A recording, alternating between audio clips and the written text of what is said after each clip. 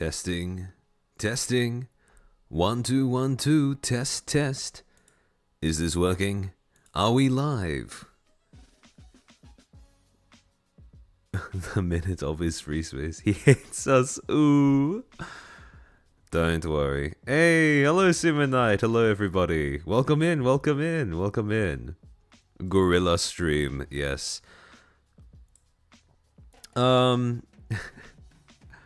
I don't, sorry, hold on. Isn't Gorilla stream that's sudden and not scheduled? Compared to when I usually schedule my streams ahead, so like a few days to about a week, this is pretty Gorilla, hence the name. Although, unfortunately, I did forget to make another Gorilla chair, the thumbnail, but... Oh, Eddie! Happy birthday, happy birthday. Hope you have a good one. A lot of people joining VOD Gang for this stream. No problem, no problem. It'll be time-stamped within the day afterwards, so hopefully the viewing experience will be just as easy, if not better. Chair expert. How many hours? We can do something really, really funny and aim to have this around 5 hours. If we manage to hit 5 hours, it would be really, really funny for reasons that will become apparent later on in the stream. Hey, good evening, Mr. Chairman. Good evening, Zodiac. How cartoonishly evil are we talking about here? See, the thing is, I don't know about evil. I don't think we're dealing with evil, not at all. I think we are dealing with some, frankly, quite comedic buffoonery, though. When I talk about people who should not be allowed to be CEOs because they are just that dumb, this is who I'm talking about. So no, I don't think he's... I was looking through... So for context, right? For those who aren't familiar with what's going on, the CEO of Nexus has recently put out a blog post recounting his experiences of trying to run that agency. And as you can probably imagine, since that agency died around 6 days ago, his it's a pretty insightful blog post, but not in the sense that you might actually learn something from it. More that you learn what not to do. And I was looking at some of the quote retweets to the Twitter post that he made talking about it, and somebody in there called him Timu Tazumi, which I thought was very quite fitting and very funny, because he doesn't have the malignance that you associate with Riku. But I mean, to give you an idea, the talents who signed on with Nexus were given 2-year contracts. Nexus didn't manage to live for even half of that, so... A little bit of tomfoolery, yes. He is... he is very much... He's a... You can tell that he walked into this space for numbers and money, and that was about it. He didn't really give too much of a... I almost forgot it's not 10 minutes yet. He didn't really give too much of a care to the fact that VTubing is fundamentally, you know, human-based entertainment. He just wanted numbers and money. Jackie, since the start of Nexus, we knew this would be a what not to do. Glad it still holds up. Yeah, to be fair, I will say that when it comes to calling out the fact that Nexus was going to fail, I am not even close to being the only one. Literally every man, woman, and their dogs and mothers could have looked at it just preliminarily and said with high accuracy that, yeah, no, it was going to fail for XYZ reason. It frankly amazes me that investors who wanted to get into VTubing could take a look at what Harry was proposing, take a look at the, you know, all of the website, the little cute articles and graphics that he put together, and come to the conclusion that this was something worth sinking money into. So, he thought this was gonna be easy. The fool. Yes. Most VTuber startups post VTuber boom were in it for the cash. That's true, that's true. Although, I could forgive somebody making that assumption to get in, someone getting into this industry with that assumption from, let's say, 2020 to 2022. Once you get into 2024, 2023, that's when I start to judge a little bit more. Mercurius, thank you for the 2. Looking forward to the drama tubing stream. You know it's a good one when you have the CEO getting mind broken about drama tubers in their Post-Mortem blog. Oh yeah, Alan, Inaria Lilialis had a stream talking about that statement yesterday. Yeah, no. So, for any of you who use Twitch, if you go onto Twitch, you will find Inaria, one of the ex-Nexus talents, who actually was kind enough to show up on the previous stream that I did about Nexus and give me some information where necessary in the chat. But she had a stream yesterday talking about her experiences in Nexus while it was still going. And, frankly speaking, it seemed like it was about as close to being an extended, long, drawn-out disaster as it looked from the outside. She apparently, she had to draw her own VTuber model 2 weeks prior to debut, and she had to do it as a rush job in order to get it to the rigger in time. And apparently... Oh! Inaria, welcome to the stream! Well, yeah, she could probably tell you guys this herself, but apparently she wasn't even paid a rush fee, or even, well... She said she was paid for it, but...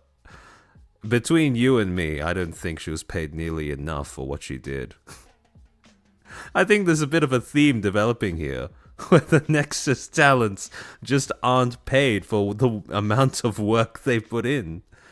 Glad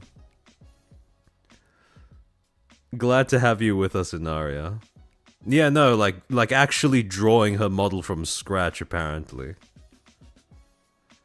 Mercurius, thank you for the 2. Twitch, boo. Understandable reaction, really. Oh, Consulus, welcome to the stream. Nice that I finally can experience the stream live. Yes. Bit of a different hour to when I usually stream, but this one should be good, especially for all of the EN, all the Euro bros, and similar. When more short format videos? When I find enough breathing space to sit down and edit, which admittedly is quite rare nowadays. But we shall see, we shall see. When I get the time to do one, when I get the inspiration to finish off the scripts, I'll put out an announcement. But I don't want to promise anything because that's far from guaranteed. Yes, it is quite messed up. It's a good hour for me, very nice timing. I'm glad to hear. I mean, since my last stream was 14 hours, it's a little hard to tell which of the people among you guys are suited to what time slot, but this is always good to know. Yes, thank you for this time slot. More than happy, more than happy. Aussies, no doubt. It's also a bit later than 7 PM, but close enough. I'm also in talks to try and get at least 2 more collabs confirmed for the rest of this month. So hopefully I'll be able to announce those soon as well. So we have quite a bit of content to come up for the month of February. Eddie, I got 5 more hours before I need to sleep. How much overtime do I need to file? Hopefully none, because if we time this right, this stream will be as close to 5 hours as possible. In fact, I would love for this stream to be exactly 5 hours. No complaints from Germany. I'm glad to hear that. I'm glad to hear that. Collab chair, ooh. Yes. Did you see... Oh no, I watched the entirety of Legal Mindset's reaction to this. It was quite funny to watch. If you haven't seen that, I recommend going to watch it. Although... Funny thing. Actually, hold on. I think it's about okay if we start now. Hold on, give me a second to just make sure I have everything ready, including the water.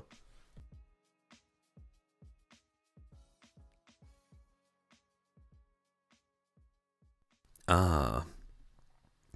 Do you sleep, Chairman? Alamo, that's an excellent question. Some days I do, and some days I try to. Hold on, let me just switch to the slides. Hey, there we go. Everything's working. Nothing's crashed. Thankfully, no YouTube videos today, so we don't have to deal with that.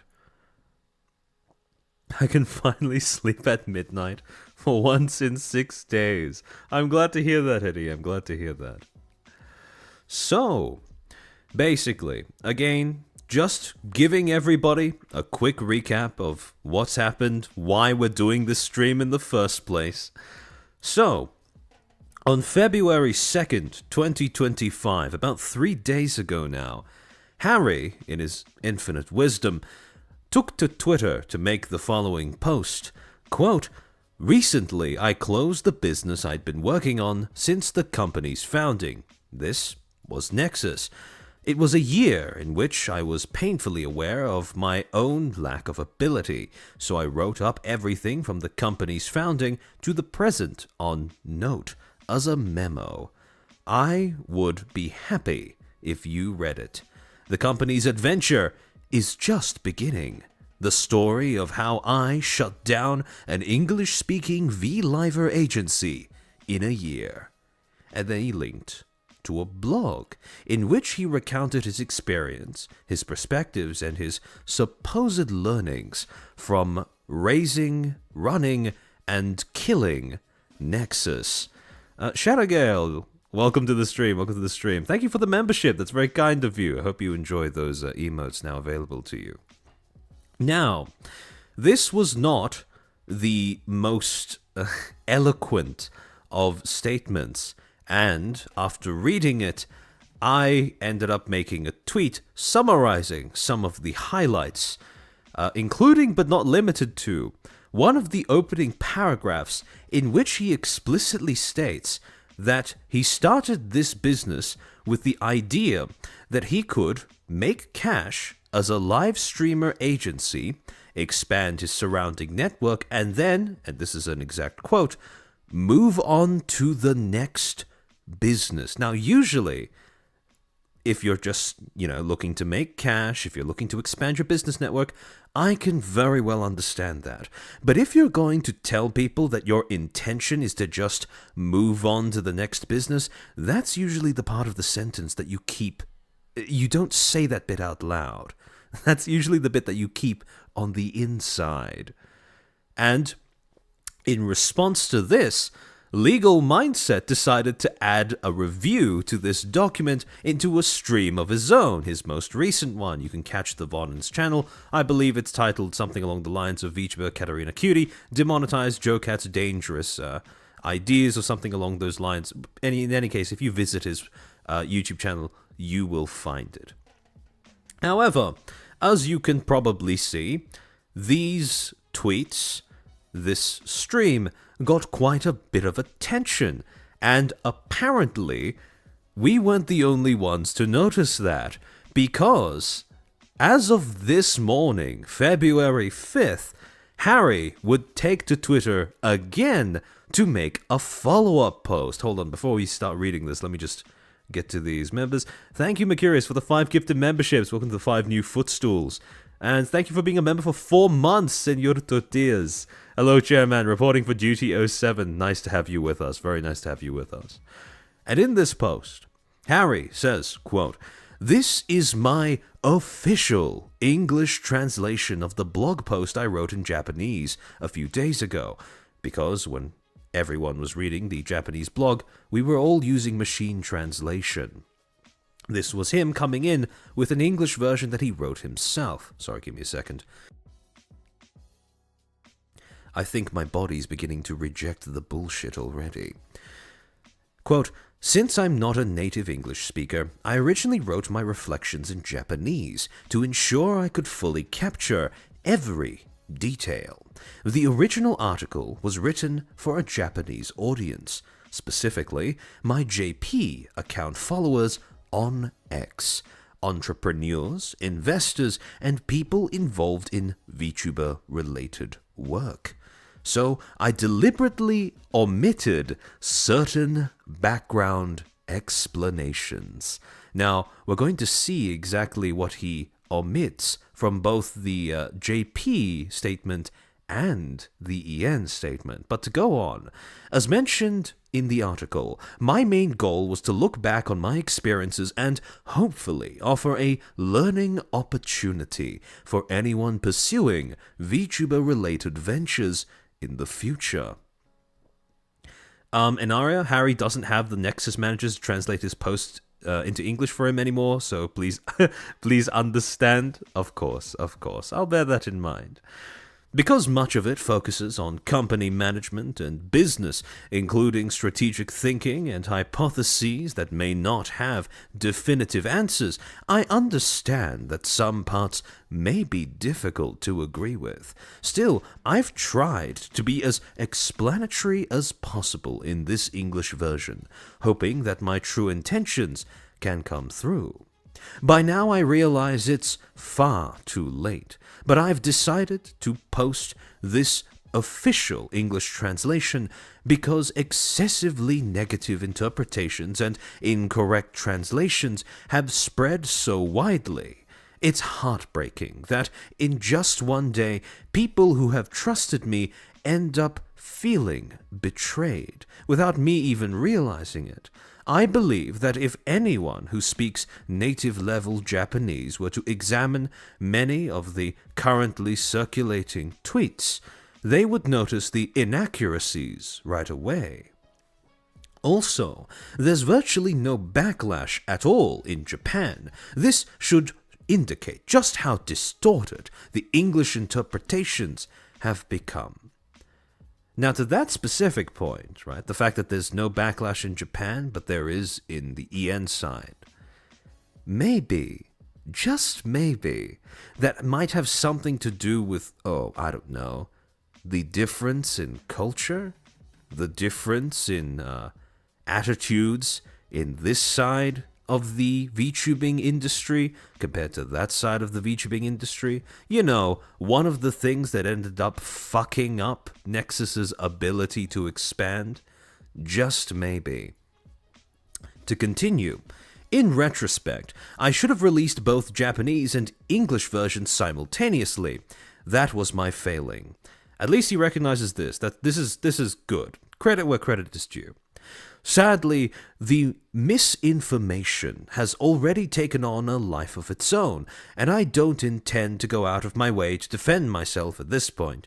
As for the closure of Nexus, a failure is a failure. I accept the criticism that goes with it. I have no objection there. You're free to interpret this English version however you like, and I'm not going to comment further on that. But I hope when you discuss it, please refer to this official one instead of other people's tweets. Please. And we are going to grant Harry that wish. Even so, I want to clearly communicate my real intentions to all the fans, talents, colleagues, and business partners who have trusted me even a little. I wanted people to know the vision, the passion, the hypotheses, the lessons learned, and what I've been thinking up until now. I've never once lied. Yes, my limited English ability may have caused misunderstandings at times. Now, look. Technically, he is right. He has never lied to an audience. But what he has done, what he has an established history of doing, is deception via omission. You know, like when, at all stages of Nexus's existence, he never once disclosed to the EN audience that Captain, CEO of Another Ball, owner of AniLive, was an angel investor in Nexus. They also have another connection, but we'll get to that later. This information would have been quite useful to both talents and audiences trying to size up your willingness and your motivations for getting into this industry, especially on the EN side. And yet, This was never mentioned to the EN side, despite being quite openly touted on the JP side to the JP audience. So when Harry says he has never lied, yes, technically that is true. But that's not to say that he's never tried to deceive people before.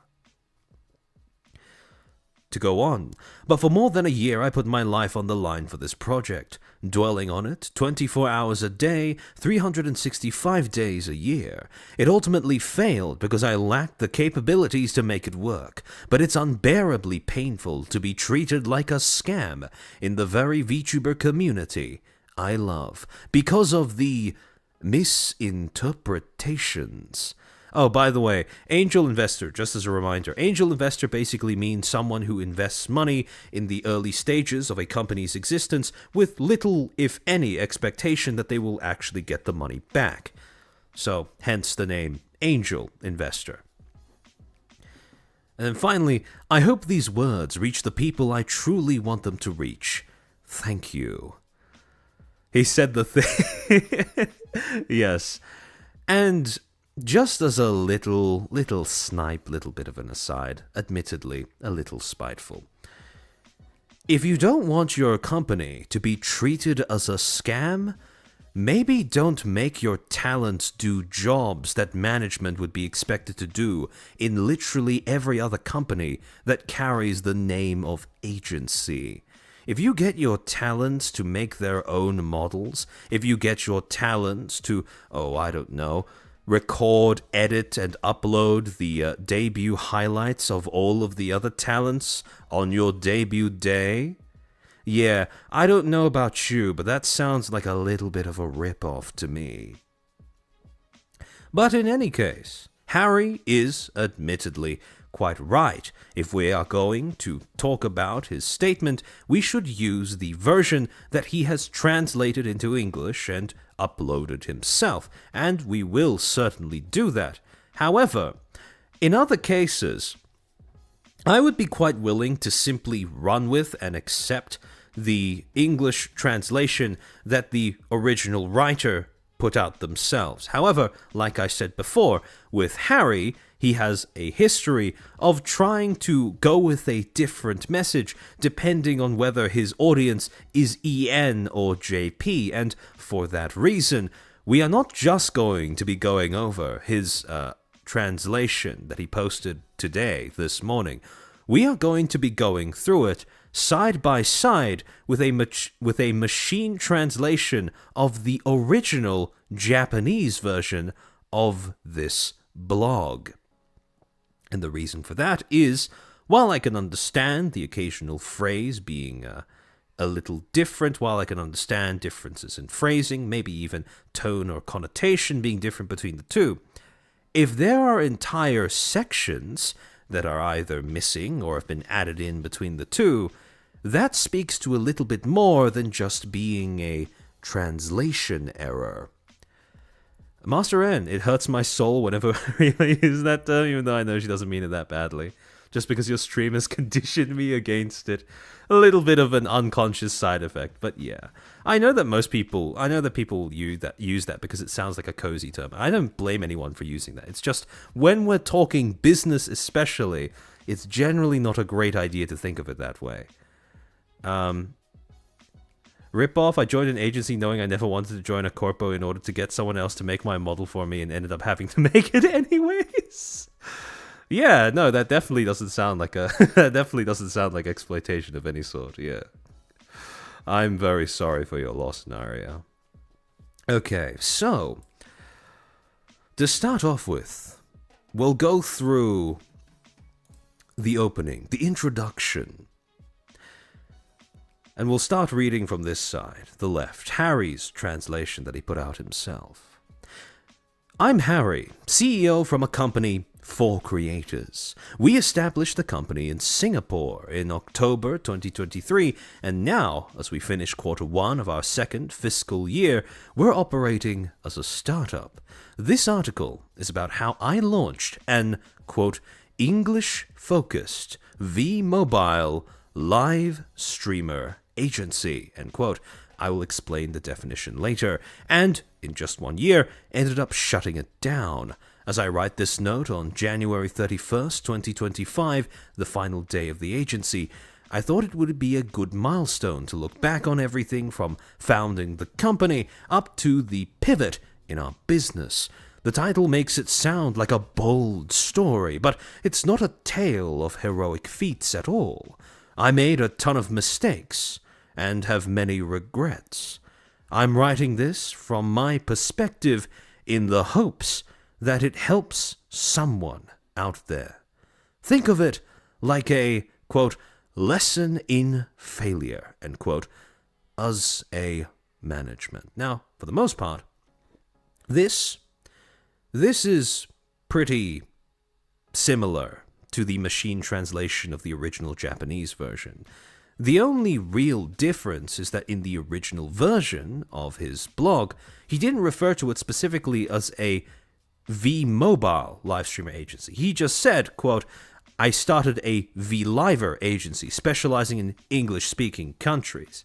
So the only bit he's added in is the fact that now, even though this wasn't really a big part of Nexus's early marketing, now it is specifically a V-Mobile live streamer agency. V Community, V Mobile. I wonder if Harry still has his V card. An excellent question. I wouldn't want to know, though. So, to go on to the next section. Why an English-speaking V-Mobile live streamer agency? First of all, let me talk about why I decided to start an English-focused V-Mobile live streamer agency, what motivated me, and what led up to it. And yet again, when you look back at the original blog, the original version that was machine translated, there is no mention of V-Mobile. This is something that he has added into the English-speaking version. And because it is a term that doesn't even have a real equivalent, there's no mention of mobile, there's no mention of anything like that, no phone app or anything similar, I'm convinced that this isn't just a translation error. This is information that was outright left out of the original version, probably because it was aimed at Japanese audiences, and they probably, knowing the VTubing culture over there, they probably automatically assumed that a V-Liver agency would have something to do with an app.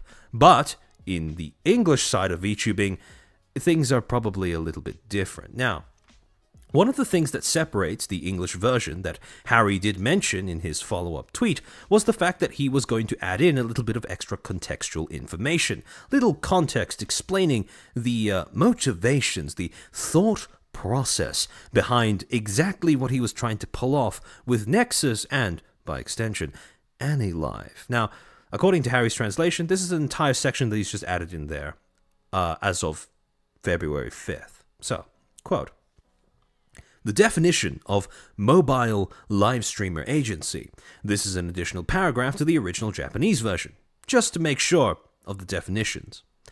But before moving on, please allow me to explain the definition of the term, quote, V-Mobile Live Streamer Agency, end quote, as it is where most of the misinterpretations happen between Asian and Western audiences, and I'd like you to all understand the difference with VTuber agency correctly.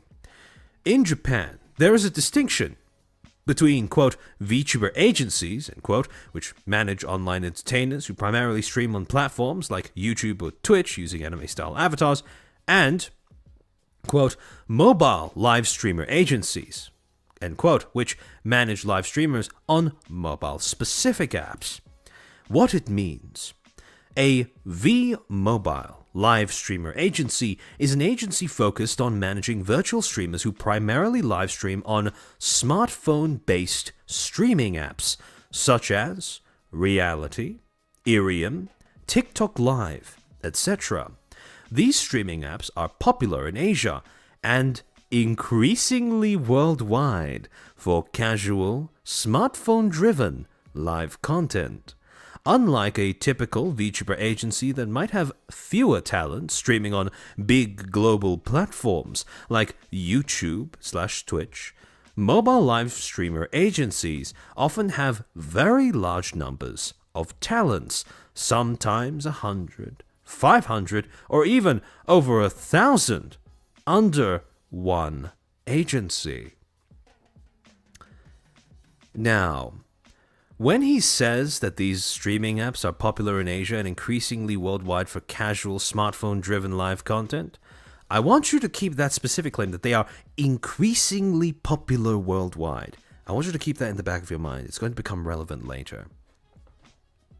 But this is where he got his "I want 1,000 streamers in my agency" goal from, presumably, because apparently it's normal for people over there to have 1,000 creators under one banner. In fact, we have an example of one of those that we have talked about relatively recently, Bond Inc., who was proud to flex that they now have 1,023 different individual creators. Well, probably a little bit less than that now after the recent Bond Live EN graduations, but that is all to say they now have over 1,000 individual creators under their banner, which to them sounds like a great achievement, but to us, well, sounds kind of horrifying. To go on, why it's different from a VTuber agency. Platform focus. They focus on apps meant for mobile devices, often designed for real-time audience interaction, gifting, tipping, and casual chats. Now, how the fuck is that any different to YouTube or Twitch? It's not like you guys are typing in this and there's a delay of a few hours before I get to respond. No. This is a live stream. You guys can type in the chat live, and I can read it out live as well. So, real-time audience interaction, gifting, and casual chats. If you think that's unique to streaming apps on mobile, you're cooked, sir.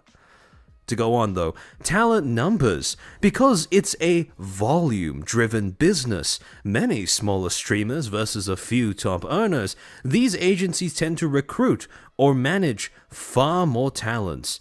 The whole concept of Nexus is coming from this V-Mobile live streamer agency instead of VTuber agency. You know what this reminds me of?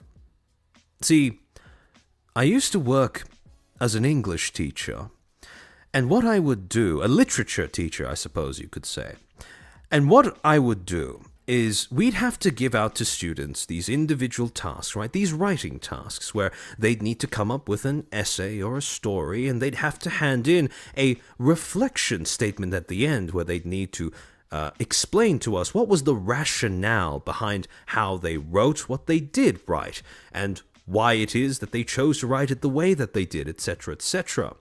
And very often when you got a student that didn't do a great job of writing out an essay or a story, they'd try to make up for it in the reflection statement by retroactively expositing what their intentions were and what they wished they did in the original text. This very much reminds me of that, because if you are going to set up Nexus as this V-Mobile live streamer agency, wouldn't you want to advertise it as that, oh, I don't know, before you launch it, not after it's dead? Because I do feel like that is something that you could have included. And when it comes to the reason why you didn't, either he forgot, in which case, well, I think that says everything I need to say about the CEO.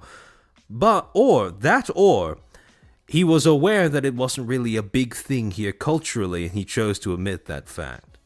Now, I can understand why he would want to omit that, because if he's starting a VTuber agency with the intention of making it quote-unquote platform-focused, yeah, I don't know about you, but when you combine that with the whole number monkeying thing, focusing on how it is a high volume-driven business, that doesn't exactly sound like a recipe for success, because that doesn't sound like you're going to be prioritizing the individual talents and streamers above just number andying. Oh, Evo, welcome to the stream, You haven't missed out on too much, so it's fine. So, he forgot.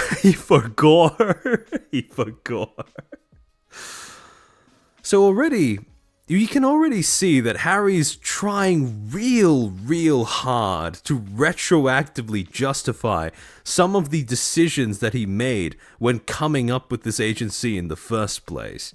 He's trying really, really fucking hard to make it sound like this was an idea that was even feasible, even worth hearing out right at the beginning. Because remember, he can say whatever he likes about how things work over in the Asian VTubing markets, and he's entitled to that. But never let it be forgotten that he explicitly set out to make Nexus a VTuber agency that catered to NAEN audiences. That was in all of his branding, that was in all of his promotional material, that was in all of his press releases, that was in all of his backgrounders. So, at the end of the day, if he does an oopsie like this, don't let him get away with that. Inaria, no, it's an academia, not an agency. They're different. But of course they are. To go on, the next bit where he resumes translating from his original text is giving a little bit of a backgrounder on who he is as a person. Quote, "What I used to do and what I want to do. I'm half Japanese, half Taiwanese." We don't claim him, by the way. "Grew up loving anime, manga, and all sorts of content, and spent my college days more on studying abroad and interning overseas than actually going to class." Don't worry, Harry. We can tell. "I joined a company running one of the live streaming apps called 17 Live, pronounced Ichinana, as a new graduate in October 2019, about half a year before COVID started for about 3 years. I worked as an assistant to the CEO of the global CEO's office under Mr. Ono at the time." You know what? Life's difficult. Life's difficult when you have to constantly fetch coffee for the CEO of a live streaming platform. I will give him that. I've seen what having to work as an assistant to corporate higher-ups does to somebody. It's a rough gig. It's a real rough gig. Playing the small violin for him. To continue, while there, I experienced the live streaming industry's explosive growth. During the pandemic, witnessed how 17 Live tried to expand into the US and the Middle East and failed, and watched as everything gradually got taken over by TikTok Live. It was a jam-packed 3 years, after which I went independent. For about a year, I worked in the entertainment and Web3 spaces as a freelance business developer and marketer with a strong passion for, quote, creator economy, end quote, industry. And then I founded my company. Having an interest, leveraging my strengths, global business, entertainment, the creator economy, I began exploring possible ventures. That's when I set my sights on the overseas VTuber market. I thought, quote, I want to take on the challenge in overseas markets with a culture that originated in Japan, end quote. Right before founding the company, I traveled around anime conventions in Southeast Asia and North America, arranged meetings with local VTuber agency CEOs, and gathered insights into those markets, forming a few hypotheses along the way. So, this is pretty much one-to-one to the original machine translation as well, and this is basically him saying, I used to work for a pretty big streaming app company. Never mind the fact that he actually watched that company try to expand into the West and get throttled and mogged by TikTok Live. Apparently no lessons were learned there, but to go on, you make it sound like a horror story, bro. Well, I mean, granted, it didn't turn out the worst way that a company can go down, but it's a pretty predictable death, I'll be honest. Jordan, thank you for the 10. How much do you bet that anyone under him privately referred to him as Mr. Oh No? Because that's the reaction of anyone every time this guy opened his mouth. I'd say that's more than just a few people, honestly. But to go on, He then starts to recount his initial hypotheses about the EN VTuber market and his goals for his business. The first one being a time lag of several years between Japan and the global market. VTubers are one of the rare new forms of culture to originate in Japan. A major trend started in Japan and spread worldwide thanks to companies like Cover and Anycolor, but each market seems to be in a slightly different phase. I got the impression that today's Japan might be where overseas markets will be in a few years, maybe 3 to 4 years later, and that's pretty much a one-to-one with the original machine translation as well. Kaiser, you can hate but give respect at the same time to those who wear their their villainy on their sleeves so blatantly. True, at least he has the grace to be open and honest about it. However, in the next section, this is where things get interesting, because, as you can probably tell at just a glance, the English version that he's released is far, far longer than the machine translation from the original.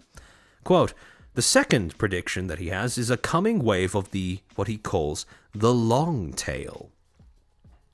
When I talk to people in the overseas V community, please never, ever make this a term that catches on. I much rather prefer people call themselves the VTuber community than the fucking V community. That's such a gross name. Ugh. Imagine unironically referring to yourselves as members of the V community. Jeez. Every single one of them said that YouTube and Twitch are oversaturated, too many competitors, but they had no viable alternatives. In Japan, platforms like Reality or Irium serve as next steps, but overseas, that hasn't fully developed yet. Reality is growing explosively in North America, but I heard from creators that making an avatar in the US is extremely expensive. Local illustrators can cost more than double compared to Japan.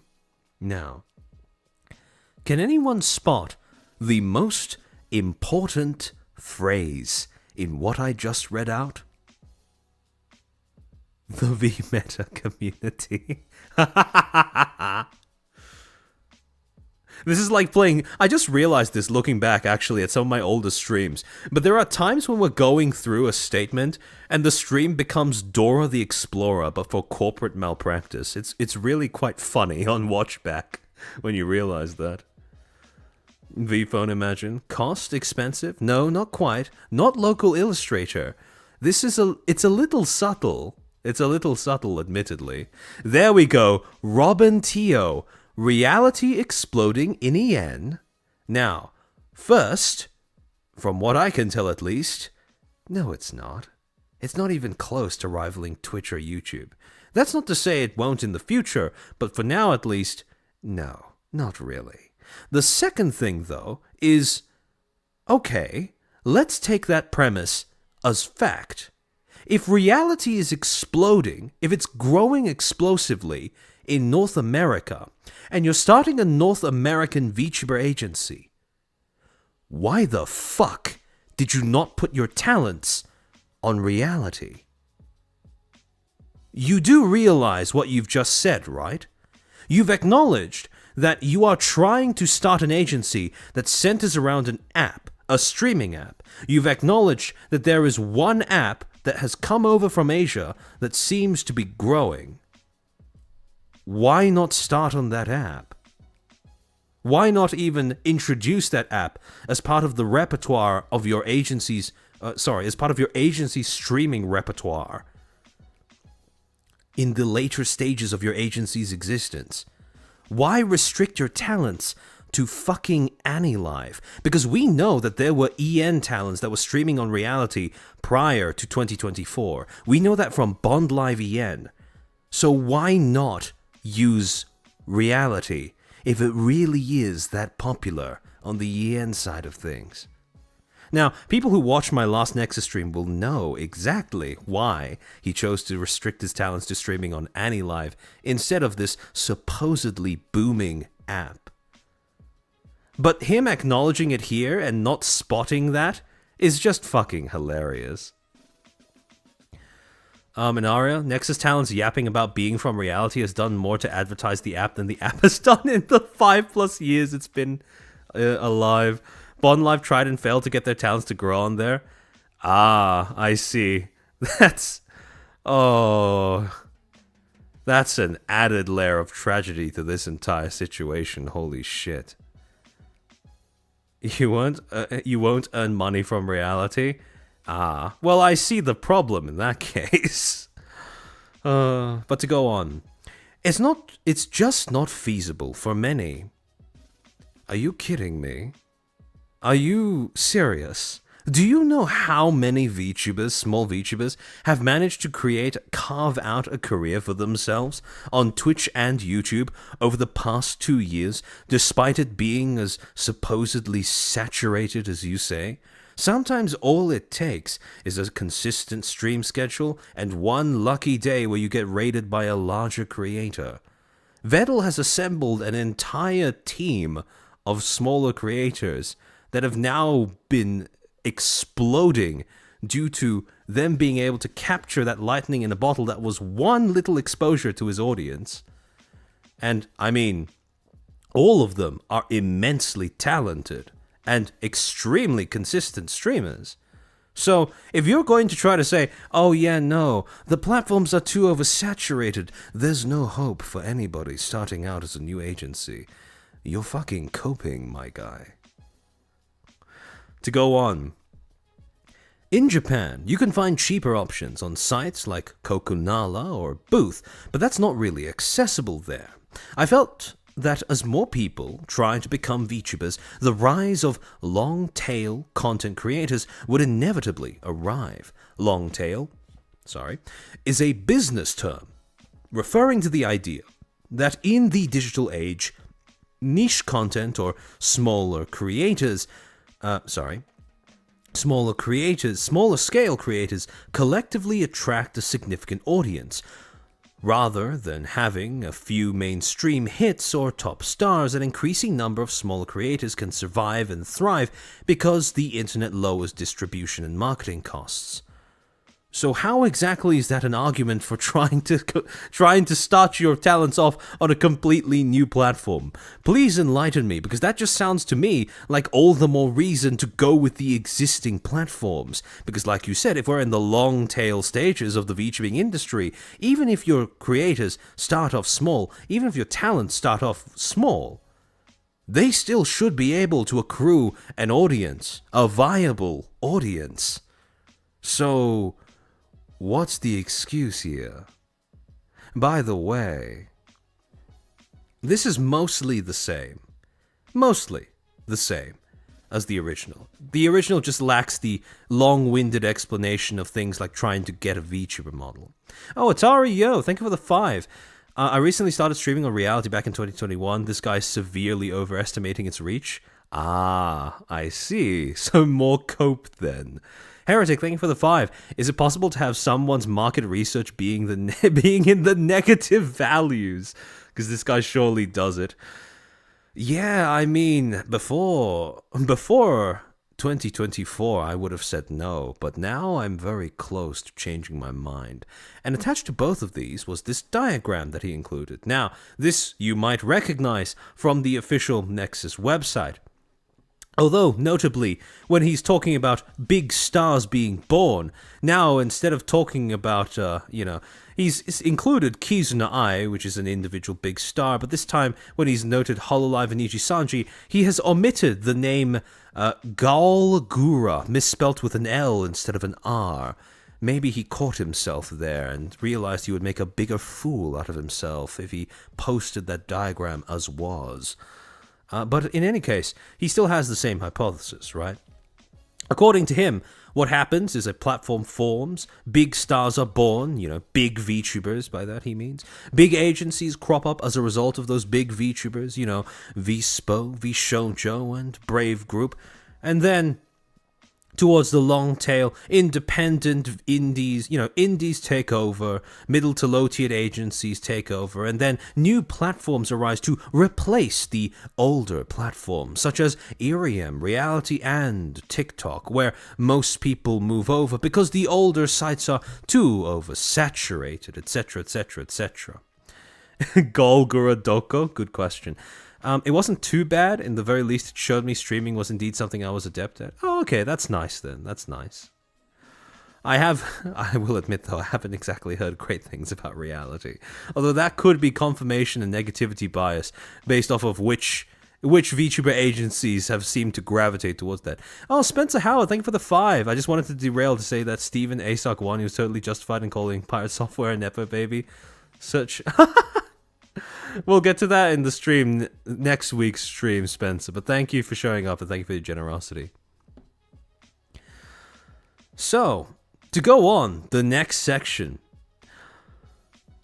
Quote, because of the business model of a V-Mobile live streamer agency because the business model of a V-Mobile live streamer agency is heavily dependent on platforms, it's relatively easy to generate revenue without burning too much capital, as long as the platform can pay us well, compared to straight into competitive platforms like YouTube and Twitch, where there are no platform bonus such things.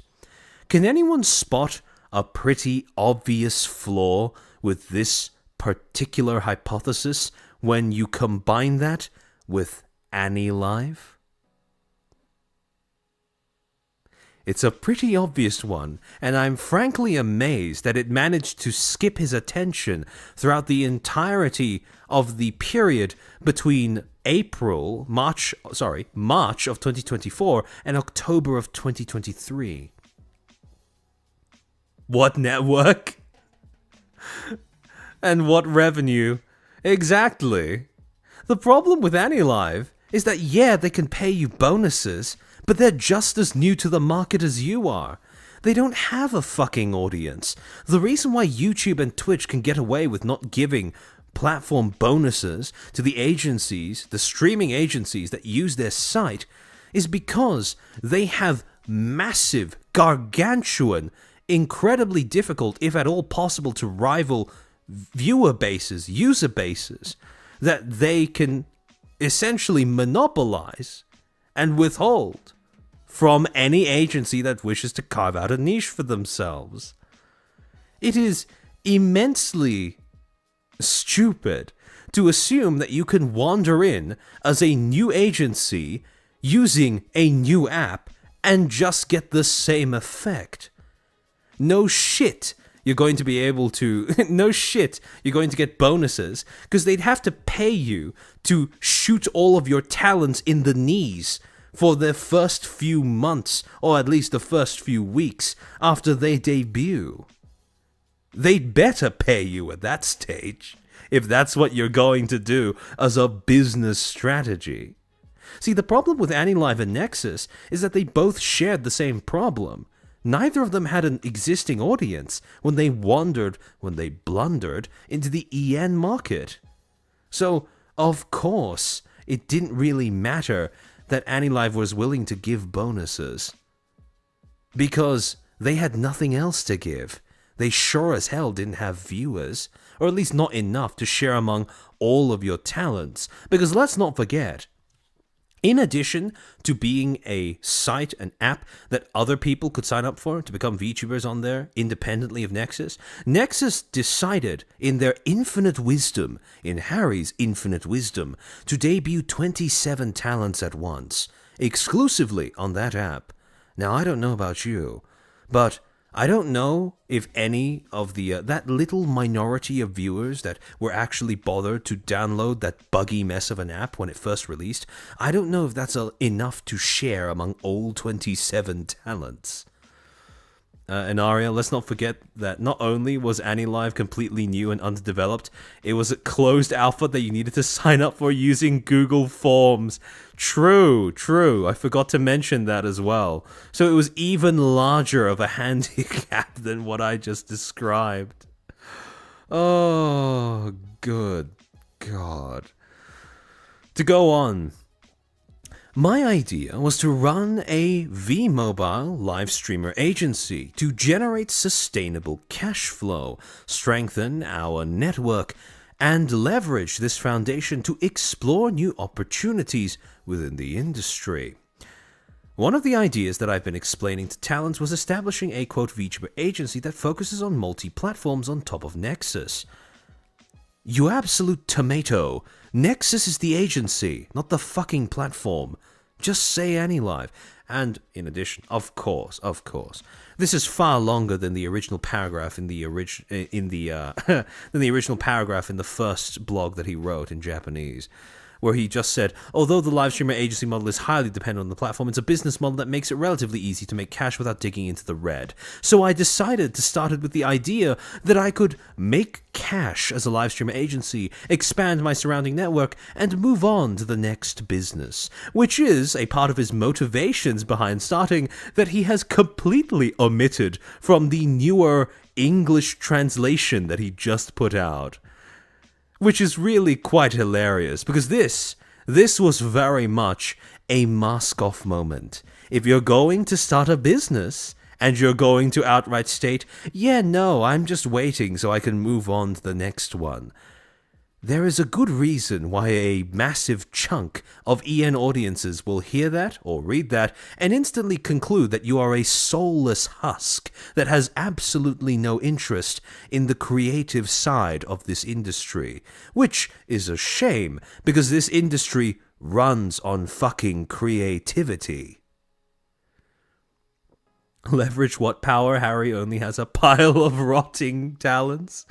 That's true. Although, I will make the argument that the talents were only, as you phrase it, in a stage of rot, or the agency was only a stage of rot, because Harry insisted on handicapping them that hard. However, the other thing, he says that he wants to strengthen our network. Now, he says our there. I want to make that very clear. Funnily enough, I could put this down to a translation error, right? Where in Japanese he uses a possessive pronoun, and in the machine translation it just happens to translate over to my, whereas he intended it to be our. However, I will say, if he says our, right, that would imply that the network that is being expanded is not just his, but his talents as well. And you know, when you're a VTuber, when you're a talent, you know what's the best way of expanding your network? Collabs. Collabs that they cannot do if they are restricted to streaming on an app that literally nobody else uses or has any reason to use. If you want to talk about expanding quote-unquote our network, congratulations, you've now narrowed that down to only yours. Because if your talents have to stream on AnyLive exclusively, yeah, good luck with that networking. That's not going to happen. Spencer, thank you for the 5. Did he use ChatGPT? I'd say yes, but LLMs tend to be less incoherent and mentally disabled in their reasoning. Well, to be fair, LLMs can only work with what you put into them, and I'm convinced that what he put into them was a little bit of a hot mess, to say the least. Jackie, this guy's still an amateur. He's just saying our because other companies do it. Yeah, no, that's absolutely why. He's referring to himself in the collective first person, probably because he's read that a lot in other examples of, corpo slop. Lol Chairman, your avatar is dust borning in and out. Oh dear. Maybe my it should be. It looks like it's working on my end, but it should be fine. It should be fine. I don't think my laptop is dying just yet. But again, I want to point out him omitting. Oh, I wanted to make cash and move on to the next business. That being missing from this newer version.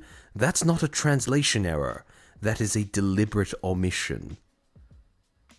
To go on to the next section, concerns about the quote-unquote value of an agency. Quote, However, I've always had major concerns about the, quote, agency model, end quote. First point. The evolving creator economy is reducing the value of agencies. Thanks to more online tools, creators can now independently gather information, find work, and produce content. I feel that it's getting harder to define an agency's exclusive value. Things only an agency can do. Meanwhile, a liver agency's model often depends on volume. Rather than having 10 talents who earn 10 million yen, it's about having 100 talents who can earn 1 million yen. When I was at 17 Live, I saw so many so-called, quote, management agencies that basically took fees without really supporting their talents. I strongly did not want to become that kind of exploitative agency. Now, up till this point, this is pretty good, right? He's acknowledging that there is quite a bit of competition between being independent and joining an agency, and he's saying he'd seen a lot of agencies that provided no support and were just exploitative, which, again, like I said, would sound good if it weren't for the fact that he starts the next sentence by saying, yet. I strongly did not want to become that kind of exploitative agency, yet genuinely comprehensive support for each talent is very difficult to scale. My brother in Christ, if you are going to go so far as to point out that another agency model is exploitative, literally any other way of starting the next sentence would have been better. This is just an excuse. This is not a commitment. This is not a promise. This is nothing of the sort. This is you explicitly saying, yeah, I know this is plenty exploitative, but I'm going to go ahead and explain why I can get away with doing it myself. Yeah, no, this guy is actually stupid. Because each talent doesn't earn a huge amount individually in this model, the management cost allocated per talent inevitably has to be lower than the agencies that exclusively select only a few talents. Wow. It's almost like that's the reason why most viable VTuber agencies have to spend at least a few of their opening years operating in the red. Maybe it's because the solution isn't just to give each individual talent zero investment and zero management. Maybe it's like there's a reason why, in order to be a viable agency in this industry, you actually need to start forking out money to get them that support. Otherwise, they might as well have just been indies. That's crazy, I know. I genuinely can't believe that he actually spent all those words talking about how exploitative other agencies are, how little support they provide, and then he goes on to basically say, yeah, but I had to do the same thing, you know? You see, other agencies do it because, well, he never actually gives them a reason, but he then goes, oh, but I have a legitimate reason to do that, because I just have to. I can't allow the margins to become too bare. Yeah, Spencer, in such circumstances, he'd be better off poaching a few mid-level growing talents than paying them partially in equity. Exactly. Now, that's not to say that paying them with equity wouldn't have been a scam, but at the very least, that would have been a better idea than trying to debut entirely new talents, because he was not in a position to grow them, and he was not willing to grow them, which is what they need if they are fucking new talents. One other thing I'm going to say, though. You can very easily tell that he's walking into this space with nothing but a corporate suit and number monkey's idea of VTubing. Because when he talks about all of the benefits that agencies can provide, he completely neglects to even acknowledge the human side of what agencies provide. Because if he had any idea of the way that the EN small indie VTubing scene worked, he would be able to understand that one of the biggest, undeniably, one of the most prominent benefits of joining an agency is having a shield in between you and the general toxicity, the crab bucket cesspool that is small EN indie VTubing. Having that group of friends and co-workers that all get along, that have this shared environment, who can support one another, collab with one another at the drop of a hat, that is something that agencies provide that you can't get in the indie sphere. Because anybody who's operated in the indie sphere for even just a year, even I would go so far as to say half a year, knows that trying to make friends in that environment is fucking hell. Every single time you reach out a hand to try and establish a connection, there is at least a 50-50 chance that you're going to get a knife rammed straight through it. It's a den of snakes. And having an agency to insulate yourself from that is a major benefit, but it is a benefit that isn't really easily summarized or shown in the form of numbers. Yeah, Atari, exactly. He's not talking about talents and audiences at all, right? On top of that, when you join an agency, let's say that you are part of an agency like VShojo, right?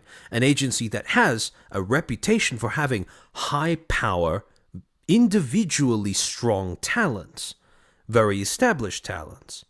Part of the benefits of joining that agency is actually having that closeness with the talents themselves. In other words, your coworkers are part of the benefits of the agency you join. And yet, this is something that Harry is completely blind to. He has no ability to acknowledge what an agency does for VTubers in terms of insulating them from the more toxic parts of the industry. He has no idea as to how the agencies basically provide a predetermined friend group for you. This level of interpersonal support and camaraderie that comes with any other, that comes with any other friend group. And he has no idea about how much being part of an agency can help with giving talent motivation to keep creating content, because it negates that feeling of isolation and burnout that can result out of needing to be the one that pushes yourself to keep making shit. Because at least when you're part of an agency, you can come to the conclusion, you can draw motivation out of the fact that your successes are ultimately shared, that you need to pull your weight so that your coworkers can continue to pull theirs as well. You are all one unit, and that sense of unity, that sense of solidarity, that sense of camaraderie, that's not something that you can get so easily as an independent. And so, it's just really funny to read him trying to describe how agencies are going to fail, etc., etc., etc. No, they're not. As long as VTubing continues to be an entertainment industry, it will bear all of the toxic interpersonal rat race crab bucket elements, handicaps that accompany any entertainment industry. In many ways, VTubing and Hollywood aren't so different from one another. And so long as that exists, agencies will have a niche, even just as safe havens from that kind of environment. And that is something that Harry is fundamentally never going to be able to grasp, which I find to be quite hilarious. The Heretic, thank you for the 10. The thing that feels awful about this is that numerous VTubers who got burned by him, there's a possibility that there were genuine diamonds in the rough amongst them, people who might now just dip out. Yeah, exactly. I mean, I know that there are a few that are still streaming. One of them being Inaria, who was popping up in the chat earlier. But yeah, it really sucks to think about the VTubers that essentially sank a year of their lives into this and concluded from that they don't have the talent to keep VTubing. Despite the fact that it could equally be possible that they were just never given the appropriate support to actually show their full potential to an audience. That he baited them into thinking that this was all they could accomplish. Because, make no mistake, if you happen to be a Nexus talent watching this, Nexus was not an enabler. Nexus was not a prosthetic. Nexus was a fucking handicap.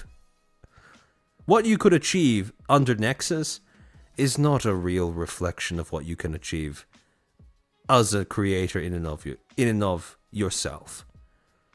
And if you take it that way, I hope you find the ability to break out of it someday. Because, let's be honest here, anybody who walks into a content creation space who can only understand numbers and volume, they don't understand what it takes to actually make shit.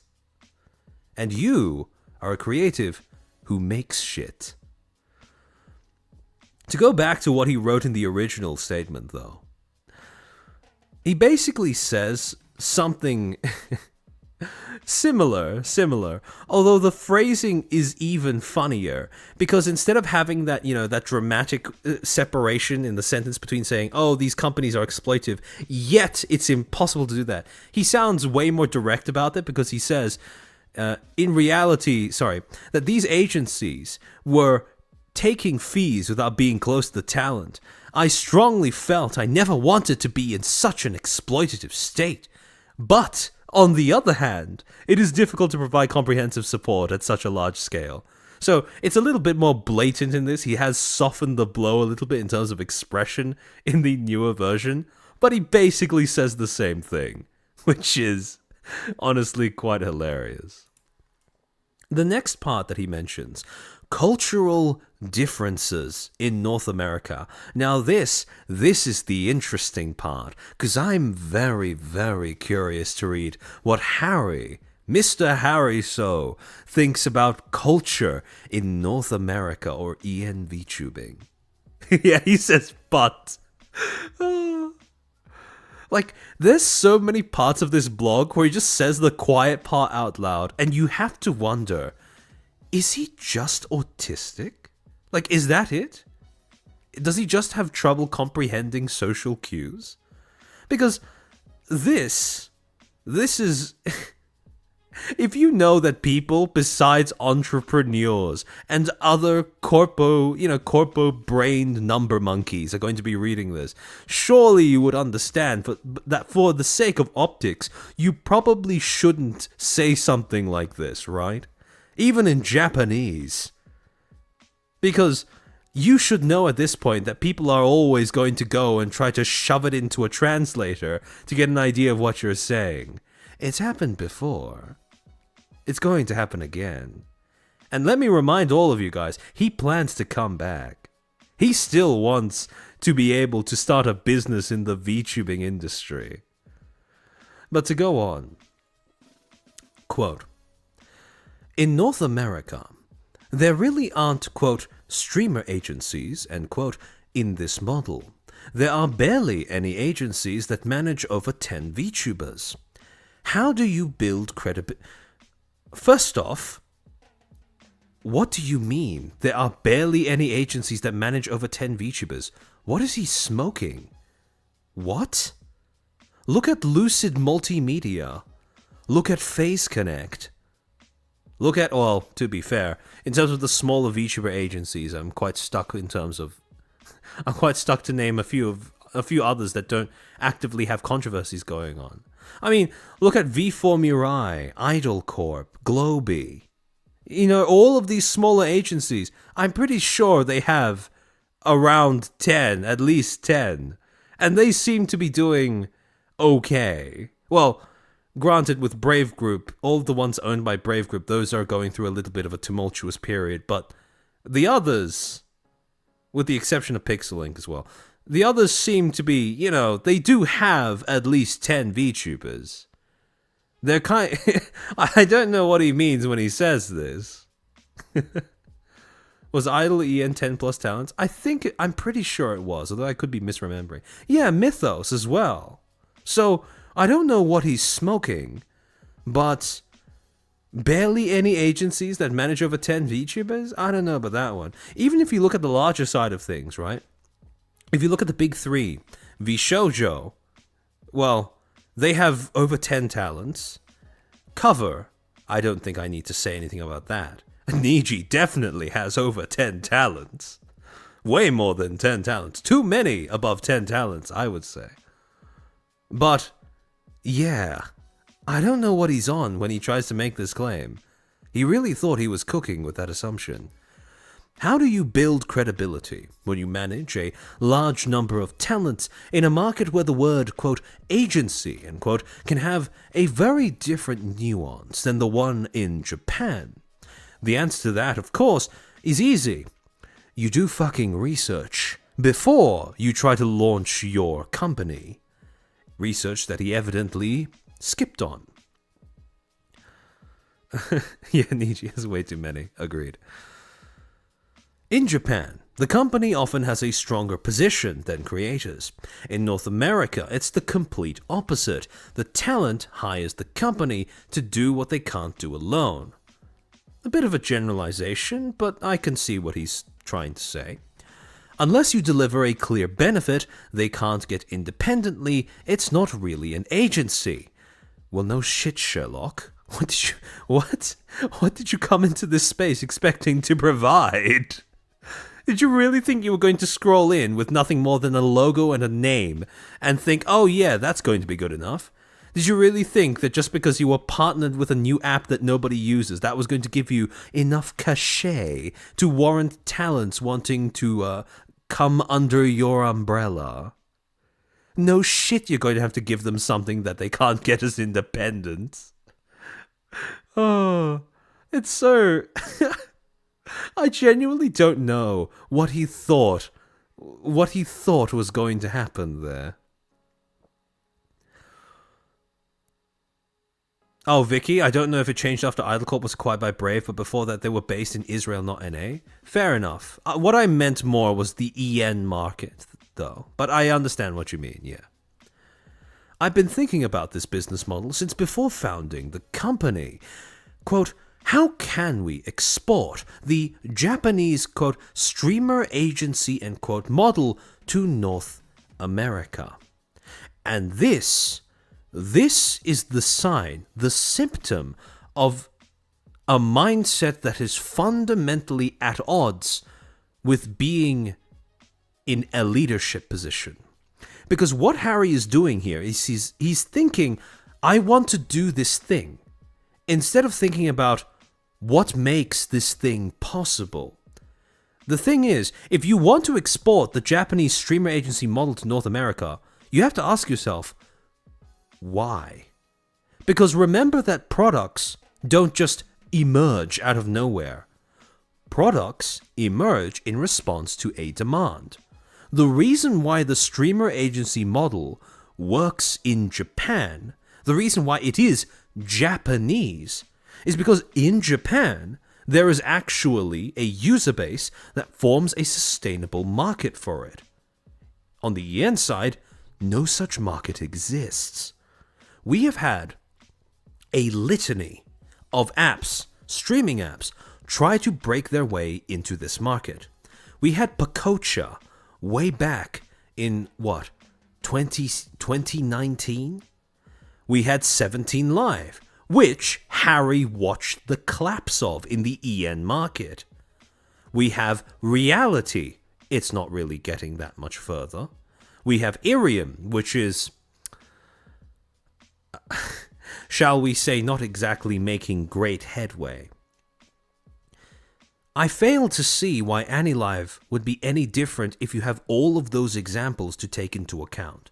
And at a certain point, you have to ask yourself, okay, when you ask yourself, how can we export? You very obviously skipped over the first step, which is to ask, why should we export that? Can we export that? Because if there's no market, no shit, you're not going to be able to export an entirely new agency model to this sphere. This is a very classical mistake that you see in people who are trying to start a business in a market they're not familiar with, or they haven't familiarized themselves with, because they look at what seems like a gap, they conclude that it must exist because there is a part of the market that people are not catering to, instead of maybe considering that it doesn't exist for the opposite reason, which is that there is no market for it. So when you see that people aren't doing something, or when you see that there is a tradition in place, usually the first question you should ask is, why does that exist? And only after you've determined that that doesn't exist because there is a market that isn't being catered to, do you actively decide to shape your practices from there on out. Otherwise, you're just walking in blind, expecting that you're going to... It's the equivalent of trust falling with nobody behind you. Alan, thank you for the 5. Come on, Billy, you're slacking. Feet reveal when... and ooh. Thank you for keeping the tradition alive in Billy's absence. Although I'm still holding out that maybe he'll show up before the end of the stream. But yeah. And he basically says the exact same thing in the original, right? How can we persuade talents to come under our umbrella, despite the fact that we don't exactly match the EN description, the EN expectations of what an agency is? How do we export this model from a completely different market with a completely different audience to a completely different market with a completely different audience? His wisdom truly knows no bounds. But to go on, the next section is when he talks about the supposed answer to this problem, quote unquote, problem that he's made for himself. The answer for myself, the, quote, academia, end quote, concept. Now we're really getting into the meat and potatoes of I almost said Netflix, Nexus. In the midst of all of this, we came up with what we called the academia model. Alan3, thank you for the 2. Also, happy 9k, chairman. 1k subs, still foot... Hold on. I said... No. I said either 20k or 25k. I remember that very clearly. You're not going to be able to pull a fast one over me in Billy's absence, Alan. I respect the effort, but no. I remember. And Arya... My VTuber Academia with 1,000 characters. That sounds like a really bad anime concept, but yeah. Are you sure, Armchair? No, I am quite sure. I'm quite sure. Yeah, exactly. I said 25k. Thank you, Speedon. See, we still have honest backseaters in this chat. Shame on you, Alan. Shame on you for trying to pull the wool over my eyes. But to continue. Aim for an agency like My Hero Academia. There we go. Here's where he's gonna go on about My Hero Academia again. We envisioned a academia where people who want to become VTubers gather to learn, compete, and push one another to grow. We'd provide regular lectures, shared assets, and bonuses as incentives. In return, from the outset, we would not offer extensive one-on-one management to talents. Now, note the language that he uses there. He says, in return, as if that is an intentional thing, that just is reserved as a reward for those who do better than their peers. See, 27 talents that have to compete with one another is far inferior to just debuting with 7 that don't need to compete with one another. The only reason why you would say that is in the hopes that by debuting 27 talents altogether, the number of talents that actually reach the level, the arbitrarily set level, in order to earn one-on-one management support, is going to be smaller. So that you can hide the fact that you simply just don't want to pay to give them access to that level of support right out of the gate. We can all see it's a marketing tool. We're not stupid. Billy Ogie, thank you for the 10. I demand pics of your entire leg. Welcome to the stream. Welcome to the stream. For a second, I was worried that you weren't going to be here, but I'm glad that you're here as well to speak in the flesh. Thank you for the super. The Heretic, thank you for the 5. Harry feels like a sales rep who thinks that he can become a talent manager in an entertainment industry. Why does he think that? Everyone's guess. Well, see, the thing is, if you stay around C-suite people for too long, you tend to absorb their brain rot, which includes the assumption that just because you're good at one aspect of running a company means you must be good at, all of the aspects of running a company. That, or maybe he just has an ego problem. You know what? Having read his blog twice now, I think it's safe to conclude that he may just have an ego problem. But to go on... We invited talents who understood and accepted that approach by explaining this concept many times during auditions and the selection process, as we understand that this is far from most of the current VTuber agencies.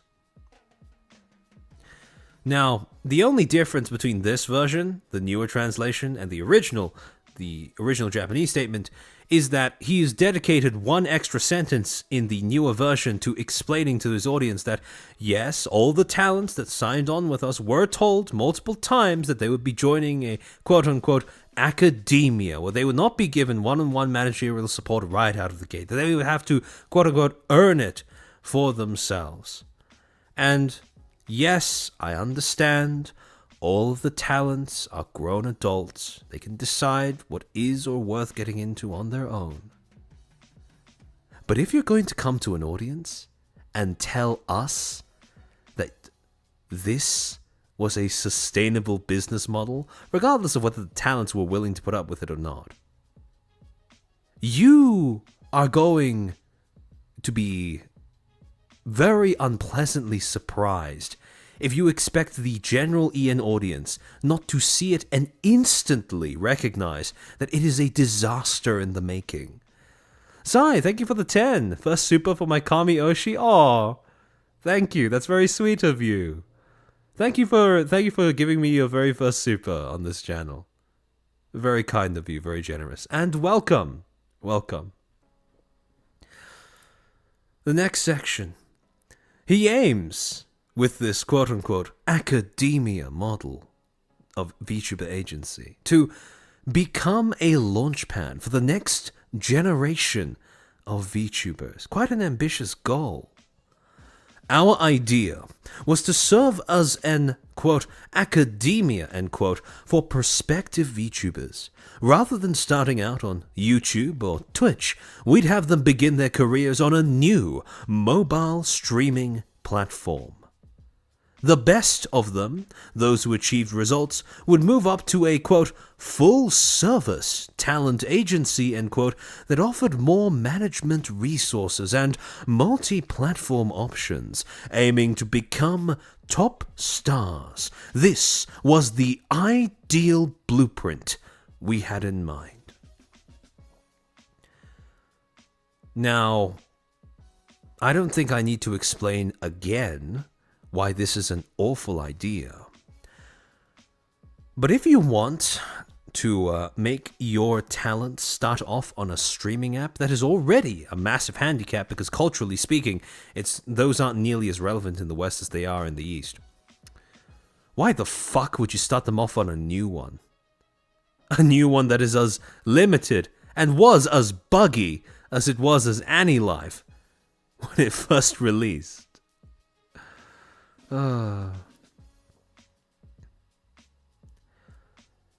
Note the other thing, though.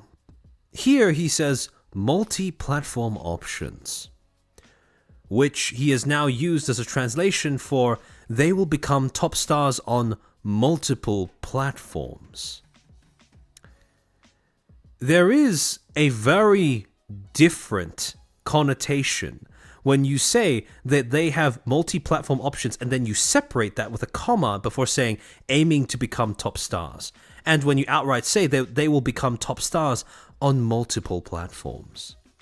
Because now in the EN version, you've sort of diminished the scale of that promise a little bit. You've said, oh, some of you may become top stars, and some of you may have access to multi-platform options, whatever the fuck that's supposed to mean. Which is quite different from saying, oh yeah, no, you're going to become stars on multiple platforms. Because I don't know about you, but between those two, there's been quite a large, shall we say, shrinking of expectations and promises. Your audiences don't like being ignored? Exactly. Sorry, give me a second.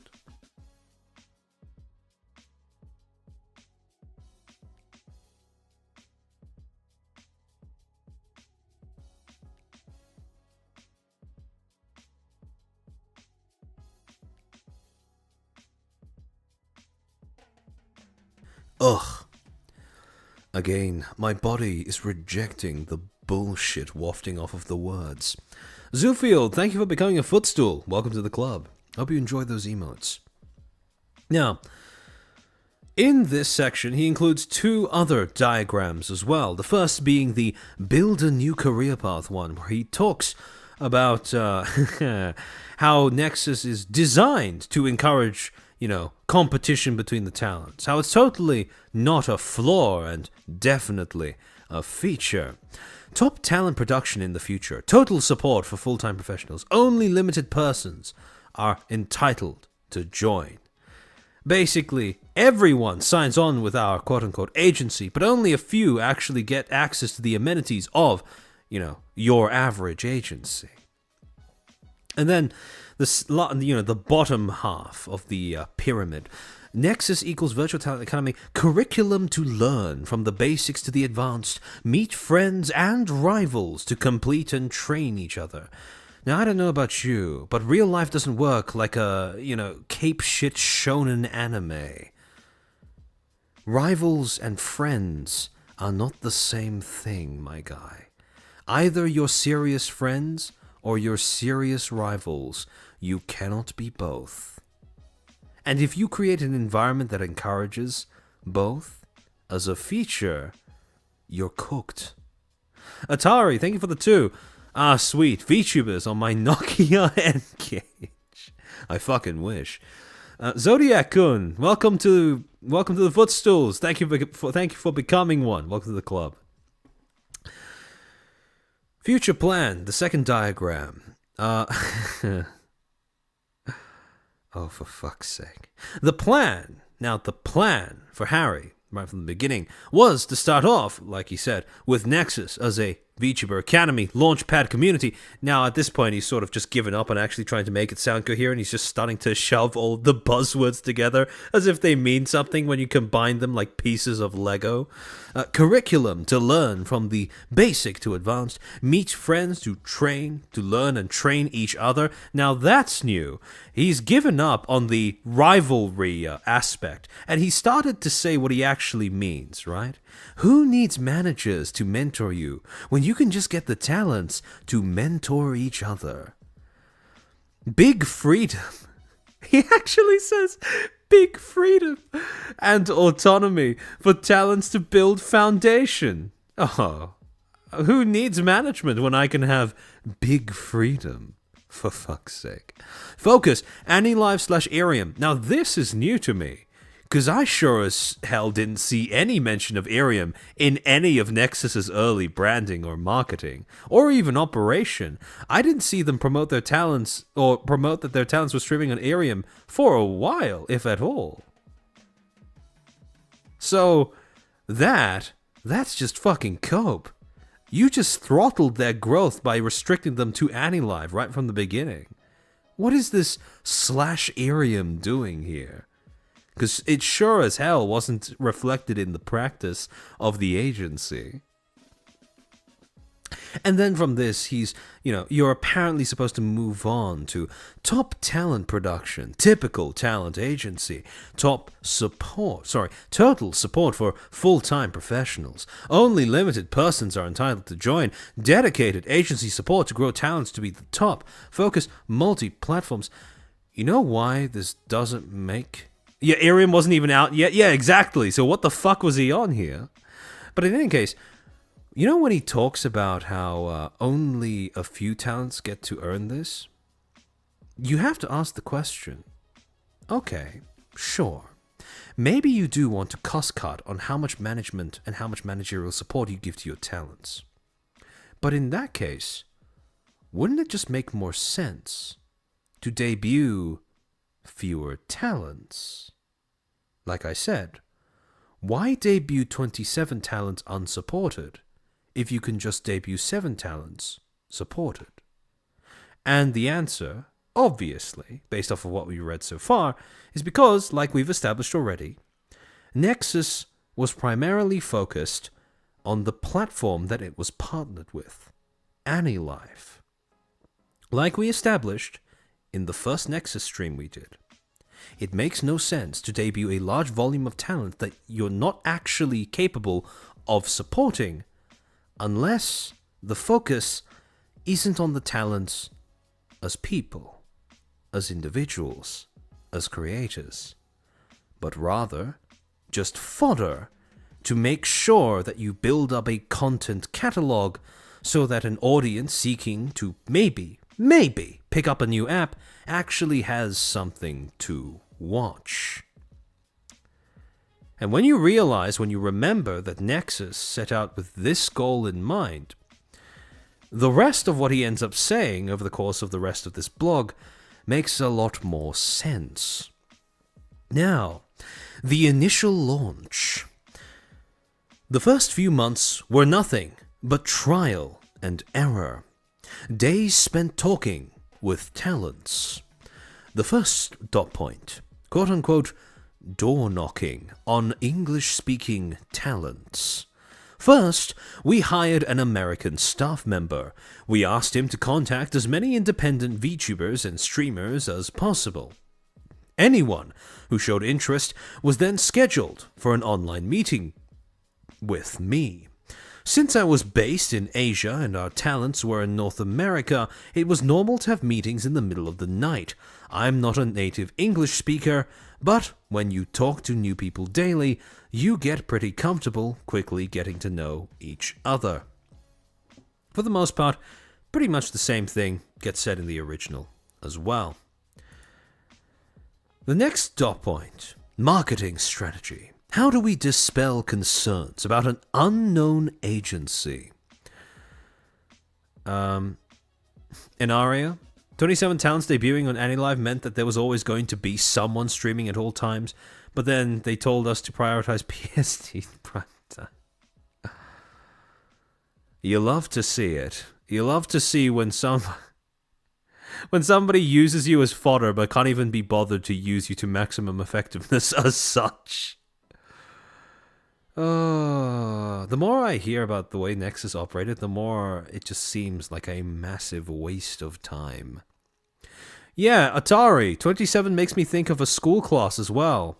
Good point. Again, probably a rather cynical reason why he chose to go with the academia metaphor. So it's just more preemptive aesthetic justification for what would otherwise be quite apparently, and actually ended up still being quite an apparently awful business decision. But in any case, as a new player, without major backing or a proven track record, earning trust was key for us to gain fans in the English-speaking market. That's where we turn to collaborations with high-profile, established talents. Through introductions and random DMs, I managed to connect with well-known ENVTubers like Filian and Lopi, by which he means Punkalopi, who graciously agreed to share their insights with our talents as guest lecturers. Makiris, thank you for the 5. Night, folks, off to Dreamland and to listen to the VOD later. Hope you have a nice rest. And I hope you enjoy the VOD later. Aragami R, thank you for being a member for 1 month. Chair. A man with unique tastes. Oh! Smug2Daisy, or SMG2Daisy. Thank you for the 5. Slept for 2 hours just to wake up for the stream. Good to know I'm not late. Strap in, folks. Absolutely. So, he's posed quite a valid problem, right? If you're a new agency, nobody knows you for shit. How do you build up a reputation for yourself?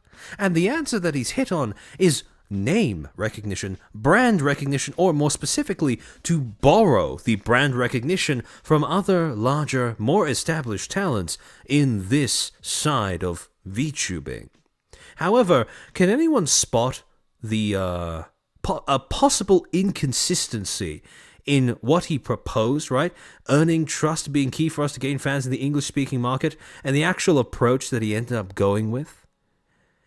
Can anyone spot the inconsistency, the dissonance between the supposed problem of not being trusted by fans and the supposed solution that he ended up inviting Filian and Lopi for? Don't be sus would help for noobs. True. If you're going to want an audience to tune into your stuff, surely you try your best not to subvert their expectations right off the bat. The moment you announced that you were debuting 27 talents in 3 days, you'd basically shot all audience goodwill out of the sky. There was no way that audiences in general were going to be willing to take you seriously or in good faith or as a good faith actor after that point in time. Platform exclusivity? Not quite. Lecturers are basically internal content? Exactly. First last. See, the problem that he's identified, that he's supposedly trying to solve, is fans not trusting him. But the solution that he's gone with is to essentially invite Punkalopi and Filian to give internal lectures. In other words, lectures that would be unique or only accessible to talents. And that's the problem. If you don't make this content available to broader audiences, how do you expect that content to shift the needle in terms of how much they trust you? Yes, you can make the argument that maybe a few of them might go, oh, Filian, I know that one, or oh, Punkalopi, I know that name, and to essentially take a bit of a glance at your company. But to assume that's going to be enough to get them to trust you? Yeah, no, you're going to have to do a little bit better than that. Oh, CC, welcome to the stream. This stupid app never gave me my pay. Holy shit, you mean AniLive? If AniLive hasn't been paying out creators, that's a whole other can of worms. Hold on. Wait, CC, do you mean AniLive or do you mean one of the other ones? Because now I'm very curious about what the fuck has been going on with AniLive, if that is the case. Yeah? Oh, okay. Okay. I'm going to... Hold on. Give me a second to just write that down. Because this is a topic that I'm probably going to need to follow up on after the stream. Do they have some way of, contacting them to tell them that there's a problem like this? Or do they just have, no customer service whatsoever?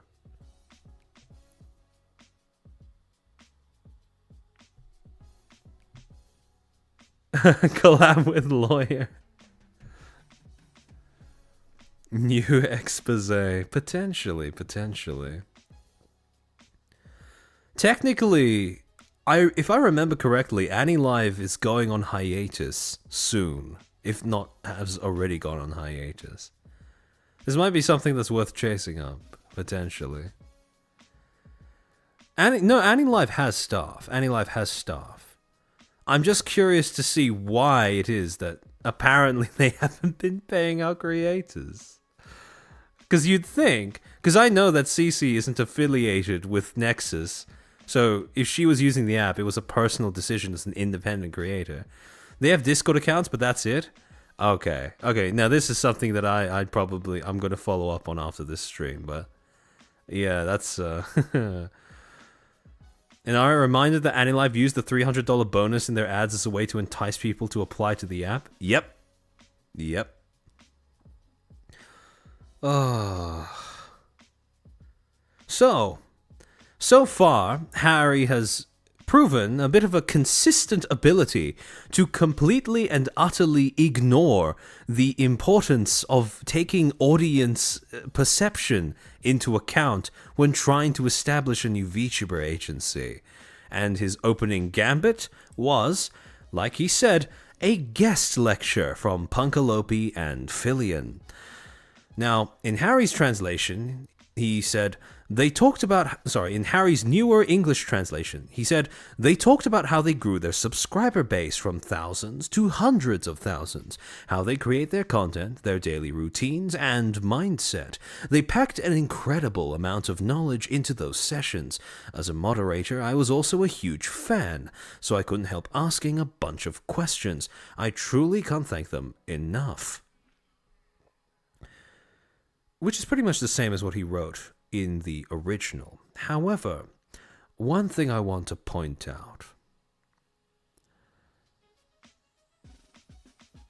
Due to their on-screen personalities and personas, I can very easily believe that Punkalopi and Fillion genuinely have a desire to help smaller creators grow.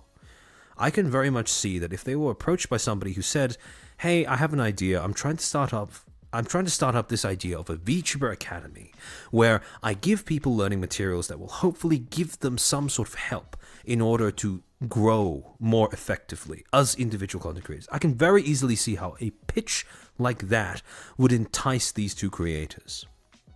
However, that being said, if you think that either of these creators are going to do that for free, sorry, you're delusional.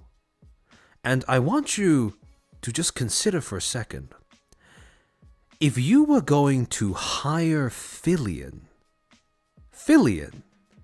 one of the largest content creators in the EN VTubing scene, for even just an hour, how much would that cost? And you have a bit of a good idea on how much of the budget was spent on advertising. But the reason why I have an issue with that much of the budget being spent on this kind of advertising is that this doesn't tell me shit about Nexus. What they've essentially done is throughout their entire marketing campaign, all they've been doing is borrowing the established branding from other creators or other IPs like My Hero Academia. So far, Nexus doesn't really have much of an identity of its own. It's just this sort of Frankenstein's monster of whatever Harry can either steal, in the case of My Hero Academia, because I don't think he bought the IP or copyright for that, or he could hire out from creators like Fillion and Punkalopi. Yeah, and Arya, the Fillion and Lopi lectures were what made me think that Harry was more legit than I had thought and that had all these connections, but apparently he just DM'd them and they agreed to do the lectures. Yeah, exactly. Now, I'm convinced that he waved a lot of money in their face in order for a random DM like that to be able to convince them to do this. And the thing I want other content creators to be very careful of is you can always buy another creator's brand. You can always buy the ability for them to lend their name to whatever you're trying to start. And if you have enough money, that becomes exponentially easier to do. One thing I want to encourage more people to look out for when they're vetting an agency is to try to get an idea of what is that agency's identity. What is their brand? How well do they brand themselves? Because if their default approach to marketing... Sorry, give me a second. If their default approach to branding and marketing is to simply borrow and buy the brands of others, that means they don't have much of an identity themselves, which also means that if you sign up under them, you aren't going to have much of an identity either. Because if you sign up as talent under an agency, you should have an identity that is in line with that agency. That is, like I said before, one of the more intangible, one of the more difficult to numerically measure aspects of joining an agency, one of the more intangible benefits of joining an agency. So, Actually, I'm curious. In Aria, how long were the lectures from each of these two talents? Is that something you're allowed to say? Like, in terms of, what were they, like 1 hour, 2 hours? Like, how long were the sessions that you guys had with them? Because that would give me a little bit of an idea of how much money Harry probably had to wave in front of both of their faces in order to convince them to do this. Especially in Filian's case, because of how large of a creator she is. Yeah, Goo following him on Twitter legitimized him more than the lectures. That's true, that's true. Although I do think that the lectures played quite a significant role as well. Because if you are an EN VTuber and you don't know Filian or Punkalope, I don't know. It's under NDA? Ah, okay, completely understandable. Don't worry about that then.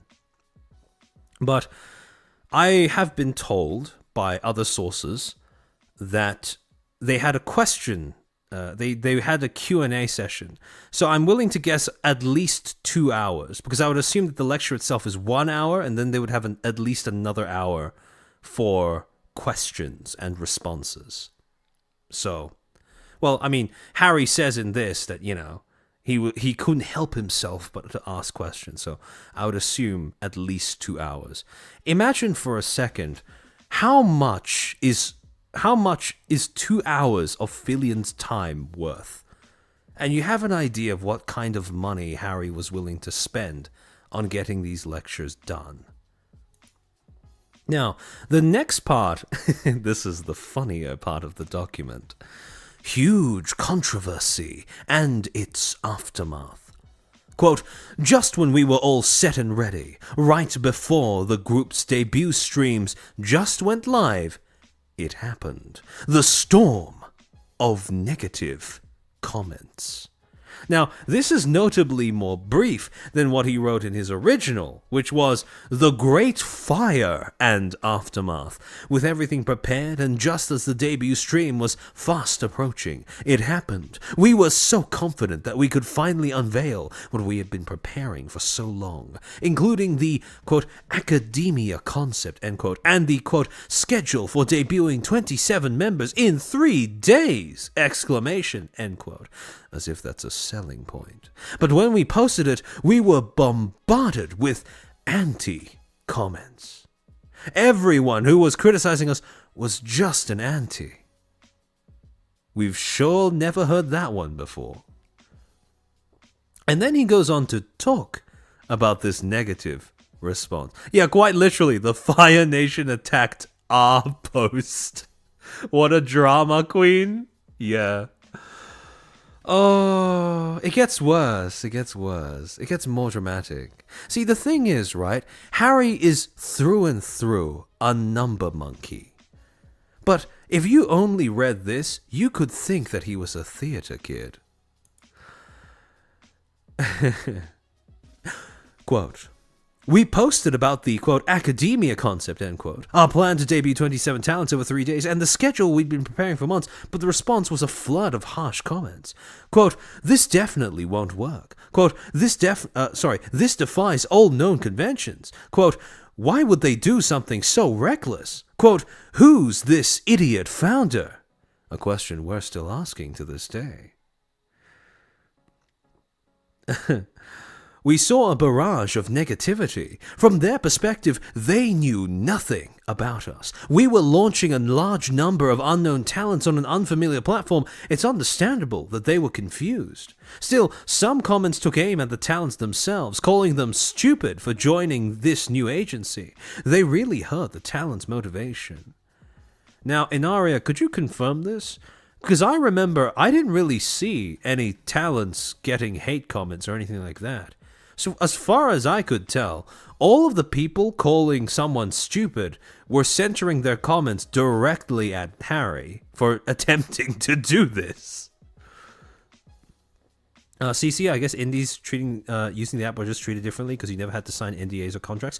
Oh yeah, no, this is just Nexus. This is just Nexus, not AnyLive, because the two are separate things. So, yeah, I'm very curious to see if the talents did receive any sort of, comments or anything like that. Because, again, like I said, from memory, I could only remember people talking about Harry in that way, not the talents themselves. One thing I want to bring your attention to. Notice how he says all of this stuff, right? Remember, he's writing this having after deciding that his agency could not be saved and it just had to die, right? He's just had to kill his agency. And his conclusion was that the audience was just confused and not that it was a horrendous idea right from the get-go. Which is honestly quite funny. The most negativity we got was that people accused us of being AI designs. Oh, okay. So yeah, that was just a fabrication then. None of the people, I don't think I remember, like I said, right? I don't think any of the people called the talent stupid for signing up. They just called him stupid for trying to debut 27 of you guys in 3 days. But yeah. Yeah, most of the criticism was directed towards the CEO and agency. Yeah, exactly. So this is a nice little bit of obfuscation on his part. But to go on, honestly, seeing something you worked on for over half a year get torn apart right before your eyes was emotionally overwhelming. I got a bit emotional, responding to some of the comments in a confrontational tone and ended up pouring more fuel onto the fire. Remember, he got into Twitter slap fights with some of the people calling him an idiot for debuting 27 talents in 3 days. Or, not even just that, but people even just merely expressing, in quite a cordial tone, concern at that idea in the first place. And that some of his snarky replies from memory were such bangers as, "Good luck with running your agency." And you don't know us. What makes you think you know anything to criticize us? Something along those lines. But yeah, he wasn't exactly the most composed CEO in the history of VTubing. Charlie, thank you for the 5. I'm confused why Rima still rejects me, but it's definitely not my fault. It's Rima's fault for her confusion. I understand the struggle, Charlie, and I wish you luck on your endeavor going into the future. Yeah, Tari. Oh, boo-hoo. Poor CEO doesn't like it when people point out he has bad ideas. Now, I do want to point out as well, I can understand if an audience reacting badly to what you have planned for a while, what you care about, stings. But this man had at least half a year to do background research into this audience that he had created this agency to cater to. If at that point he doesn't already realize that debuting 27 talents in 3 days is going to, and I'm putting this mildly, raise a few eyebrows, then he really only has himself to blame. Master N, it's disturbing how many people equate criticism with harassment nowadays. Yeah. Although, I don't know how many of them are actually doing that because they believe what they're saying, and how many of them are doing that just as a convenient distraction. Because it's very easily just write off criticism by saying, "Oh, I'm being harassed," but that's not really the case. But in any case, this is pretty similar to to the original translation. Although one thing I do want to say is that even in the original, when he describes the audience reacting negatively to his idea, he still says, "I understand that they may not understand, as a lot of talents from unknown agencies are debuting on unknown platforms, but they are hurling heartless comments. The problem isn't the fact that the talents are unknown. The problem isn't even the fact that the platform is unknown. It's the fact that you're debuting 27 of them in 3 days, and you're mixing unknown talents with an unknown platform. That was the problem. It's not that they don't understand. It's that they did, and they understood it was a fucking awful idea." Holy shit. He really is tripping. He really is tripping. And he's doubling down too. Because the next section, and this was the bit that really tickled me, it's called, "Have you ever heard of drama tubers? Like everywhere else, the world loves gossip and scandals, so there are always creators hungry for drama. We became fresh prey for those quote-unquote drama tubers. Now, this isn't something that's a consistent thing by any means, but I always find it very interesting to see the distinction between people who refer to drama tubers as scavengers and people who refer to drama tubers as predators. Because something that I've noticed, although this may very well just be confirmation bias on my end, is when people have something bad happen to them and it gets talked about more than they'd like, they tend to refer to drama tubers as scavengers, right? They tend to use metaphors like vulture or hyena.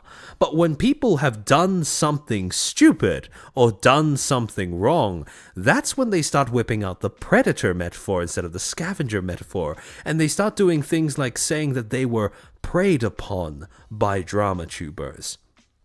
Which, like I said, might not be a consistent thing, but it is very interesting whenever I notice it happening. Charlie, thank you for the 2. Horse mention? Indeed.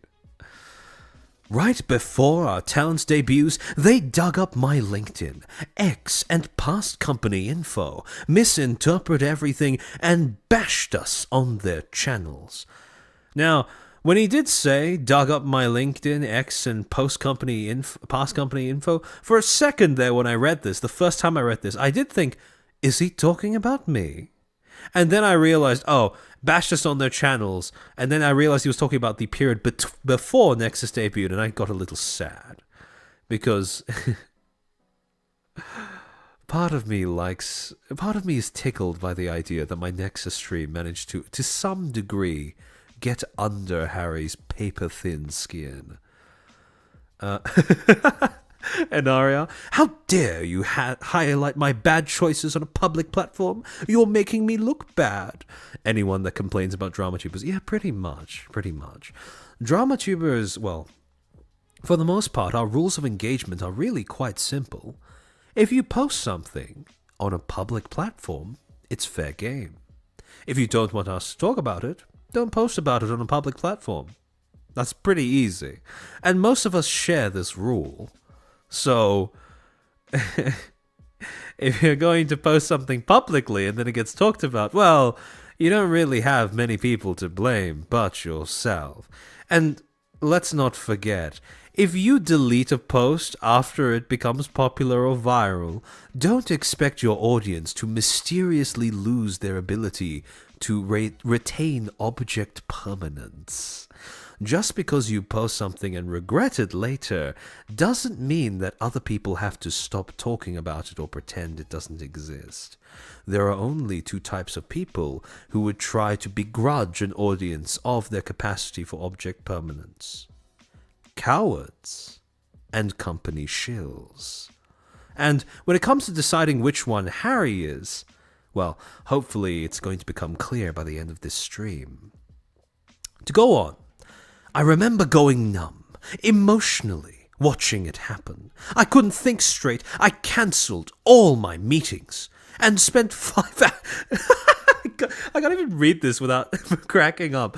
I cancelled all my meetings and spent 5 hours at a nearby sauna meditating, trying to reset my mindset. What a fucking spoiled brat. Imagine receiving all those mean internet comments over your abortion of a company debut, and your response is to just cancel all of your meetings with staff and talents for the day and go hide in a sauna for 5 hours because your feelings got hurt. What a fucking bitch. Oh.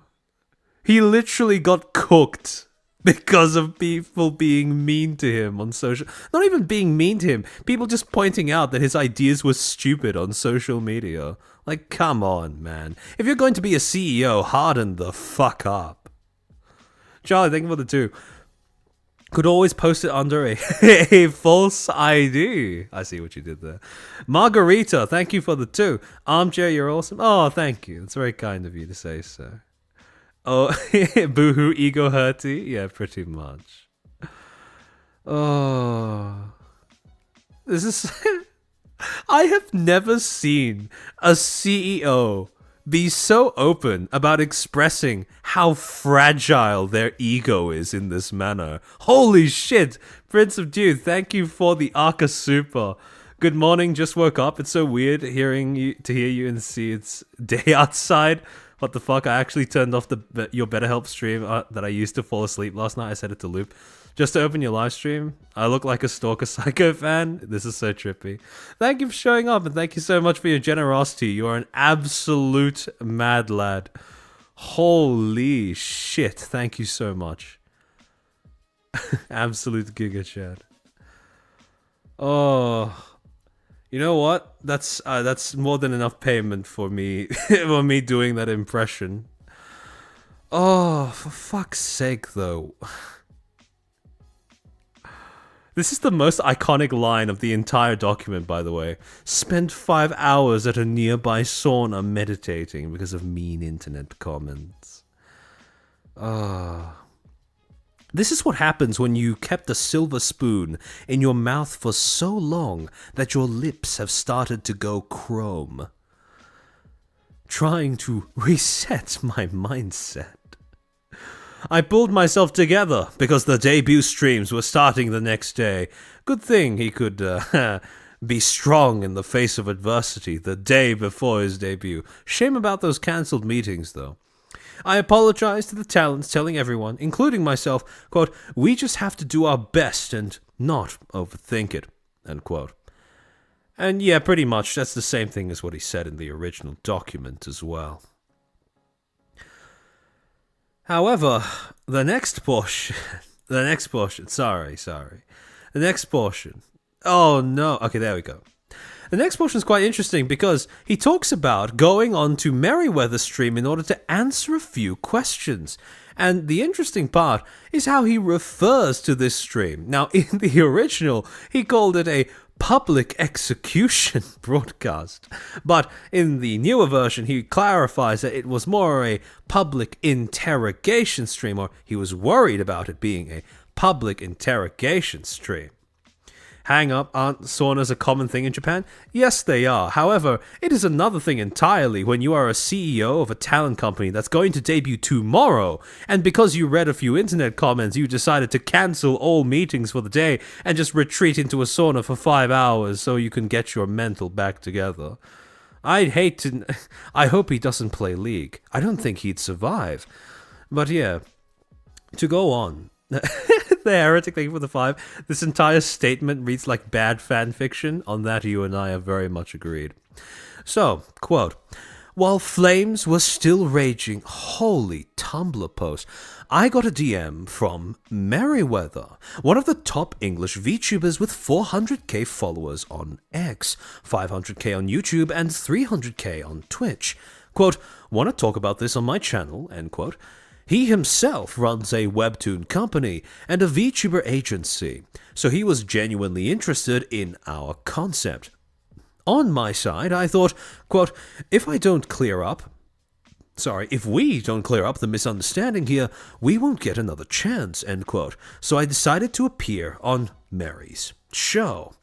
So, essentially, what you need to understand is when he saw this invitation from Merryweather, he took this as an opportunity to hopefully do a sort of PR course correction.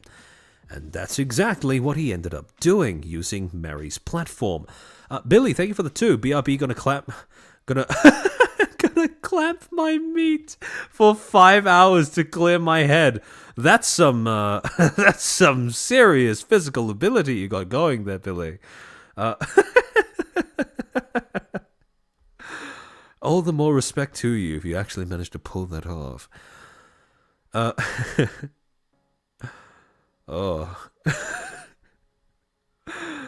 Oh. Atari, was he afraid that Mary would impale him with a comically sized pen? I wish that's what Mary did, because that would have been a lot better than what actually ended up happening. Because he goes on to say, quote, sorry, give me a second. Quote, it was a gamble. I'm not a native English speaker, and I might not be able to explain what I truly intended clearly. They could easily twist my words, turning it into prime content for drama tubers. It would be a live broadcast with no pre-submitted questions, basically a possible public execution. However, people who knew Mary told me that he's not someone who maliciously attacks guests. He takes a fair stance, aligning with fans but also expressing his own views, so I resolved to be totally honest, straightforward, and passionate, focusing on correcting misconceptions. I spent 1.5 hours answering tough questions from Mary and his fans, sweating through my English. Before going live, I was so nervous I couldn't eat, but thankfully, I didn't say anything that caused more misunderstandings, I guess. Now, overall, he said pretty much the same thing in the original statement as well, with one exception. He draws a comparison between his interview, and he says that he did better than the Fuji TV press conference. Now, for those who don't know, little interesting bit of lore, not quite related to this story, but that is a reference to what a recent scandal that has been unfolding among Fuji TV, which is a media organization in Japan, where they've recently started laying off some of their biggest announcers or some of their biggest presenters because they've been caught up in a sex scandal where they've been essentially loaning out their female presenters as prostitutes among other celebrities in the Japan entertainment industry. So that's what that reference is due to. They got grilled in a public press conference, and I think they got grilled really badly. So that's what he means when he says that. Yugure, thank you for the 5. Wish you guys a good day. I have to leave for work. Also, don't die chair from all that BS. I'll try my best. Thank you, Yugure. And I hope that your workday goes on to be bearable and goes on to pay you well. Now, the next section is where he describes how he became friends with Merriweather after this event. Outcome: Mary and I became good friends. After that, Mary openly supported Nexus. The negative comments subsided because, quote, if Mary endorses them, maybe it's okay. Now, maybe this is a little cruel because I'm kind of bursting his bubble a little.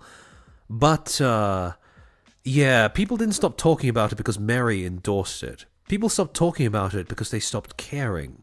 Because nobody uses AnyLive. So, that's why there was no further controversy. Until you announced that your company was closing, at which point every single person who called that you were going to close your agency came out to crow once more about how they were right all along. But yeah. To go on, we ended up going out to eat together, and he really saved us. I cannot thank you enough. Now, not too much of a slight against Mary, but it is a little depressing how many people in the C-suite industry field tend to be willing to overlook some pretty obvious flaws in character for the price of nothing more than an expensive meal together. But I hope this was an expensive meal for Harry, because anything that causes him to take money out of his pocket is okay in my books. Charlie, thank you for the 2. I think Mary's just a good guy, not your friend. Yeah, fair enough. But yeah, also on top of that, Mary ended up doing a special lecture on VTubing. In fact, I think if you go to his channel, you can still find that stream.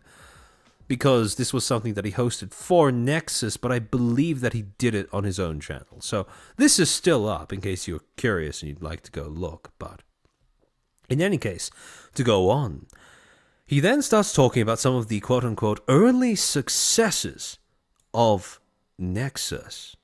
Quote, thanks to that controversy, ironically, our name got more attention.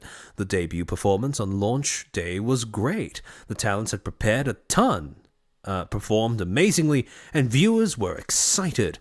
At that time, our partner platform was pumping in big promotional budgets. So the more the talent streamed, the more they earned. Funny. Almost like that's how it should be working throughout the entirety of them streaming on a platform. Crazy idea, I know, right? Some of the streamers even earned more than $2,000 in their first month of streaming, which is extremely difficult if you start your streaming career on YouTube or Twitch. This is public info. The events were highly competitive. It had that early stage thrill, unique to a new live streaming app. Now, the machine translation of the original is mostly the same. The only difference? Instead of specifying that the affiliated platform, AnyLive, was spending money on promotional budget, he said that they were, in the original, he just says that they were spending a lot of money. And also, he doesn't specify that some talents earned above 2,000. Now, why did he include that number in the newer version? Probably so he could try to retroactively paint that debut as being a little bit better than what it was. Now, I'm not denying that some of the talents probably made bank in that first month.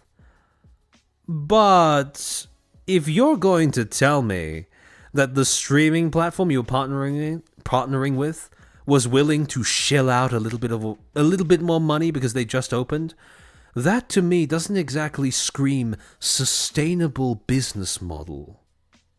So, yeah, but at the same time, that doesn't make up for the inherent flaws in your awful business idea.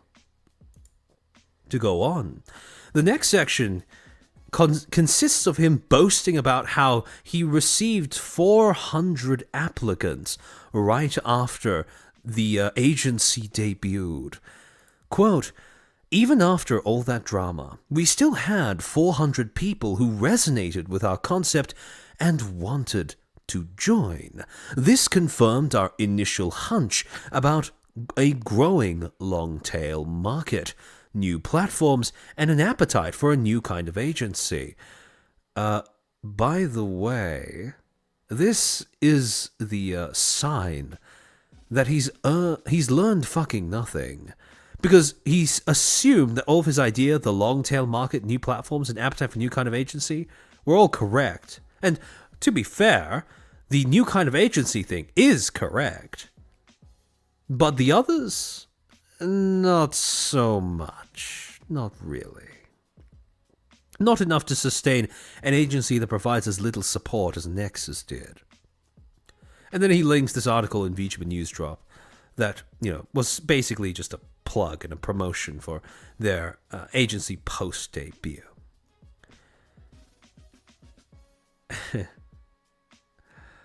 And then in the next section, which is a little bit of funny whiplash, right? He talks about how he had that controversy. They pushed through it. Some talents made a lot of money in their opening month, and how they got 400 applicants in the immediate aftermath. And then you just quick cut. Why the agency couldn't continue. A little bit of whiplash, but ultimately makes it more funny to read. Quote, "Although our debut fest was a major success,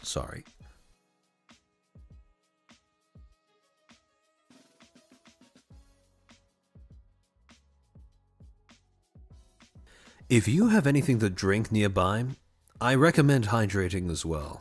It's past time that I did that on my end."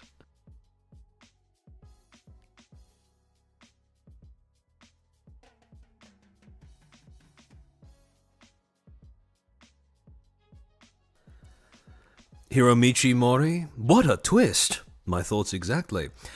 Why the agency couldn't continue. Although our quote-unquote debut fest was a major success, things start unraveling quickly about 3 months later.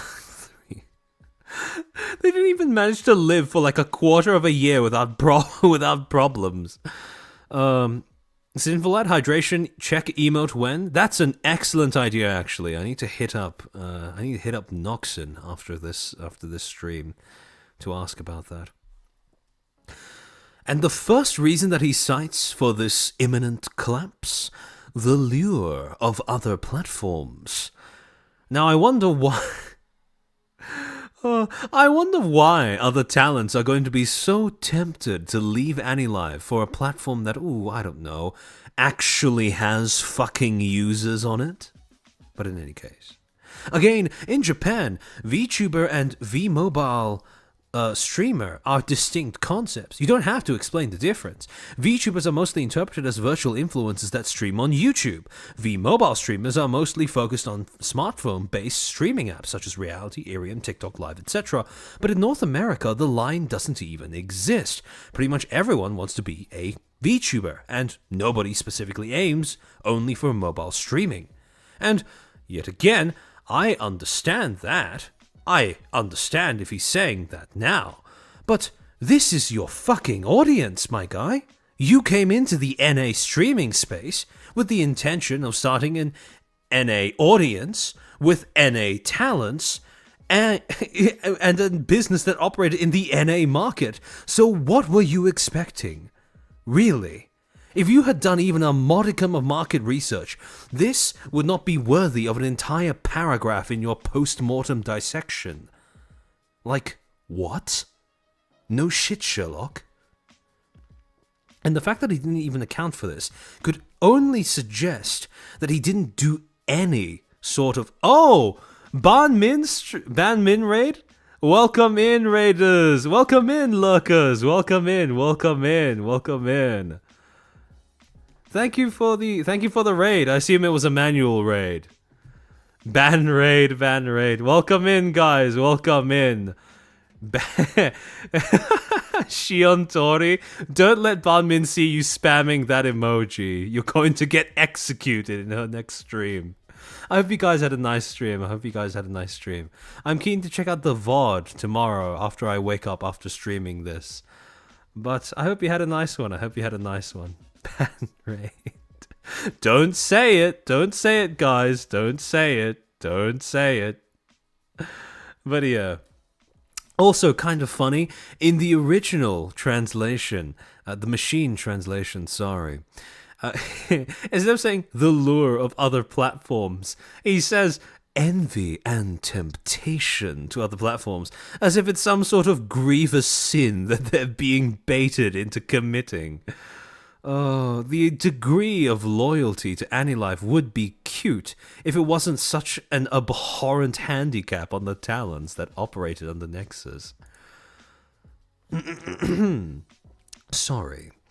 But to continue, the next thing that he blames it on is the attraction, this mysterious but annoying attraction to YouTube. Quote, why not stream on YouTube? When talents interacted with other VTubers on X, or Twitter, they'd be invited to collaborate on YouTube. But early on, we had exclusive conditions with our partner platform that restricted multi-platform streaming, because that was the strategy where talent and company could get benefits from, such as a monetary bonus from partnered platform. So, this tells us two things. First, Anilive was never going to be sustainable in the long term, because any money the talents were making was given to them by Anilive as an incentive to stream there. Once that incentive ran out, congratulations, you now have a dead platform that the talents can't even afford to exclusively stream on. But, on top of that, the more interesting thing is that this gives us confirmation that the reason why Nexus and Anilive were tied at the hip wasn't just some sort of backroom agreement because Captain was an angel investor in Nexus.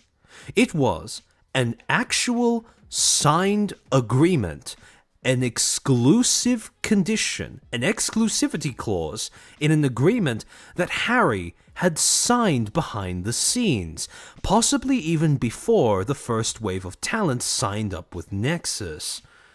So, this absolute buffoon was stupid enough to sign away the popularity and growth of his future talents by agreeing to exclusively stream on an app that was just as new as his fucking talent agency.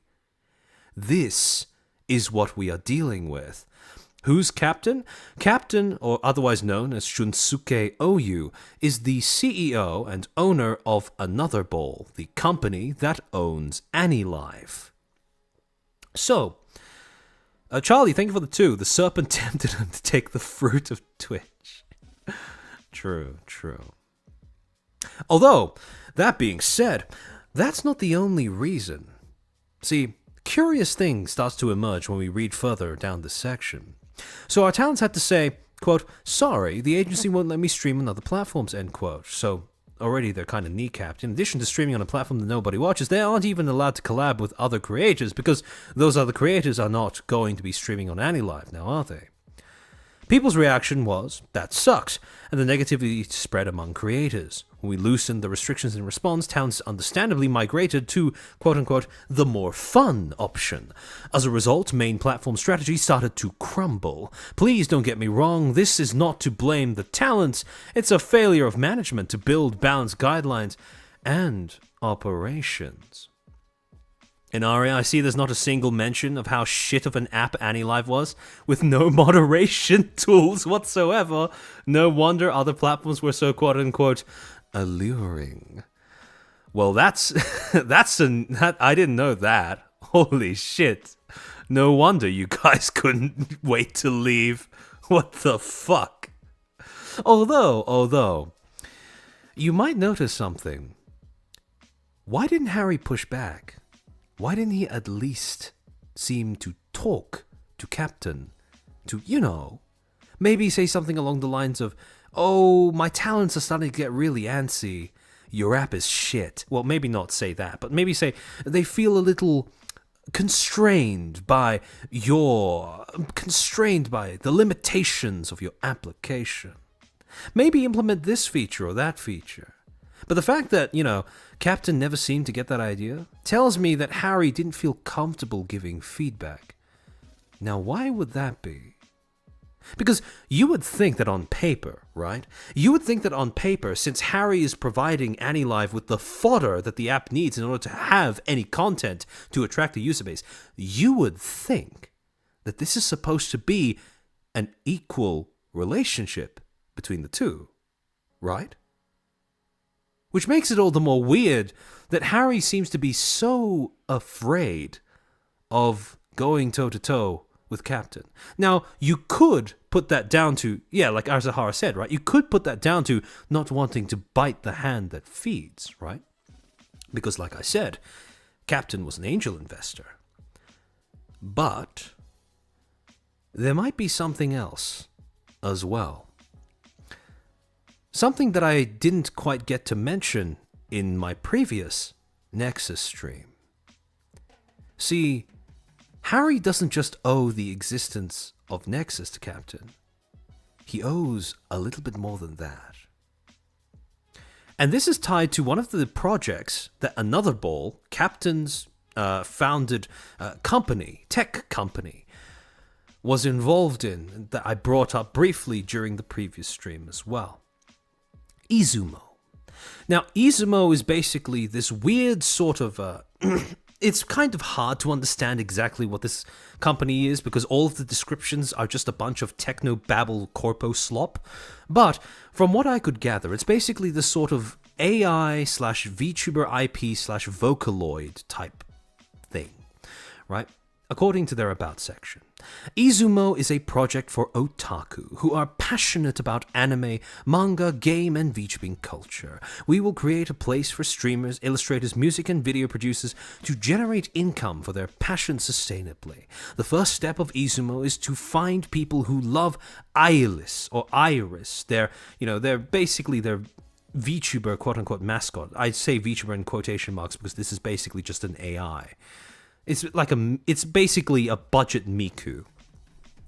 The first step of Izumo is to find people who love Iris from all over the world. Are you ready? And then they start pitching all of these different things like their main character, their mascot, Iris, a humanoid singing android with the mission of connecting the world. This is definitely not a Miku clone, by the way. She is an incomplete being and needs the support of fans to give her life. Your love is her agency. Her energy, sorry.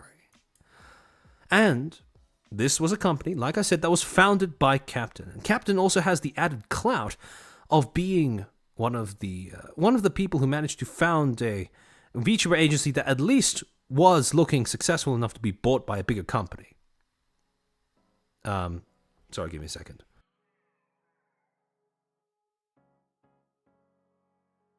Prism project. However, like I said, this was made by, somebody who had quite a bit of name in the VTubing industry at the time, right? And somebody who claimed to be making things for otaku, VTubing otaku. And the thing is, Izumo was founded all the way back in, if I remember correctly, 2022. However, in 2023, in the same year as Harry founded 4Creators, formally incorporated the company the parent company of Nexus, Harry would receive his ticket into the VTubing industry by being taken on as an employee at Izumo. According to this post that was made on April 27th of 2023, Harry states, quote, "I joined Izumo last month. I consider myself someone who has given a lot of thought to the creator economy, but when I first heard about OU's concept, OU being Shinsuke OU, or Captain, it sounded so interesting I couldn't stop grinning and immediately joined. Not only the cute Iris, but also the project that is by far the most high-minded and big in this field. So pay attention to her at Izumo Official. I'm having fun every day being involved in a super exciting project, surrounded by the best investors. Iris is so cute." And finally, Izumo's teammates live in Canada, and I don't know what flag that is. Can anybody tell me? In the chat, I'll look later. So it's funny that when we're having one-on-ones, suddenly it's 2 a.m. So, the reason why Harry seems to be so hesitant to push back against Captain, it's not just that Captain France, there we go, France, okay, thank you. The reason why he's so keen on not stepping on Captain's toes is not just that Captain is an angel investor, no. Captain is his former boss, and is the entire reason why he was able to get into this industry in the first place. Because Izumo was his first taste of VTubing as a business, or a business around VTubing. And so, not just financially, not just legally, but socially, Harry has quite the debt that he owes to Captain. It's Gallus, former boss? Yeah. Is this a joke, or you really didn't recognize the French flag? Look. I don't look at flags that often. My geography is not quite what it used to be. Now it makes sense? Exactly. It's all starting to come together now, isn't it? So, when you think about why Harry was so determined to kneecap his talents just so Anilive had a fighting chance, it's not just because he'd already signed his agency away, most likely, before he even had one.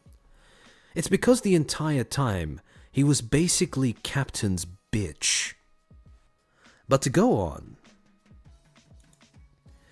the next section, the challenge of promoting commitment. Quote, "Contracts that don't force streaming hours. When you run a global agency, there are many legal and cultural constraints. If you try to impose streaming hours as a requirement..." Sorry, give me a second.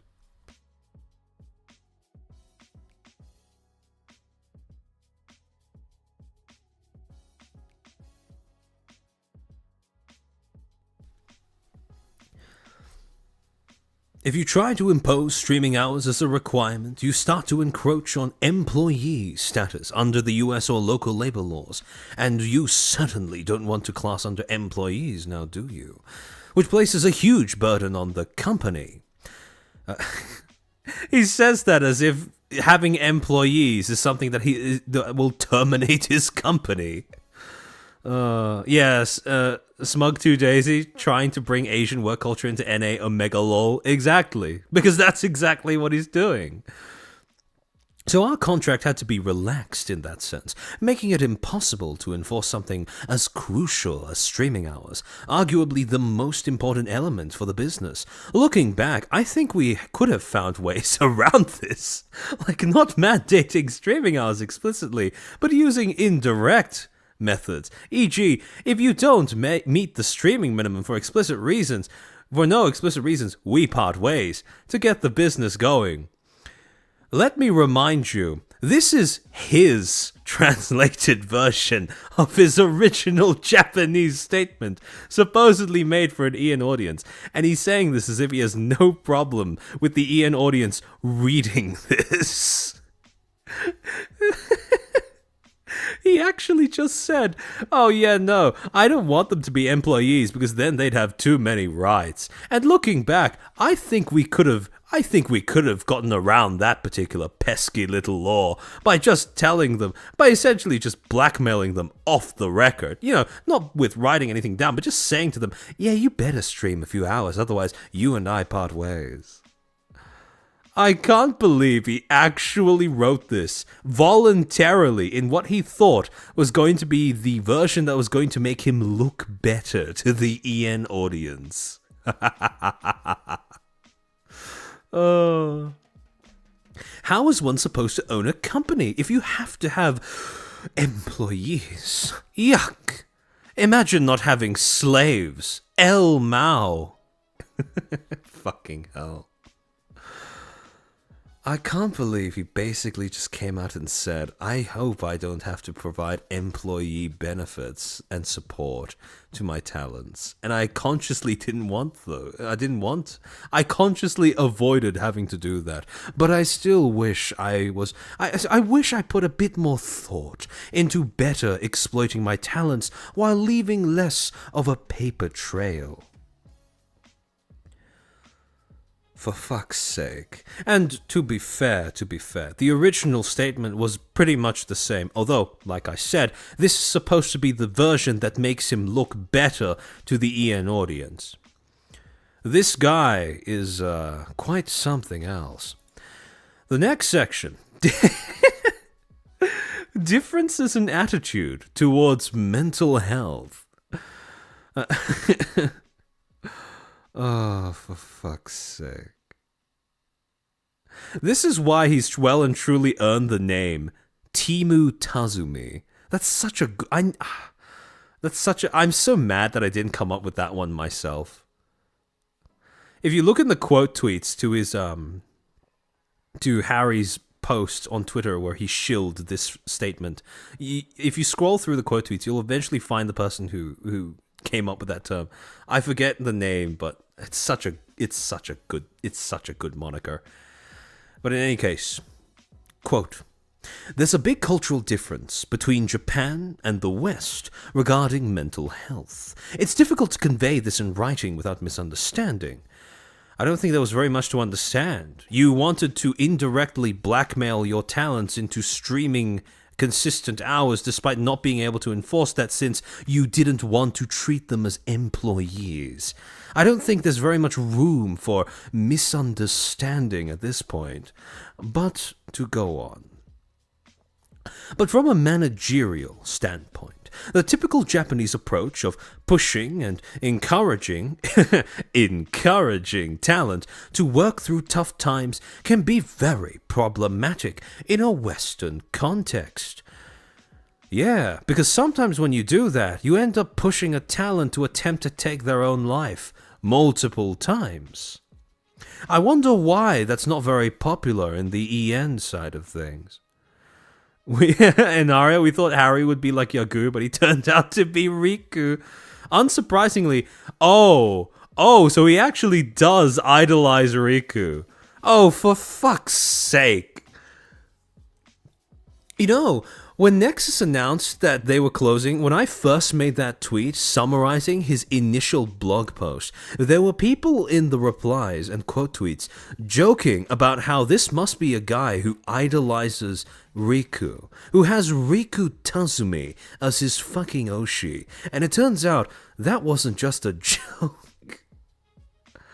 But this guy most certainly is. If you're going to idolize a CEO, why the fuck would you idolize Riku Tazumi, of all people? Well, actually, I could very much see that being the case once we go further down this document. But to go on. Japanese or even Asian management culture emphasizes persistence and endurance, while Western approaches often prioritize individual mental well-being.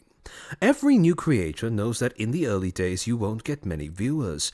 It's not always fun, but pushing them just a bit harder so they can break through was extremely difficult from a communication standpoint. Some talents did keep streaming consistently without any push, but the level of success we needed, it was tough to get a high enough percentage of them to do so. For those who don't know, the streaming hours and consistency are the two biggest key factors to drive revenues and bonus in a mobile streaming app. I guess ex-Nexus talents can sense it, as all the bonus structures were designed purely based on these two metrics on the partnered platform.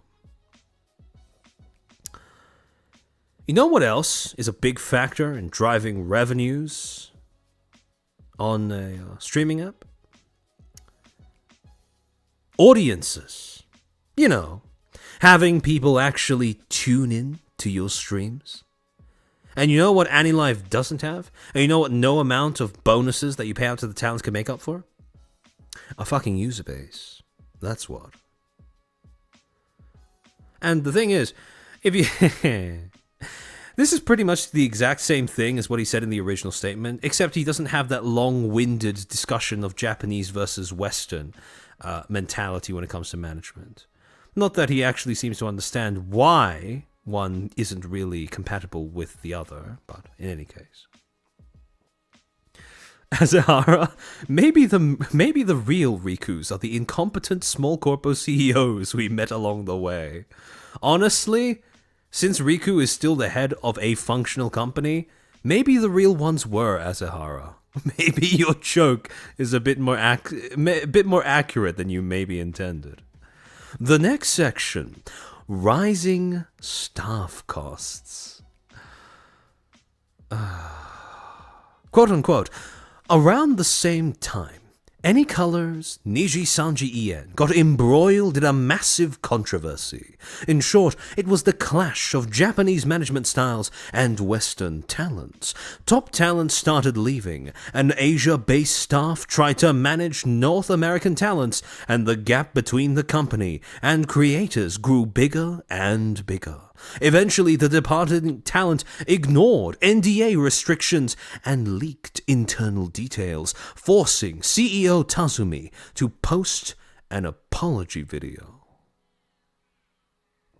Now, just reading that section, and bear in mind, this is Harry's EN statement. The statement that, in his mind, makes him look better to the EN audience. Just reading that, whose side do you think he's on? Because he is referring to the Selengate scandal. He is referring to how Selen was fucked over by Nijisanji, and how Tazumi had to come out and bow to audiences and apologize for causing concern. Whose side does he sound like he's on? Niji and Tazumi, or Doki? What's NDA? Exactly. Charlie, think about the two. Or go hug your Riku body pillow. My thoughts exactly. Niji and his management. He's cooked. Clearly Niji's side. Yeah, exactly. This absolute piece of work decided to take the side of Anycolor in that scandal. I genuinely can't believe that he took the time to sit down, type this out, read it, and then decided to not only publish it, but to then promote it on his EN Twitter account, thinking, just maybe, that this would make him look better.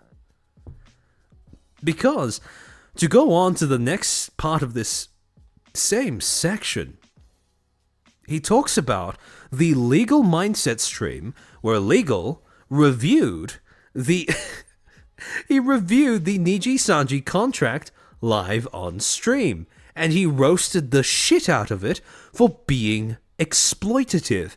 And how does Harry describe this broadcast? Well, in the newer version, he says, a real lawyer streaming a public review of Nijisanji's leaked contract. A nightmare for any kind of business owners. But in the original, this was even more explicit because he said, a YouTuber and lawyer is publicly reviewing the leaked Nijisanji contract in a hellish broadcast. As if the broadcast is at fault for publishing information, publicly reviewing a shitty contract. Like, come on, man. Like I said before, if you're a CEO and a real cynical fuck who only cares about numbers and money and not talents as people, yes, I can understand thinking like this. But you usually don't say this part out loud, my guy. It doesn't make you look good. Hellish Lamau? My thoughts exactly when I first read this section. But, then we get to the next section, where he goes on to say, quote, talents saw all this happening. To avoid a similar fate, we felt pressured to hire staff living in the same time zones as our talents, which, of course, meant higher labor costs. Because we were trying to recruit talents at a rapid pace, we also needed new managers. Our cash flow was draining quickly. In hindsight, we should have slowed down. Now, I want you to keep track of the way that he phrased that, right?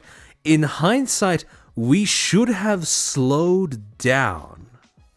Because that would imply that he made a mistake, or that he recognizes he made a mistake by trying to recruit more talents at a rapid pace in addition to hiring more managers. I want you to keep track of that, right?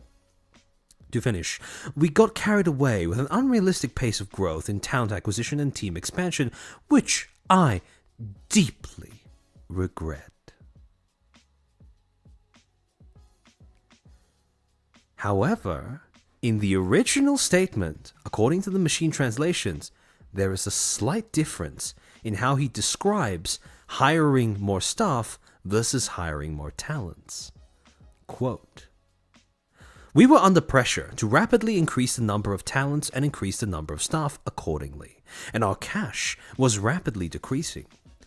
Looking back, I should have endured this. We were not able to manage our business with our feet on the ground. I should have endured this. Now, that doesn't sound to me like he's talking about enduring hiring more staff and talents. When he says, I should have endured this, that sounds like he's saying, I should have put up with not hiring more staff. Now, granted, that is my personal interpretation of this statement. But it is an interpretation that is drawn partially from the attitude that he has displayed, the reluctance, the very, very visible and obvious reluctance that he has to the idea of hiring more staff to support the talents that he insists on taking on. In Aria, Harry viewing LM as the villain in this situation says a lot. It was because of LM's coverage of the Niji contract that made me think that the Nexus contract wasn't that bad in comparison. That's quite funny, actually. But yeah, what pressure? By whom? My thoughts exactly.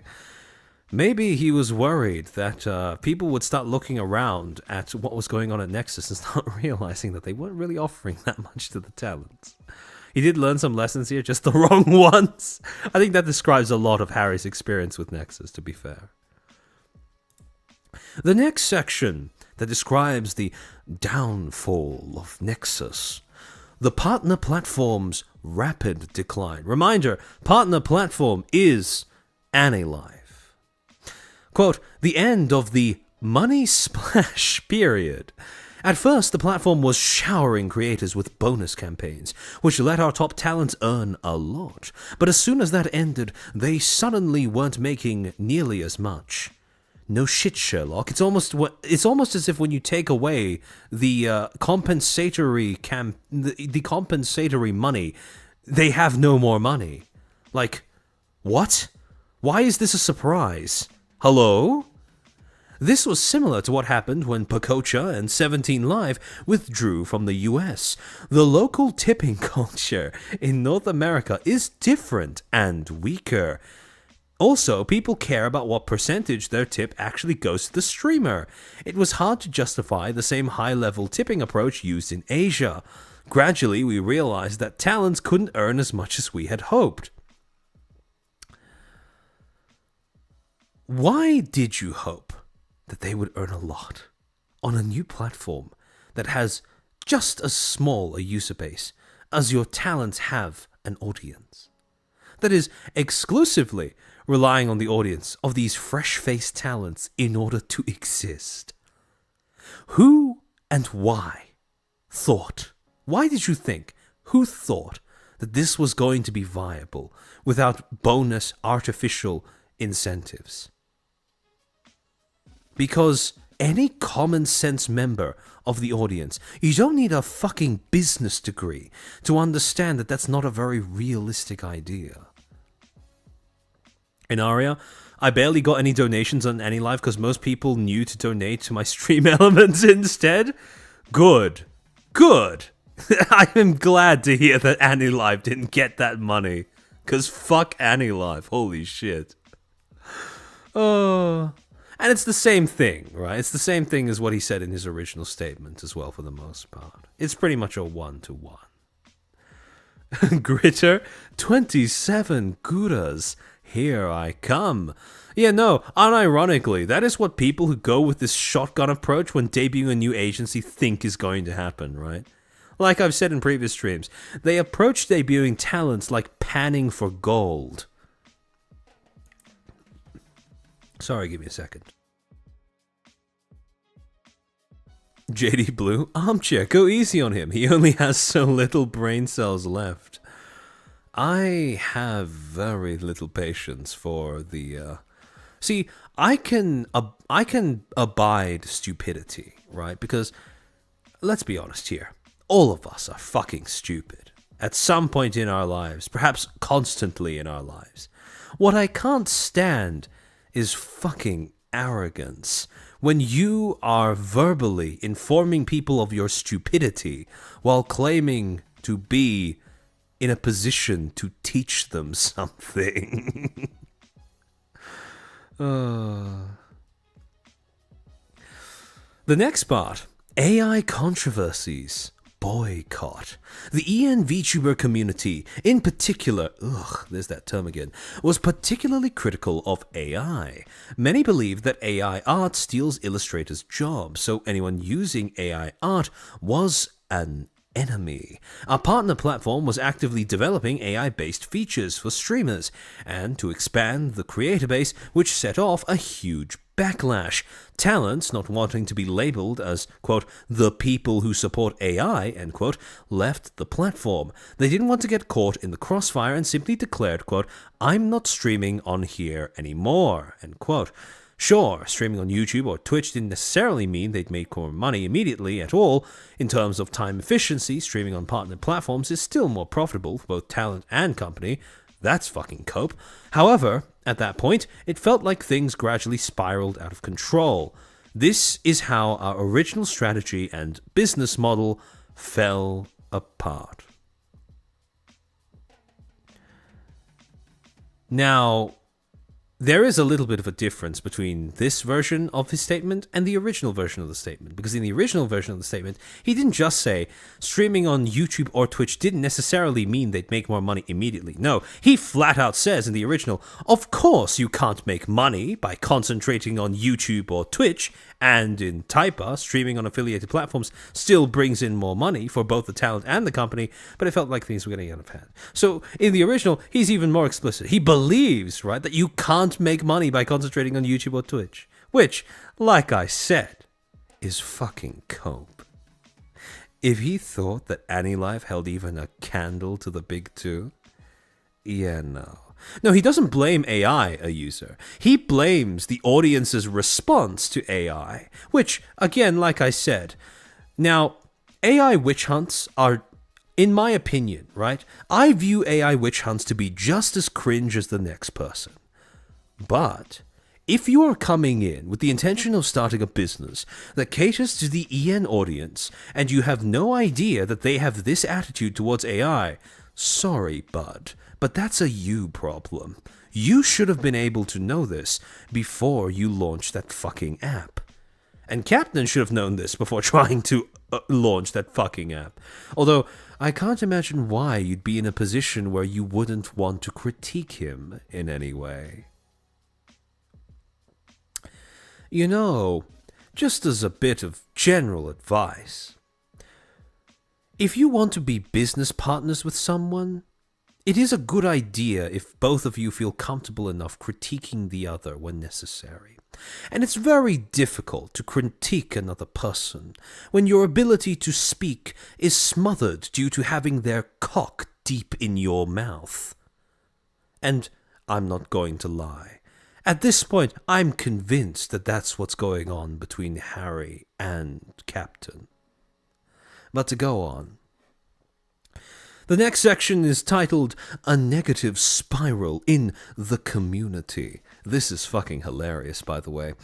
Our Discord server was initially meant to be a place for everyone to grow together and compete positively, but it gradually turned into a hotbed of complaints. In voice chats, a few members... Oh shit! Kaiser! You just realized any color plus hololive equals AniLive. Wait! You might have actually just cracked the code. Holy shit! I think you cooked. I think that might genuinely be the reason why they went with that name. It was right in front of us this entire time. They were just fanboys trying to rip off their Oshis. You know, it would be really funny if Captain had Yagu as his Oshi and Carrie had Riku as his. Damn, I didn't even think of that. Gold star for you, Kaiser. Holy, nice spot, nice spot. The rats are winning.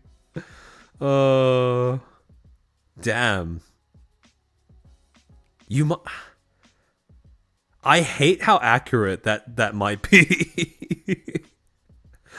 Holy shit. But in any case, in voice chats, a few members went to vent about our management and the platform. They criticized our decision to keep recruiting talents rapidly. Wow, look at that. It's almost as if you keep recruiting talents without supporting your existing ones, they're going to start thinking you don't give a shit about them. I wanted to shut down the community function altogether, but staff argued that removing it would kill our agency's core value. Wow, imagine starting a quote-unquote academia so your talents could make friends and converse with one another, and then deciding that you wanted to shut down their ability to converse and make friends with one another because they'd started to realize that you were mistreating them. Fuck's sake, man. He doesn't even have the balls and spine to be able to put up with talents complaining, validly, mind you, complaining about working conditions. Like, what the fuck? He wanted to shut down the company Discord. At least that's what this makes it sound like. He wanted to shut down the company Discord. But the thing is, he couldn't even do that because he didn't have the balls. Jordan, thank you for the 5. Harry somehow managed to copy both the worst parts of both companies. True. Meanwhile, negativity in the community led some members to take breaks from streaming. Rather than inspiring each other, the community had become a place that discouraged people from trying. I mean, isn't this what you wanted, right? Talents forming interpersonal connections with one another and defining how each of them would approach streaming.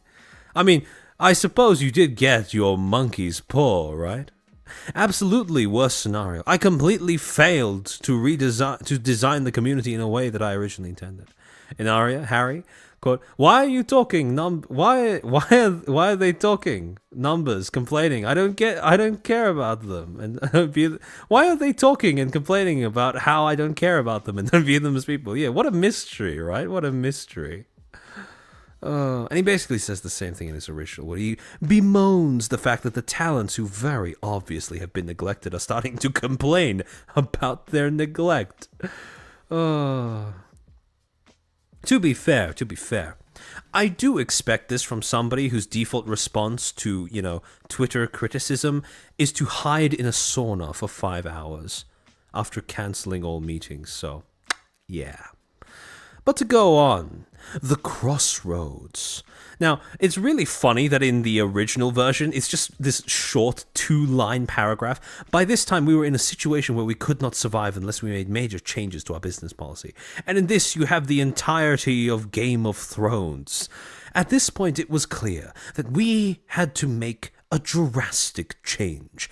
To this stage, we have already invested a lot to just produce the live 2D models for all the talents, keep the academia running, and make sure talents always have some talent managers to talk to. Wow, were you starting to get antsy about them talking to one another? You know, the thing you originally plugged as part of your business model. How about that? We hadn't been able to make the projected return on investment due to various factors explained above. It genuinely befuddles me how business people, C-suite people, soulless corpo suits of this caliber were completely incapable of doing even the most basic forms of market research. Because these projections, this projected return, was probably made up with a pipe dream and nothing else. I needed to face the reality, seeing the decline of company cash level every month in a rapid pace. And then he had 2 crossroads, 2 options for him to take the company in. 2 choices that he made in order to make a last-ditch attempt at saving Nexus, or what was left of it anyways. Sorry, give me a second.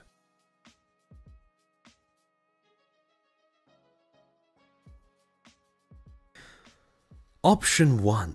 Fundamental reforms, operations contracts, etc. The first option was we could double down on the original strategy, risk losing many talents, but introduce stronger contractual obligations. You have fat chance of that, my guy. Second, change our main platform. We could pivot to YouTube or Twitch, which talents actually wanted. Well, no shit, Sherlock.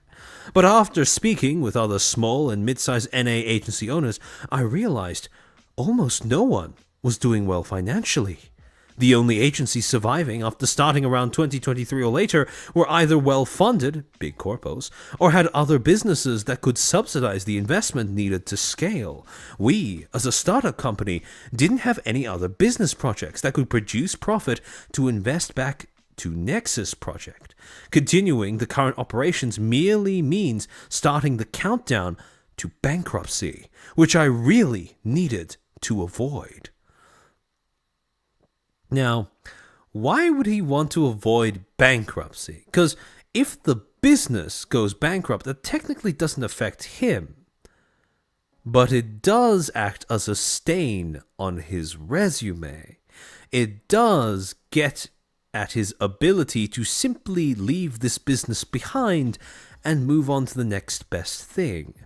Because while it is very common for CEOs to want to work with people that have multiple quote-unquote exits and rebrands to their name, you probably wouldn't want to touch a business partner that has had bankruptcies to their name. But to continue, ultimately I had to admit that our initial hypotheses were off, understatement of the year, and I had to accept that it would be very hard to pull off a miraculous comeback in the same direction. Now, the original is similar, but it's a bit more dramatic. Instead of saying change the platform, he says change the main battlefield. But aside from that, everything else is pretty much the same. In Aria, if only there was a way to research the market before launching your company. Consulas, wasting a lot of this angel investment money does nothing to his reputation. See, he could always spin it as a win. So long as the business doesn't go belly up completely, there's still hope that he can pull the wool over more people's eyes. In fact, later on, we will discover that that's exactly what he's trying to do. Atari, thank you for the 5. At this point, all these CEO upstarts remind me of Mark Breaks from DuckTales of 2017. No self-awareness, inflated ego. That show's writing was peak. Agreed. Amen. Unfortunately, you couldn't make this shit up, so we don't have the benefit of Harry being fictional, unfortunately.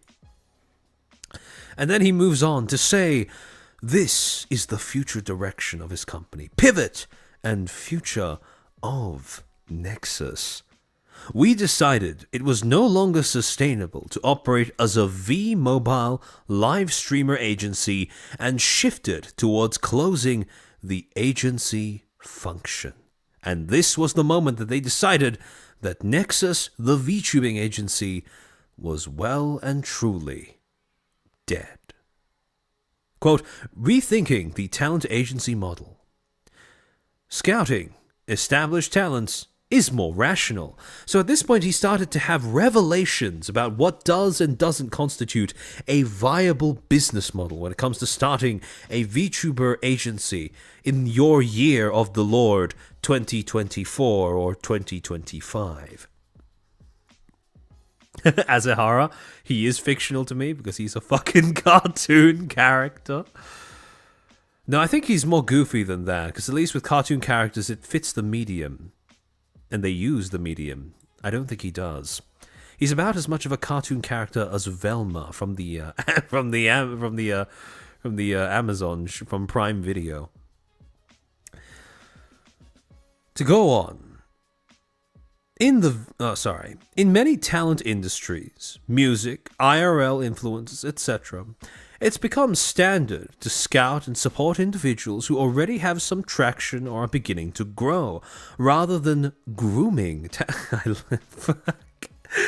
You could tell that he has absolutely zero clue about fucking EN VTubing culture. Because if he did have any clue what the fuck he was talking about, he would know that grooming is just about the last word that he wants to use when he's talking about newbies or new talents in this space. I can't believe he actually, like I said, right? This is the translated version that he approved of, that he put out, right? Fucking hell. Oh. Or are beginning to grow rather than grooming total newbies from scratch. In the VTuber world, it's still common to produce talents from scratch, largely because companies want to create new character IPs. But look at VShojo, a well-known name in the West and Japan. They don't own the IP, they just act as an agency for sponsorships, merch, etc. Brave Group's V4 Mirai is also bringing in already active indie talents. They call it adoption. Even Hololive's new group, Flowglow, features people with backgrounds in AKB groups or established YouTubers. The times are changing. Now, he is right in that if you want to run an agency at relatively low cost to management, adoption-style agencies are probably more your bet. However, that being said, what he seems to neglect to realize is that VShojo derives its success from how large the talents are prior to them joining. And so it's not just a matter of only adopting talents. No, you have to be very selective with which talents you adopt.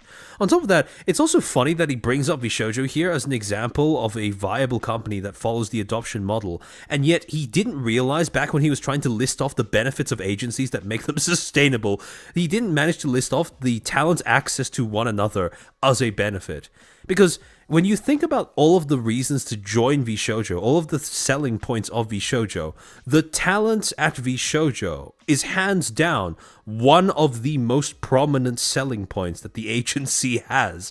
And the fact that he doesn't seem to acknowledge that is crazy. Like, again, don't get me wrong, I've spent plenty of time criticizing Vishojo's PR strategy, but when it comes to their talent lineup, they are no joke. Like, and the fact that he's completely neglected to mention that is just, it really is the cherry on top here.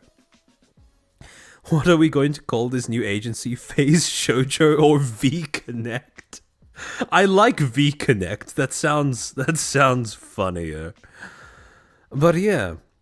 So he's realized that if you're not going to put more investment into growing your talents, then you probably want already established talents. Now, again, he's ignoring the fact that behind the scenes, Vishojo offers quite a bit of support to its talents, despite the fact that they were already established before they joined, for the most part. But, like I said before, it is interesting that he brings up Vishojo as an example, considering the fact that based off of their recent messaging around their auditions, Vishojo is actively trying to go in the opposite direction to what he's suggesting here, so not exactly the best example to prove your point, my guy. But entirely, to move on from that, streamer agencies depend entirely on platforms. Instead of splitting revenue with each talent, you might explore a B2B model where the platform pays you a management fee or bonuses, which Nexus was mostly based on. We didn't take any of the cut from all revenue talents made on partnered platforms, but you'd still be very dependent on the platform. Like, all of this is just slop that amounts to him acknowledging that platforms are very important to agencies, and yet he chose a platform that had absolutely zero ability to support even itself. Like, what?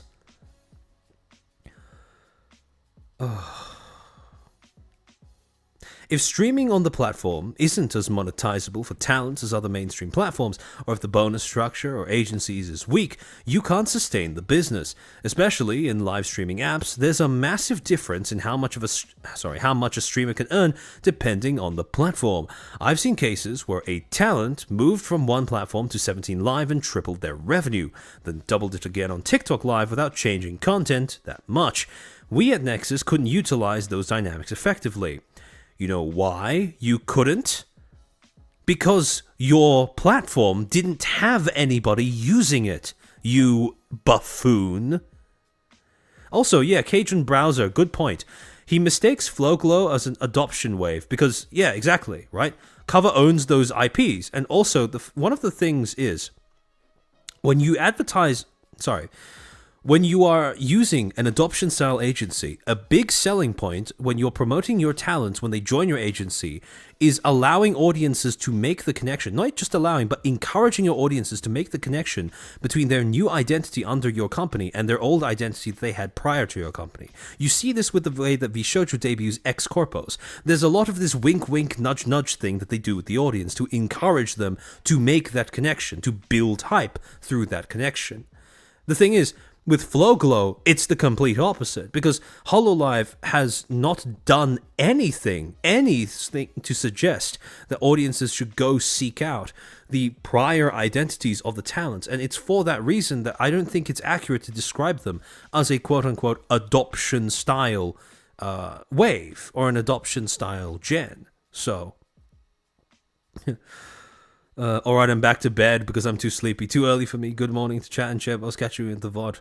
I'll catch you later, Prince of Dew. Thank you again for the yaka. It was very generous of you, and it was very nice to have you around. But, in any case, the original translation is mostly pretty much the same. However, like I said before, it is quite amusing that he has managed to put two and two together in the sense that he's realized that the growth of an agency is fundamentally connected to the platform that it operates on. And yet, he can't seem to answer the question, or maybe he knows the answer, but he can't afford to say why it is that he still has to stick with AniLive anyways, because his agency collapsed since their talents didn't have an audience, and they didn't have an audience because they were forced to stream on AniLive. Like, hello?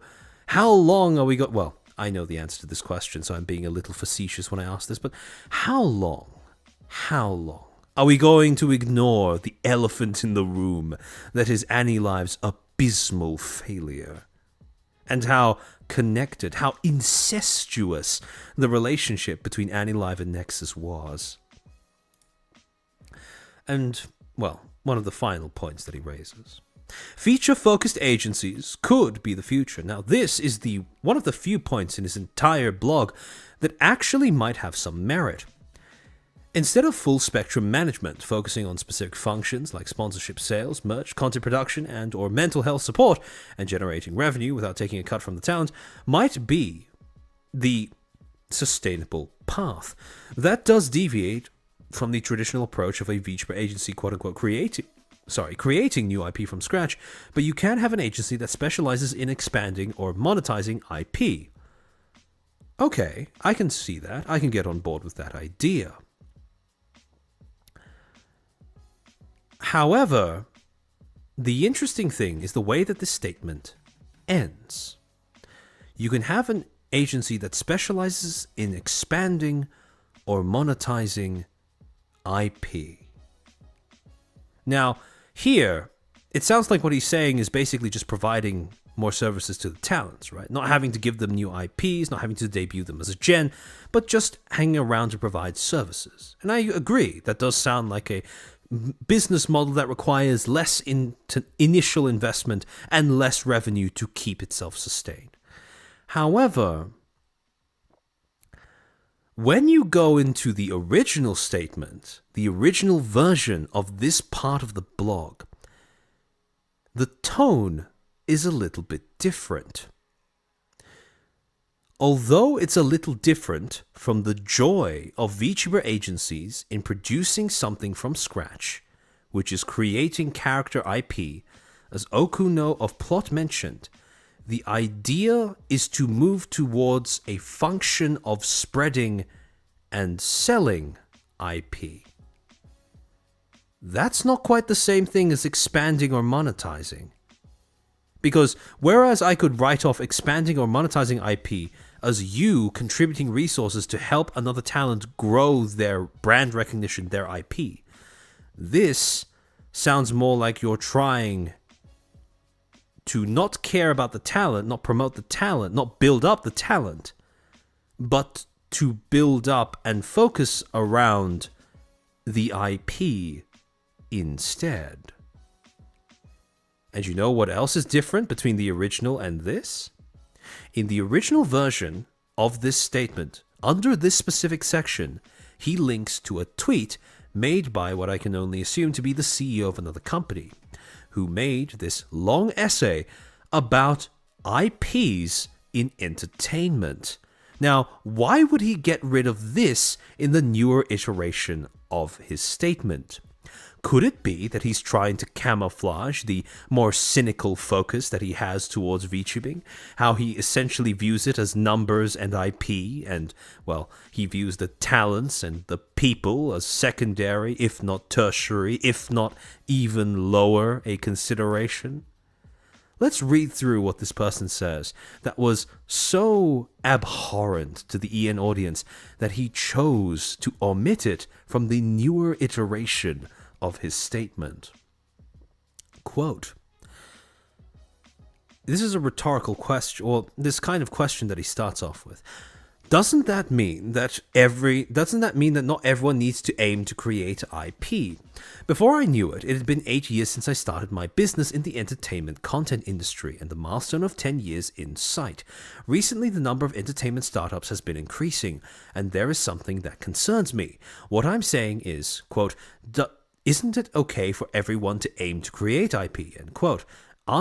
Isn't everyone too biased towards creating IP? The IP value chain is, personally, I believe it consists of 3 steps: creating IP, spreading IP, and selling IP. So this is where he got his ideas from. Him meaning Harry. For example, roughly speaking, manga has the function of, quote, creating and does not play a strong role in the function of, quote, disseminating, while anime plays a role in, quote, spreading content. The, quote, selling function is covered by other businesses. What? What? What is this distinction between spreading and selling? Both of these forms of content do both. What are you talking about, my guy? This is like watching a suit try to explain how anime and art work to an audience. This is painful to read. Oh, Ilara, welcome to the stream. Good morning, everyone. I hope you're well. As someone who worked with Harry in the past, this is a pretty disappointing thing to read. Again, I don't blame anybody who worked with him in the past for working with him in the past, because I'm sure he was able to put on a charming face when needed. But, yeah, no, I can understand being disappointed upon reading this, because this guy... This guy does not belong in this industry. He is completely and totally lost over here. Quote, social games are finding it difficult to fulfill the, quote, creative function and are instead leaning more towards the, quote, unquote, selling function. Trying to break down art and content creation into selling, creating, and disseminating is just such a mechanical and sterile way of viewing the process. Like, I understand if you want to do it purely for functionality, but come on. To go on. With functions differing in this way depending on the business, it appears that, perhaps due to corporate culture issues, companies that started out with a quote-unquote selling function tend to be less likely to have a quote-unquote creating function, and companies that started out with a quote-unquote creating function tend to be less likely to have a quote-unquote selling function. To clarify, in the case of creating an IP, as VTuber companies do, this guy's basically saying that people who focus around creating IPs, making talents, creating new characters, letting people embody them, they aren't focused on selling enough. They're not selling enough using the IP. Yeah, Lara, it literally feels like a pump and dump at the cost of people's careers and lives. That's exactly how I would describe it. Exactly, yeah. Because like I said before, in the previous stream that I did on Nexus, the talents weren't the focus of Nexus at all. They were fodder to get Annie-Live off the ground. Anything else was just a pleasant surprise and a side effect. But the intention was very much not to make sure that they had careers. It was very much not to facilitate them chasing their dreams. It's very obvious in hindsight that Harry didn't give a shit about either of those things. But to go on. Therefore, I think that companies that started out with the function of quote-unquote selling IP do not need to immediately turn their attention to quote-unquote creating IP. Instead, I think smoother growth strategies would be to acquire a variety of big IP and focus on quote-unquote selling them, or to look for other quote-unquote selling functions.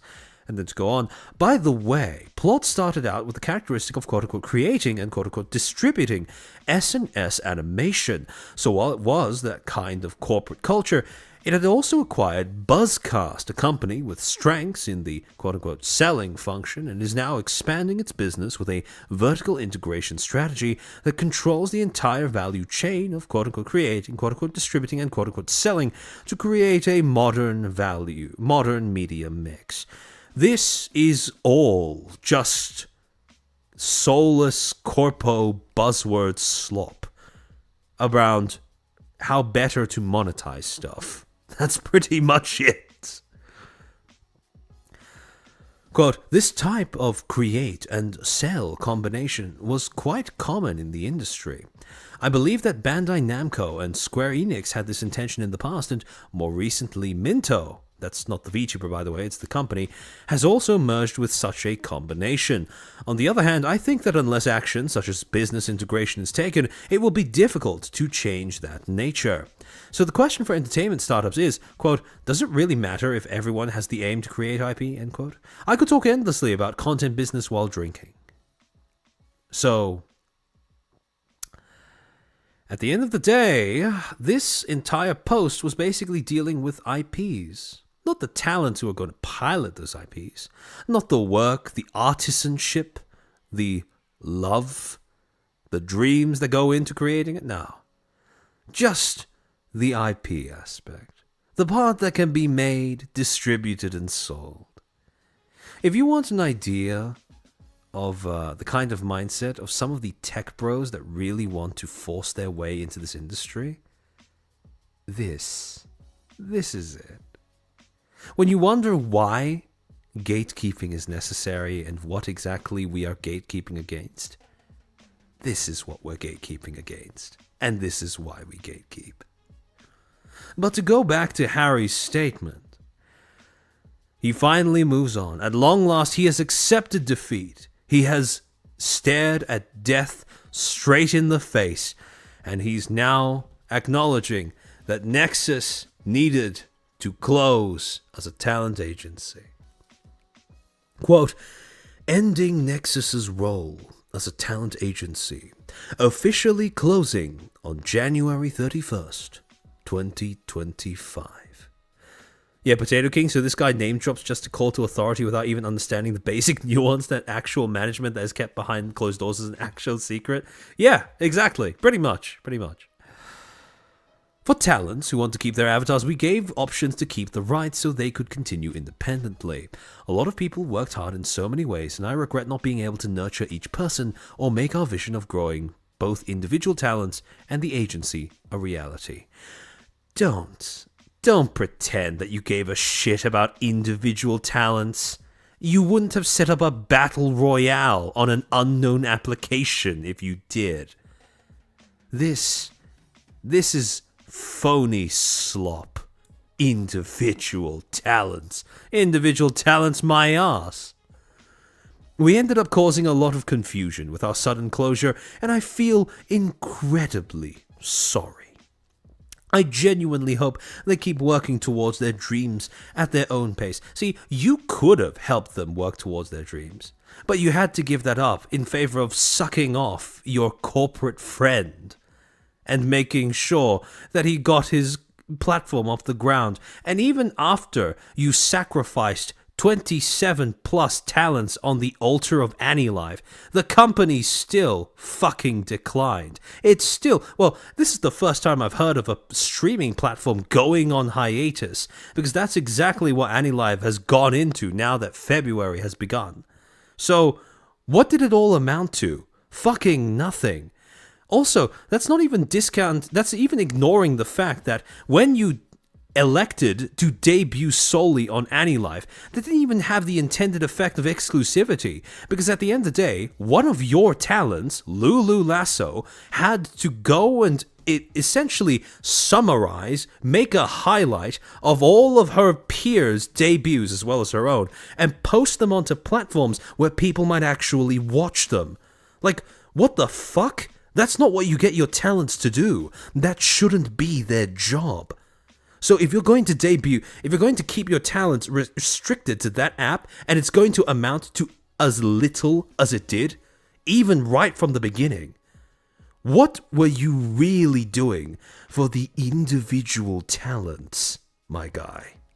What the actual fuck do you mean? Growing individual talents. Fuck off. This week I had to discuss the closure and contract terminations with the teammates who had supported me since the early days. Was simply one of the most humiliating and painful moments of my life. I fucking hope so. Now, granted, this is a little bit shorter than what he wrote in the original statement, where he rather more dramatically said, I simply wanted to die from the pathetic feeling of regret. Look, we've all been there, my guy. When it's late at night, we're lying in bed, we can't sleep, we've all had moments where in our minds we recall something cringe that we did years ago, perhaps even as children. Now, the difference between most of our memories and yours, though, is Our memories don't usually involve wasting wasting more than 4 dozen people's time and money on top of that, and potentially tens of thousands, if not hundreds of thousands of dollars as well. So we have that going for us. But in any case, this wouldn't be the end for Harry and Nexus, because, well, he would then go on to rant about the response to the closure announcement. In early December 2024, we announced the closure. Some people said, quote, "I knew it wouldn't last." But overall, many asked, why shut down, and expressed disappointment. I'm grateful we managed to gain supporters in such a short time. Thank you so much for believing in us. And he basically says the same thing in the JP version. However, the more interesting part is when he reveals right at the end of the statement that he has plans to come back. This man may not have balls, but he certainly has gall. Rebranding Nexus, the overseas VTuber industry continues to grow. During Nexus's operations, we built a valuable network with agencies and indie talents in North America and Southeast Asia. And Arya, Harry, how could the viewers not give us all their money after I spent so much money on hiring 27 talents? Yeah. Now, thing is with people like this, right? Bad actors like this, the way that they keep worming themselves back into different industries is through quote-unquote connections. Connections that, despite being extremely tenuous, they can continue to flex to people who are not in the know as a way of convincing them that they are still worth being trusted. And when he says, we built a valuable network with agencies and indie talents in North America and Southeast Asia, remember, when he says we, he doesn't mean the talents, because remember, the talents were prohibited from streaming on apps besides AniLive, which means that for a good deal of their careers under Nexus, they couldn't collab with other talents, which is one of the best ways of networking with other agencies and indie talents. Now, if we understand that he's not talking about the talents, he's only talking about himself, what are these connections that he's managed to find? How did he build this network? What are the other agencies and indie talents in North America and Southeast Asia that he is referring to? Now, with the indie talents, it's pretty obvious, right? All of the talents that he managed to bring on for a Nexus lecture. These are people like Filion, like Pankalopi, and anybody else who gave a lecture. However, when it comes to agencies, that is the more interesting part. Because if you want to know what kind of agency connections he's managed to build up in North America and Southeast Asia, look no further than the original Twitter post in which he posted his statement. More specifically, look at the replies to that post. Who is replying? Because if you do, you notice that there are 3 people who have replied. In particular, Maiko, who said, "Interesting read and learnings, Harry. Wishing the best for your future projects." To which Harry replies, "Yes, Maiko, let's catch up sometime," meaning that they're at least comfortable enough to meet up in real life. Ishiken, part of Reality, the streaming app. And this person. Does anyone remember where we've seen a profile picture that features this sort of edgy anime character with a beanie and a red face mask? Oh no, oh no is correct. Because let's look at who these 3 people are. Maiko, Operations, Project, and Talent Management at Vishojo, of all places. Ishiken, Head of Live Streaming and Head of Marketing at Reality.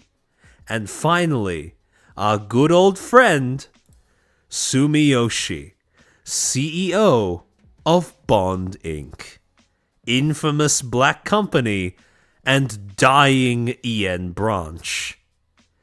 He's really assembled quite the smorgasbord of funny connections. So, in the future, when he talks about the connections that he has with different aspects of the industry, both in North America and in Asia, these are probably the ones that he's talking about, right? An EN agency, a JP agency, and a streaming app. It's all one big incestuous orgy with corporate VTubing, to be honest. The more I start looking into these agencies, the more I start to realize, holy shit, maybe it actually is just one big circular family tree. But to continue, I still believe in the potential of the global VTuber market, even if the approach of running an agency wasn't the right fit. While people in Japan might not know much, on Twitch, one of the top channels with the highest number of active subscribers is Iron Mouse from VShojo. Another example, Filian's videos, including clip compilations, get over 100 million views a month. The top talents are quickly moving into the cultural mainstream. What the fuck does that have to do with agency VTubing, my guy? Like, what? What was the point of name dropping those two creators? Hello? But in other news, he has indeed tried to rebrand Nexus. Remember what I said before about how he didn't want Nexus to go belly up and bankrupt? See, this is why, because now he can actually try to hopefully disguise the fact that the agency portion of it, the talent management in quotation marks, portion of it had to be shut down due to being non-viable. See, now he's rebranded Nexus to being Nexus Studios, connecting creators with opportunities. A global VTuber agency model. He's still using that fucking word. Building on the network and brand we have, I want to become the first company brands call when they want to do a cross-border project involving VTubers and anime-style influencers around the world. That's my vision for now. And basically the same thing over in the original statement. But essentially, what he envisions is a mythic-style agency. That's what he wants to turn Nexus into. Now, you may notice that the mythic-style agency works for two reasons. One, connections, and two, they actually understand the creators and the market in the EN sphere, something that Harry still seems to be quite alien to. However, the more interesting part is when he starts talking about the drawing board, right? Going back to the drawing board, his new business ideas. And, some of these are some real clownery. Back to the drawing board, while still exploring. That said, I'm not certain that doing this alone is our end goal. Growth in this sector is slower than expected, so just being a marketing/advertising agency might be tough. But you have to find something to survive as a business company. Although I know the startup mantra is always focus, I'd like to be experimenting across a range of opportunities to see where we can invest our resources next. Basically, this is the gentle corpo speak way of saying, I have no fucking clue what I'm doing, I don't want to sink money into something else that's going to go belly up, I would like to experiment for a little bit first. And experiment he did. Because he came up with two alternative ideas for ways that he could pursue business opportunities in the content creation space. What our company wants to do. Our company's goal remains the same, to support creators and generate new culture worldwide. That means helping creators bridge Japan and overseas markets and vice versa. Sometimes we'll help export Japanese creators' content or culture abroad. Other times we'll bring overseas creators' culture and content to Japan. Right now, two small lines of business are generating some revenue. One, creator support, and two, something that Harry refers to as, quote, Roblox business. Now, as to what Roblox business is, we'll get into that in a second. However, you may notice the original version is much longer. That's because in the original version, he has included an entire spiel about how he would like to promote Japanese culture through his agency. Now, that's understandable, seeing as if he's going to go for Japanese investors, he probably needs a little bit of nationalism injected into this part of the statement. I get that. It's understandable. However, to go on. Now, something interesting is that in the next section, he starts to give a little bit of details as to the creator support services, right? His new iteration of Nexus as a company. Creator support services. This includes supporting Japanese creators in expanding overseas and helping English-speaking creators enter Japan. It's still experimental, but we have team members with experience at My Anime List and Tokyo Otaku Mode, as well as an overseas influencer in-house. We're pooling our knowledge to build services only we can provide. And for the most part, this statement is the exact same as his original, with one key difference. The original has a link to the Nexus Creator Hub, the new iteration of what Nexus is. Why did he omit that from the revised EN translation of the statement? See, to me, and this is my personal speculation, I want to make that very clear.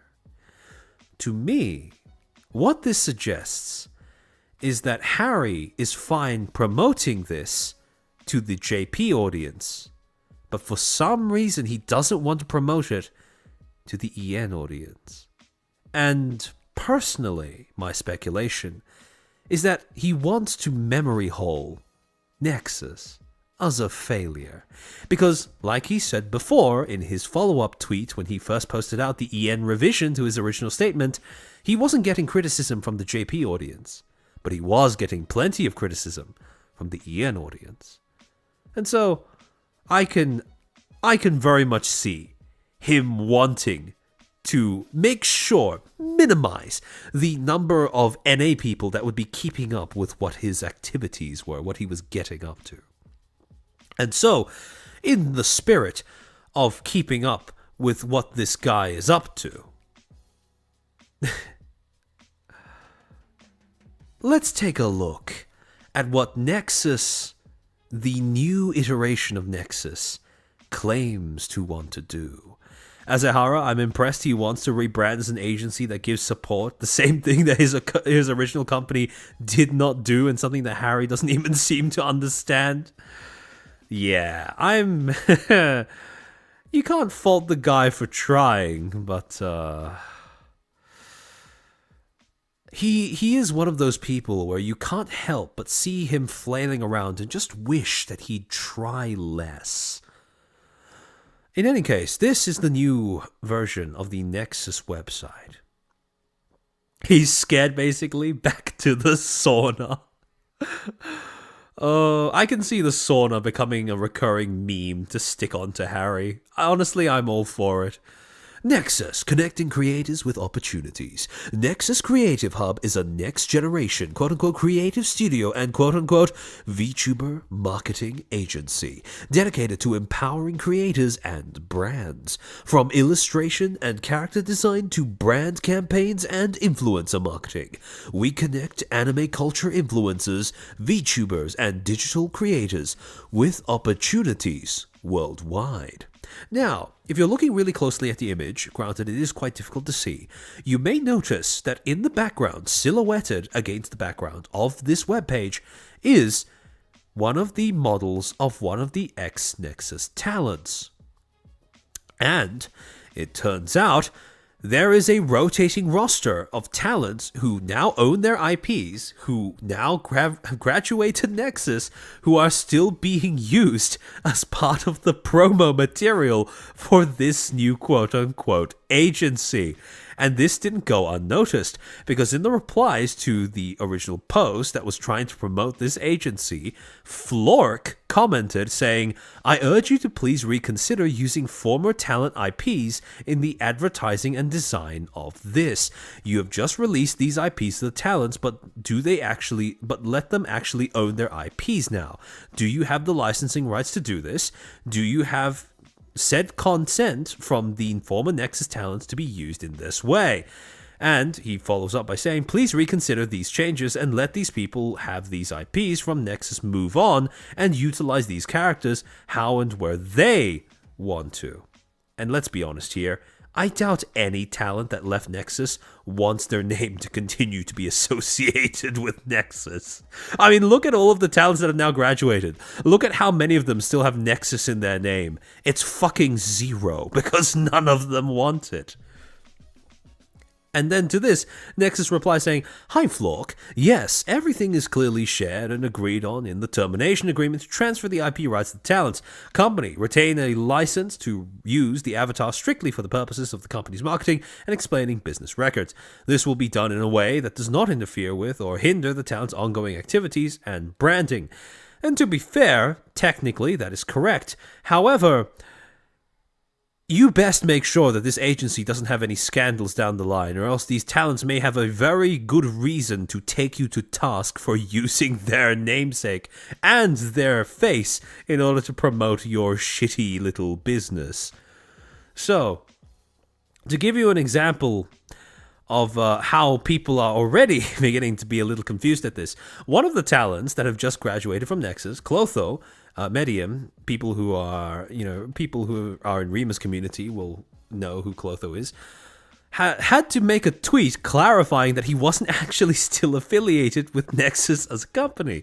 Quote, "As I have received a lot of questions about this already, since it seems like I'm featured on the front page of Nexus Studio, I feel like I need to make it clear.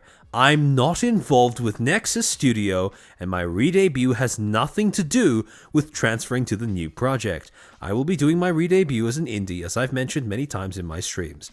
Thank you, everyone, and I hope to keep getting your support in my VTuber journey." So, yeah. Not a great look for the company when you start necroing your old talent's IPs instead of just letting them leave with it. To go on, one of the things that Nexus claims to offer is, quote, VTuber marketing agency. Quote, "Looking to amplify your brand through VTubers and digital creators, Nexus Creative Hub specializes in influencer marketing, talent casting, and brand collaborations within anime, gaming, and digital entertainment. Whether launching a campaign or building long-term engagement, we connect brands with the right creators to maximize impact and audience engagement. What we offer: influencer marketing and brand collaborations, talent casting and content creation, campaign strategy and performance analysis." Now, I don't know about you, but I don't think I'd trust Harry to analyze my performance as a creator, to be honest.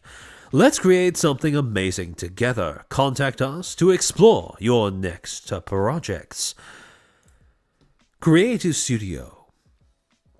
Our creative studio specializes in bringing your ideas to life through bespoke illustration, character design, background art, and other visual solutions. We've produced over 60 VTuber avatars. Holy shit!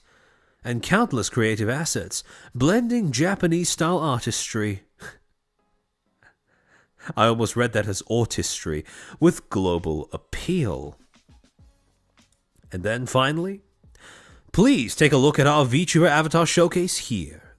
Basically why I'm assuming this is why they kept the license to keep using the old models as promotional fodder. With our extensive creator network, we can handle a wide range of creative needs from concept to final production. If you have a project in mind, feel free to reach out. We'd love to bring your vision to reality. That sounds like a fucking threat coming from Harry. Join our creator network. Are you a VTuber, YouTuber, or anime-focused content creator looking to collaborate with top brands in anime, gaming, and digital entertainment? Register with Nexus Creative Hub and gain access to the exclusive campaign opportunities tailored to your style and audience. We take care of everything from matching you with right projects to providing creative support and marketing resources, so you can focus on what you do best, creating and engaging with your audience. Sign up and unlock new opportunities. Now, to be fair, I think that this type of agency can work. It's just that the person at the head of it does not inspire me with confidence.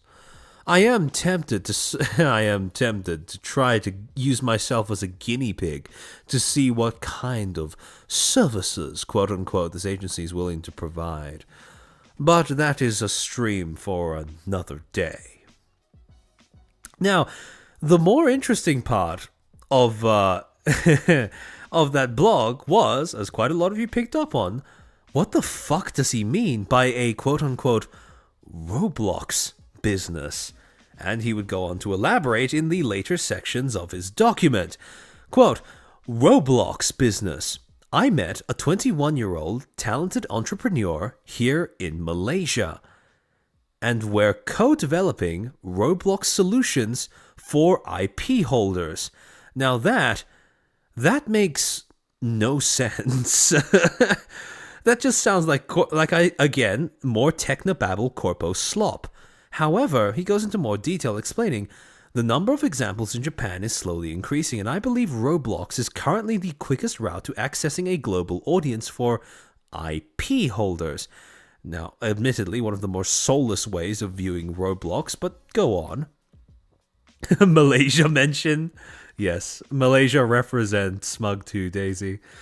Over 380 million monthly users. Gen Z/Alpha spend an average of 3 hours a day on it. So you already know he is gunning for those kids. It's already spawning new games and IPs. My partner company has been heavily involved in Roblox projects for Twice and Blackpink, successfully building fan communities there. Now major IPs like One Piece and Attack on Titan have also started venturing into Roblox, indicating this is quite different from the short-lived quote-unquote metaverse marketing trend from a few years ago. Leveraging that partner's operational knowledge and development resources and combining them with our ability to bring an audience from outside the platform, we're co-creating solutions for global brand IPs. If you have even a slight interest, I'd love to talk. Conclusion? Leveraging that conclusion, moving forward, etc., etc. Now, one thing that you realize is a difference between the newer version and the original version is that in the original version, at the end of that section, right, where he talks about the whole Roblox business, he actually includes a little graphic to explain the link between Nexus and that supposed Roblox business. Now, funnily enough, this too is something that he has completely omitted from the newer version, possibly so less people point and laugh. However, let's take a look at that graphic. A bridge between pop culture and the global market, spreading new culture created by creators to the global market. And on one side, he talks about the creator support project, the new iteration of Nexus, the one which I'm increasingly tempted to hit up as a bit of an experiment. Master N, BRB gonna warn my Roblox loving little sister to avoid this at all costs. I recommend it. If any of you have little siblings, especially if they use Roblox, tell them to avoid this like the fucking plague. But on the other side, he starts explaining the Roblox marketing business: anime, movies, games, manga, music, X, Roblox, supporting the creation of fan communities and revenue expansion for IPs and brands through world planning and design based on mid to long-term operation. Our support track record, Twice Square, a world filled with Twice songs and merchandise. Basically, what this business seems to revolve around is introducing IPs into Roblox by giving users a way to interact with said IPs in a world that has been designed to, well, essentially designed to be full of branding from said IP. And the thing is, right, the thing is,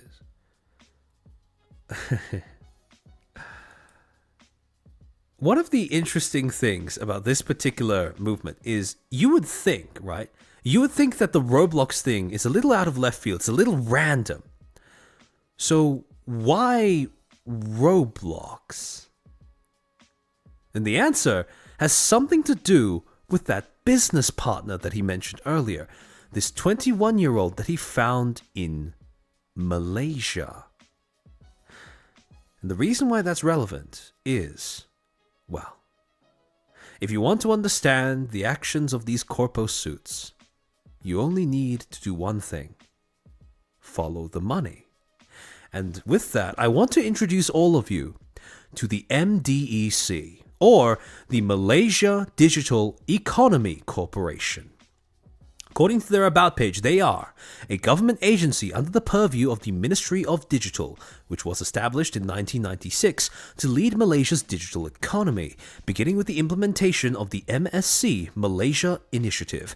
They have since catalyzed digital transformation and growth all over the nation by offering greater incentives and governance for growth and reinvestment.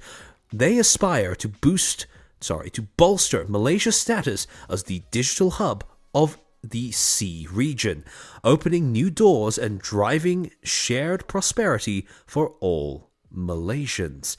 Discover how MDEC is empowering the nation by upskilling Malaysians to be digitally savvy, providing digitalization, support to businesses, supporting tech companies in expanding internationally, and driving investment in the digital economy.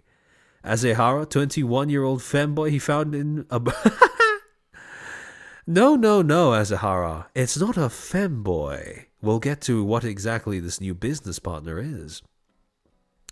Aim and purpose, our mission and vision. Our vision is for Malaysia to be the preferred hub for world-class digital businesses and talents. Our mission is to drive the digital economy through catalytic high-impact initiatives, strategic and sustainable investments, and inclusive policies. Roo Shady, thank you for the 20. Please don't tell me he has government funding now. I'm sorry, Roo. I'm sorry.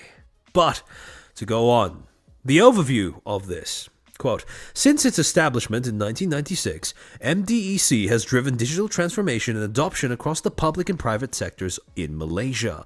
As the world moves rapidly, MDEC continues to focus on leading Malaysia's digital economy forward by accelerating, first, the formation of policies and coordination of all stakeholders to enable an innovative and vibrant digital economy ecosystem. Basically, they just create an environment where corporations can interact with one another and make more money. 2. The creation of local entrepreneurs and global champions to increase contributions to the digital economy. To increase contributions from the digital economy to GDP. Basically, they want to make the number go up. And to do that, they want to invite more entrepreneurs to, pursue business ventures. And finally, driving digital investment to maximize the digital economy's contribution to the country. Basically, make the digital economy larger so that Malaysia makes more money as a country. The fast-evolving landscape of today's digital economy warrants a new strategy to remain relevant and ready to boost the economic recovery of Malaysia. And finally, they say, what is Malaysia Digital, MD? The government has introduced Malaysia Digital as the new national strategic initiative to encourage and attract companies, talents, and investment while enabling Malaysian businesses and rakyat to play a leading part in the global digital resolution and digital economy.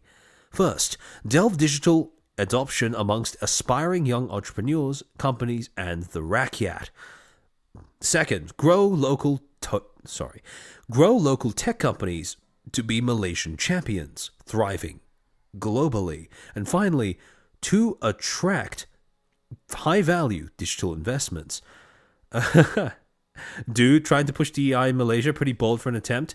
This government agency, by the way, already has an economic, social, and governance page, by the way. They have an ESG section on the website, so yeah, it's in Malaysia now. This initiative also serves to create substantial digital economic spillover through equitable access to digital tools, knowledge, and income opportunities nationwide. Oh shit, Clotho, welcome to the stream. Gonna have to catch the VOD for this one, gotta get some sleep.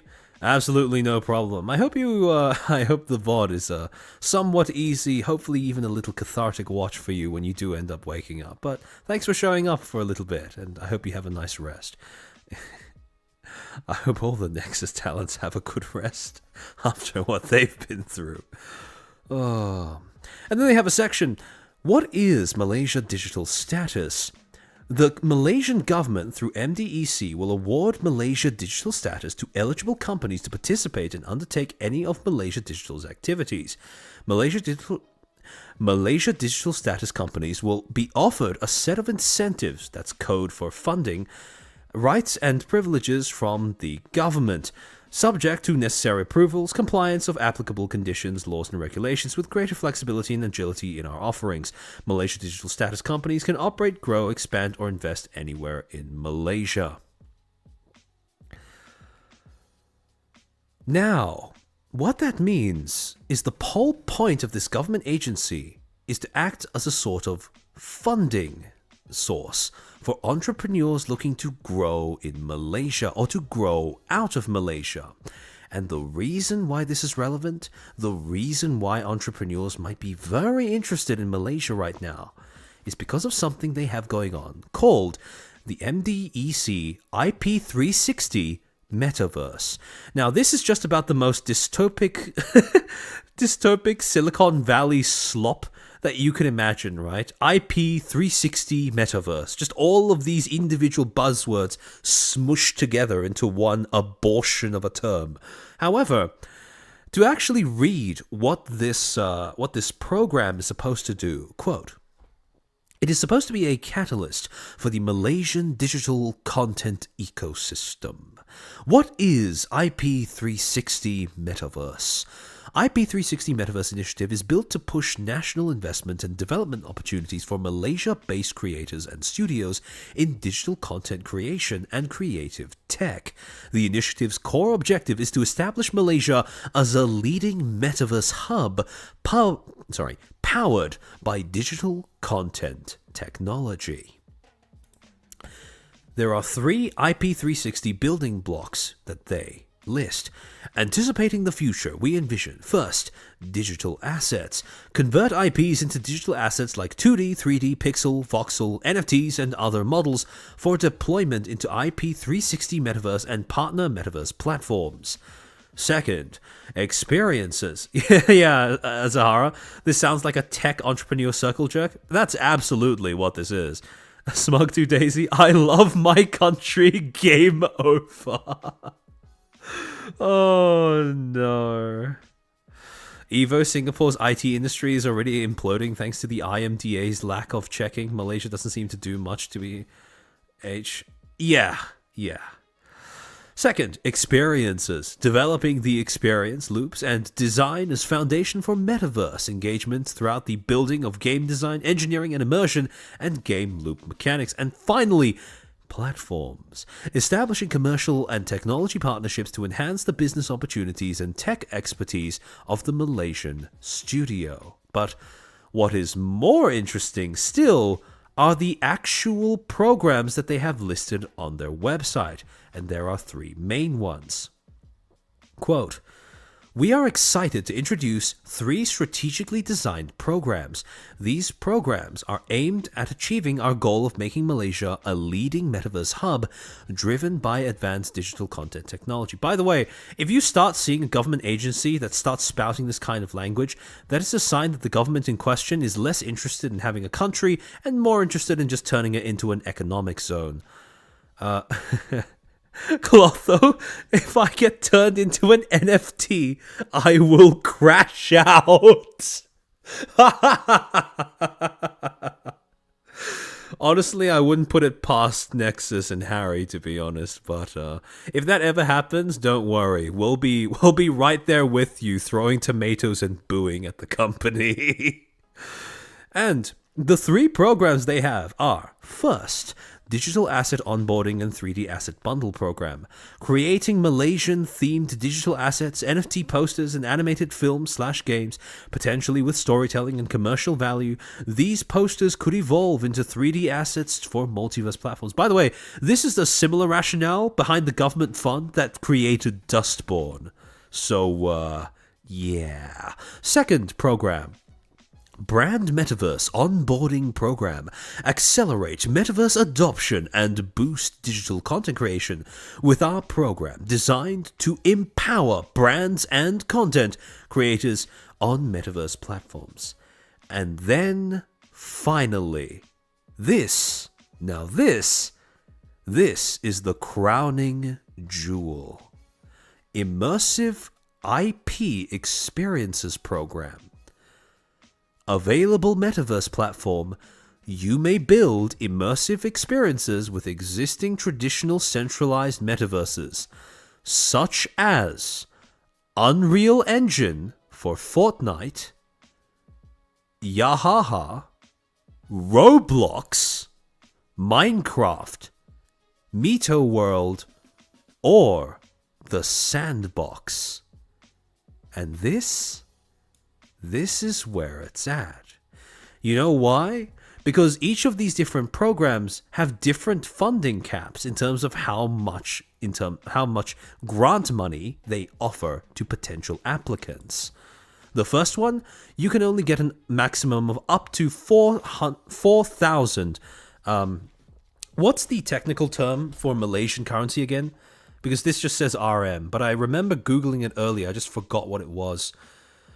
I think it was, I forget. It was Ribbit? What was it? Something along those lines. I'm not reading that one out as a horror. Ringgit, there we go, yeah. Ringgits. Malaysian ringgits. You can get 4,000 Malaysian ringgits, which amounts to around 900 USD. With the second program, you can get up to 100,000 ringgits, which adds up to around, around 20,000 USD, or somewhere just below that. And finally, the biggest one, the one that mentions Roblox, this is the one where you can get all the way up to 200,000 ringgits, which amounts to around 40,000 USD. Now, to most people living in the US, 40,000 USD as a government grant sounds like quite a lot, but it's even more if you're looking at it from the perspective of someone who's operating out of a sea country, just like Harry has been for the past few years. So, when we look at when we look at this program in greater detail. Introduction, quote, the program's aim is to enable the development of immersive experiences in metaverse platforms for established Malaysian IP. Our objectives, shaping the future in the metaverse, collaborative approach to digital success. First, empowerment in digital content creation. Empower digital content creators to showcase expertise, develop skills, and expand their reach within the metaverse ecosystem. Second, financial assistance for businesses in metaverses. Provide financial assistance to drive creation of intellectual property related content within the metaverse with brand and digital content creators. And finally, encouraging new technology adoption. Promote digital transformation in the business world by encouraging the adoption of new and emerging technologies in the virtual space. And the incentives, again, scope of the incentive up to 200,000 ringgits. for a project duration of only 6 months. Artemis, thank you for the 2. Malaysian monopoly money. True. Further details. Required output. First, a minimum of 10 minutes of immersive content, at least 10 minutes plus of gameplay, a complete game loop with clear objectives, interactable elements that feature characters and settings based on partner IPs. Second, available metaverse platform. You may build immersive experiences with existing traditional centralized metaverses such as Unreal Engine for Fortnite, Yahaha, Roblox, Minecraft, Meta World, or the Sandbox. Stipulation. The incentive amount is subject to evaluation and assessment of the project proposal for the applicant and is to be determined by the evaluation panel. The allocation of the incentive amount shall be for 1. IP licensing, and 2. Development cost. Both are directly related to the program. Second stipulation. Project duration shall be up to 4 or 6 months and commence from the date of signing of the agreement between the recipient and the MDEC. Eligibility criteria. Now, this is where things get this is where things start to get a little suspiciously in alignment with what has recently been described in Harry's post. Eligibility criteria. Any businesses or companies registered in Malaysia and at least 50% owned by Malaysian citizens, including permanent resident, either as an IP owner or digital content creators. Now, remember, Harry said that he had now found a business partner that was a 21-year-old Malaysian. Second, not the subject of liquidation, winding up, or bankruptcy order. Now, again, this explains why Harry was so keen on avoiding bankruptcy in Nexus, because if even one of the business owners was subject to a bankruptcy order, they would not be able to access this grant money. Third, not subject to dissolution of businesses, enterprises, sole proprietorship, partnership, and or ceasing to doing business as going concern. Fourth, not subject to any blacklisting from MDEC or any authority/statutory bodies. Fifth, not an ongoing of any grant recipient from MDEC, National Film Development Corporation Malaysia, or My Creative Venture in the SDN BHD. And finally, criteria for the IP. Animation content, official screening in local/international cinema, or official release on local international broadcast network, or cumulative social media subscribers of somewhere above 1,000 subscribers / over 1 million views, or have won awards at local/international festivals and is covered by local/international media. Second, comic content. Self-published/self-publishing deal with a local/international online publishing platform, webtoons, tapas, etc. with more than 10,000 subscribers or more than 1 million views, or self-published/publishing deal with a local/international publisher with more than 10,000 copies sold, or cumulative social media subscribers of more than 1,000 subscribers, or won awards at a local/international festival and covered by local/international media. And then here we get to the character IP content. First criteria, commercialized IP with evidence of marketable value/cultural value. And cumulative social media subscribers of more than 1,000 subscribers/followers, or has won awards at local/international festivals and is covered by local/international media. Now, all of this adds up to a very, very possible reason as to why Harry may have become suddenly very interested in a Malaysian business partner. However, at this point, this is all just circumstantial. That is, until you go back and do the thing that Harry complained about drama tubers doing. Because the thing is about tech bros is they can't shut the fuck up about what they've been up to. And if you go to Harry's social media on November 20th, 2024, you will see that he had made this post. Twice Blackpink, Google, Visa. For the next 3 days, I'll be helping out at the Malaysian Roblox company at the Content Tokyo Metaverse exhibition at Makuhari Messi. We have a track record of collaborating with brands such as Twice, Blackpink, Google, and Visa, so please come and see us. Rushady, thank you for the 20. How despaired was he to kill Nexus for 900 USD? No. He might have been killing it for 40,000 USD, or at least half of that if he plays his cards right. And if you go to his LinkedIn, you will see that he recently reposted this post that was made by one Umu Asia, co-founder of a company called Object, or as I like to call it, Objek. Quote, just wrapped up an incredible 3-day event at Makuhari Messe, being part of XR and Metaverse Fair Tokyo, hosted by Malaysia Digital Economy Corporation, MDEC, was all about showcasing how Roblox is revolutionizing marketing. Literally, the energy was unmatched, and seeing how people light up at the possibilities of the metaverse was beyond inspiring. Big cheers to Unbound Game Studio, Beyond, and Virtual Tech Frontier, Web TV Asia, Silver Sea Media Group for vibing with us and pushing boundaries together. A special shout out to our amazing regional partner in Japan, Harry So, for helping us dive into the Japanese market. Your support means the world. Roblox isn't just a platform, it's the future of how brands connect, play, and grow. Here's what's next. And there it is. There it is. And attached were a few photos of the event, and would you look at it, there's our boy, looking straight into the camera. I think he looks like he's mewing in that. He looks like he's mewing in that photo.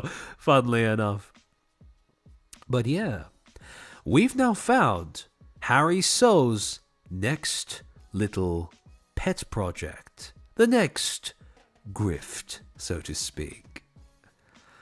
Now, this is Umu Asia's profile, and this is Objek. Objek is a game development studio that specializes in building the metaverse on the Roblox platform. Objek, we bring brands to millions of players within our network through bespoke experiences that is otherwise impossible to reach, building the future of tomorrow, one experience at a time. Now, the thing is, this is a business that actually seems to be quite interesting, albeit a little corpo and very soulless. Jack John, thank you for the 20,000. Ah yes, from review to expose, the chairman way. At this point, it is becoming a little bit of a trend now, isn't it? Now, this is Objek's profile on the Content Tokyo exhibition website. Why visit our stand? Discover how Objek creates captivating, immersive experiences for leading global brands on Roblox.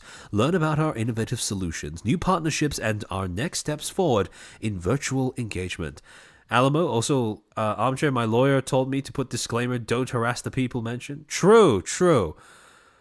As always, do not attempt to harass or in any ways contact any of the people I've mentioned over the course of this stream. If I catch you doing that, you'll be banned from this channel. I don't think I need to say it, but I will, just to be sure, because again, there are some real clowns that we have talked about. Well, one big clown in particular that we've talked about over the course of this stream. And clowns are better laughed at from afar.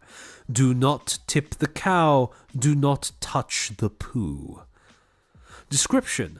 Objek is a creative technology agency specializing in building immersive virtual worlds and gamified experiences on Roblox. Since our inception, we've partnered with top brands across entertainment, fashion, and tech to engage audiences through custom virtual environments. Our mission is to help brands connect with their audiences in meaningful ways, leveraging the power of immersive platforms with a strong focus on creativity, safety, and engagement. We are shaping the future of virtual experiences.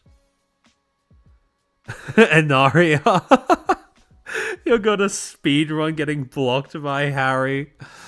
Don't get too ambitious, Anaria. Wouldn't want to lose you.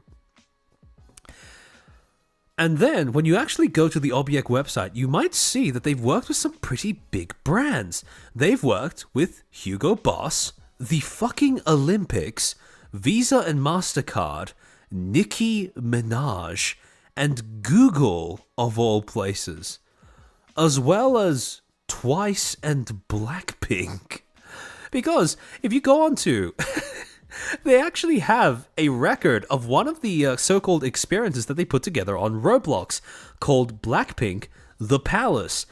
In a world where fans and artists can connect like never before, Blackpink The Palace on Roblox redefines what it means to engage with your favorite idols. In an exciting collaboration with VG Entertainment and Carta, Blackpink The Palace launched on Roblox, creating a vibrant digital space for fans. Within weeks, it attracted over 1.8 million visits and a remarkable 95% user rating. So basically what they did is they created this space in Roblox, right? This Roblox world that was entirely Blackpink themed, and they were paid to do this. And apparently this actually seemed to be a pretty big success, which is why earlier on I said that even though Harry is an awful business partner by all accounts, this is a business that might actually have legs, although it is a pretty dystopian approach towards using this, this game platform, which is supposed to be where, kids, adults, all gamers of all sizes and ages, but mostly kids, end up hanging out together to just have fun and chill and go into fun worlds. The fact that companies are now eyeing this up as a sort of marketing tool, especially a marketing tool that has very easy access to children, is something that I personally find to be quite uncomfortable. And they sell it on things like socializing opportunities and event spaces, etc., etc., etc. They sell it on how immersive it is, how gripping it is to go into this, and how good it is for the brands to have their identities expressed in this way. But at the end of the day, this is just more soulless IP slop. Because if you're a big Blackpink fan and you go into a entirely Blackpink themed world in Roblox, is it possible that's cool? Yeah, sure, maybe. But is it predatory? Because the company's sponsoring someone to make this shit? Well, yeah. It is pretty predatory.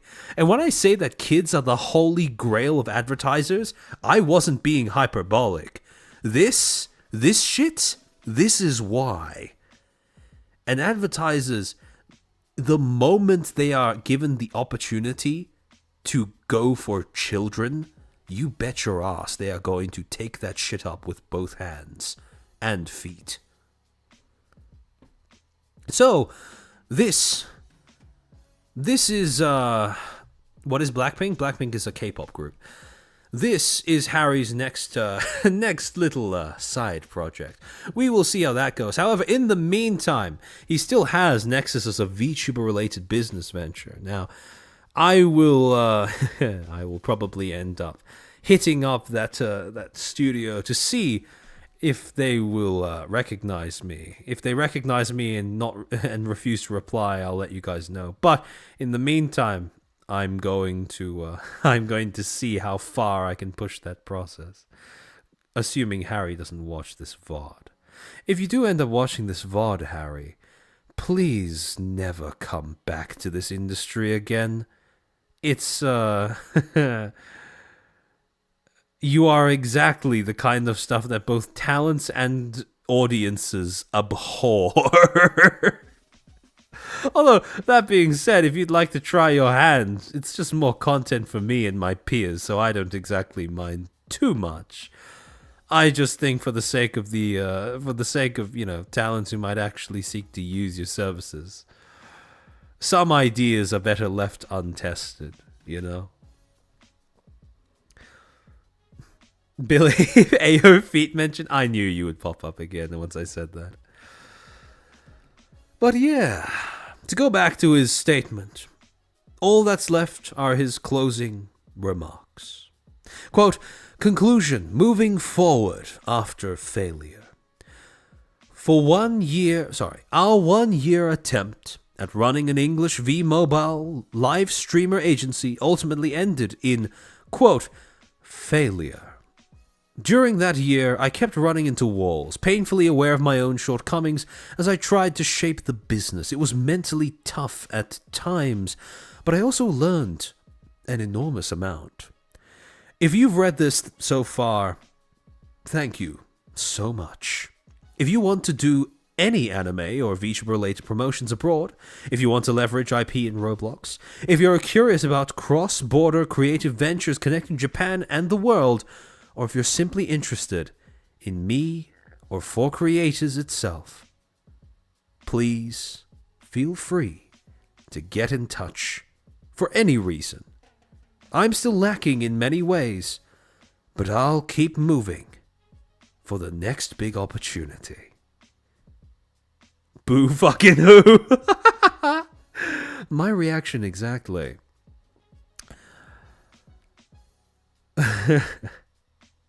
Thank you to everyone who read up to this point. And thank you to everyone who supported or was involved with us. Thank you from the bottom of my heart.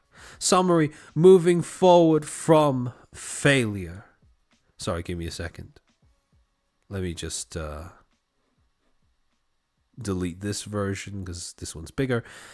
Now, the more interesting part is what comes next.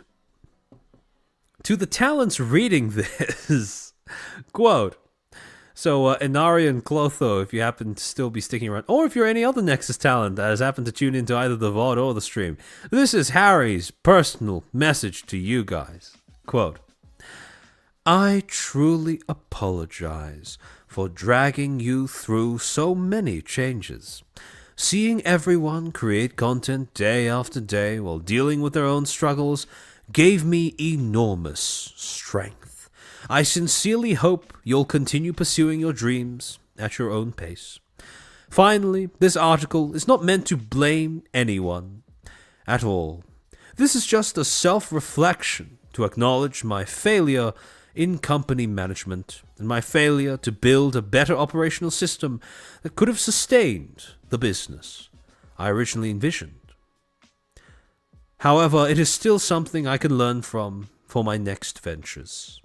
Thank you again, and I look forward to staying in touch in the future. ABG always be grifting. That's a good one.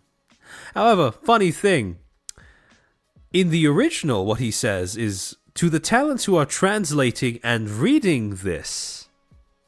Now, can anyone tell me why this sentence in particular is quite significant?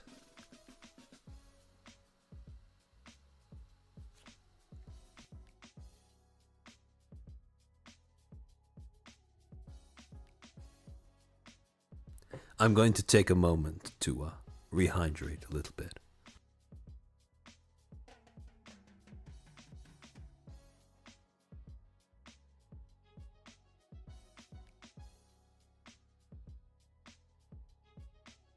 It's missing the ukulele or interpretive dance?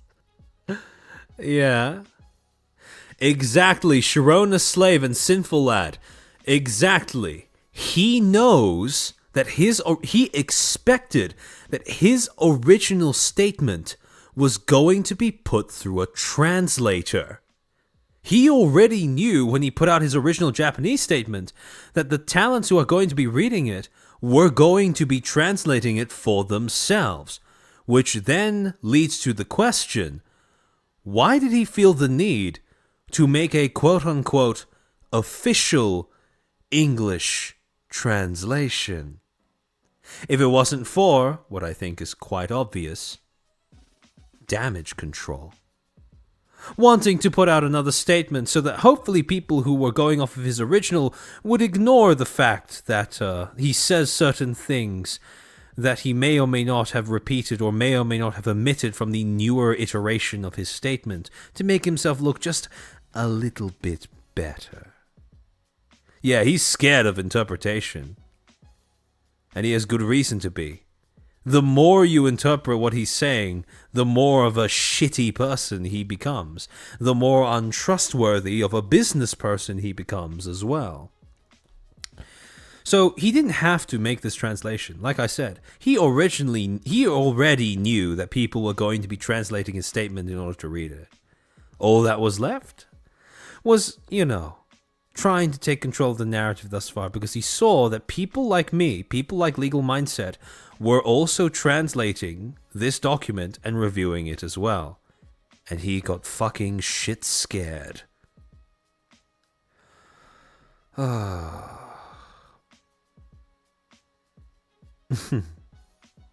Oh yeah, one last thing. The other difference? He ends the original by saying to the talents, I look forward to your support. He really didn't hold his breath with that one. Fucking hell. It's amazing how Harry can simultaneously seem to exhibit the traits of paper thin skin and such a thick skull at the same time. I've genuinely never seen such a mix of being completely tone deaf and so overly sensitive to what other people are saying. And so with this pathetic little send-off to his ex-talents, we come to the end of the saga, or at least this particular episode of the saga of Nexus and the disaster that is Harry So. And so, while I don't think we've learned very much, hopefully this puts to rest the idea that this is nothing but a cynical fuck who wandered into this side of the VTubing industry with nothing but dollar signs in his eyes, while thinking not of talents but of numbers and IP, who deserves to be gatekept from this industry, with every channel, every bone, every vocality, every vocalization that people like you and me could pull off. Because holy shit, does this man deserve all the tomatoes in the world upon his return. And he will come crawling back. Because, well, people like him tend to not know when to quit. And when he does, hopefully you will all be there with me as we engage in another episode of pointing and laughing at yet another bright idea that he has had. But yeah. Oh, one last thing. Like I said before, if you are a talent who's looking for services you come across watching this VOD and you are thinking of maybe applying to his service, maybe testing out to see if his service is any better, be careful of how he pitches that service to you. Because remember what I said, people like this tend to be able to, or they tend to try to hang on to their little niche in this space by effectively blowing out of proportion the connections they actually have to other actors in this space, larger actors in this space.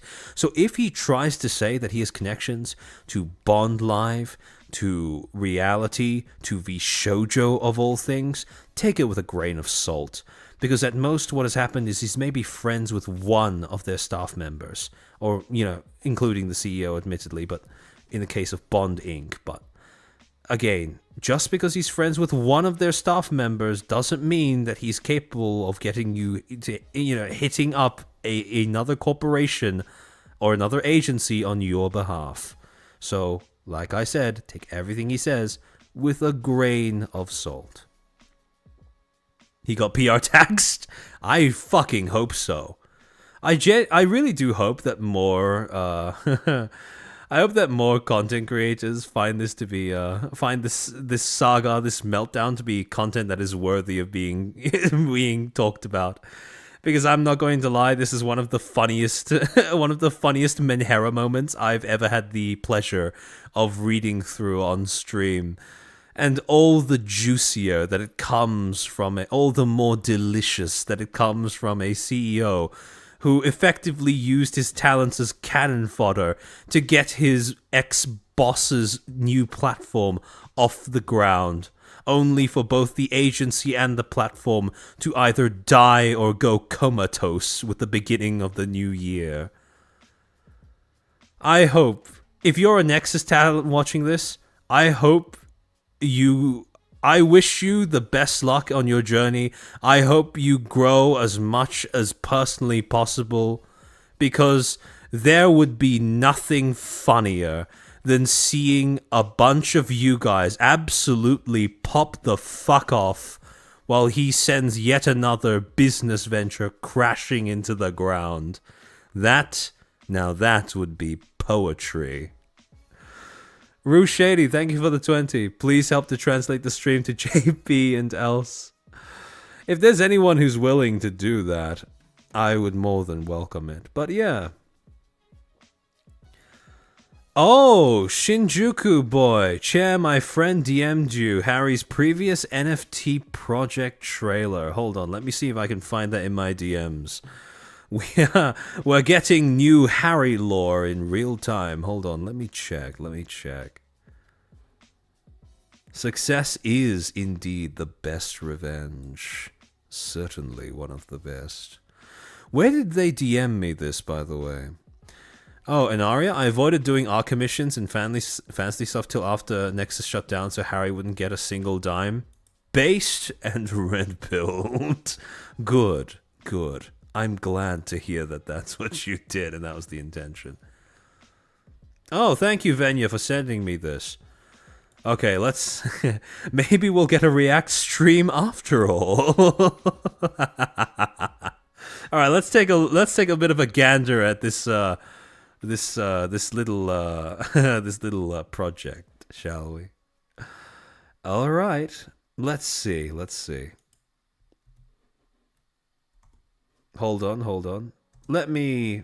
皆さんこんにちは。 Oh, he's speaking in Japanese here. Okay. This just in: Harry So's old NFT project from 2 years ago. 156 views? Holy shit! This man really understands content creation. Alright. Let me switch over to the React screen real quick. Hold on. Hold on. Let me make sure the correct window has been selected. There we go. Ah. Mina-san. This reminds me of the whole crony coin thing from about like 1 or 2 weeks ago. Man, that was such fucking Kino content. I miss crony coin. Alright, let's get this started. Captions on. Auto-generated subtitles. Harry Lore Drop. This review just became a deep dive. Mina-san. Alright. 皆さんこんにちは。 Oh, for fuck's sake, hold on. I forgot to translate it over to English. Subtitles auto-translate to Azerbaijan. Chinese simplified. Tempting. Real tempting. Alright, English. Crony to the moon. Amen. You know, I've been thinking of doing a stream in the future, next month. I'd love to do a stream dissecting how you could turn a company yab into a PR win for your entire company. The two examples that come to mind immediately is Everyone is Tenma at FaZe Connect and Crony Coin from HoloLive. Those are the two big examples that stick out to mind. I'm trying to think of a third, but once I get a third, I'll probably lock that in as a topic of discussion. Because I think that's just, you know, it's something that's worth analyzing, because I find far too many companies have missed opportunities that are just like, you know, little yabs that you could probably, you know, bounce back from. But also, it's just such a... It's an opportunity for something, you know, more fun, more lighthearted type of content, you know? He will strike this so hard, I fucking dare him. This is a fucking tech demo, and we're reviewing it, so it's fair use. Not that someone from Japan would understand that concept, but since I live in Australia and YouTube is American, good fucking luck getting that to stick. 普段例えばちょっとふざけたりボケを言って周りの友達が笑ってくれたら嬉しいですよね。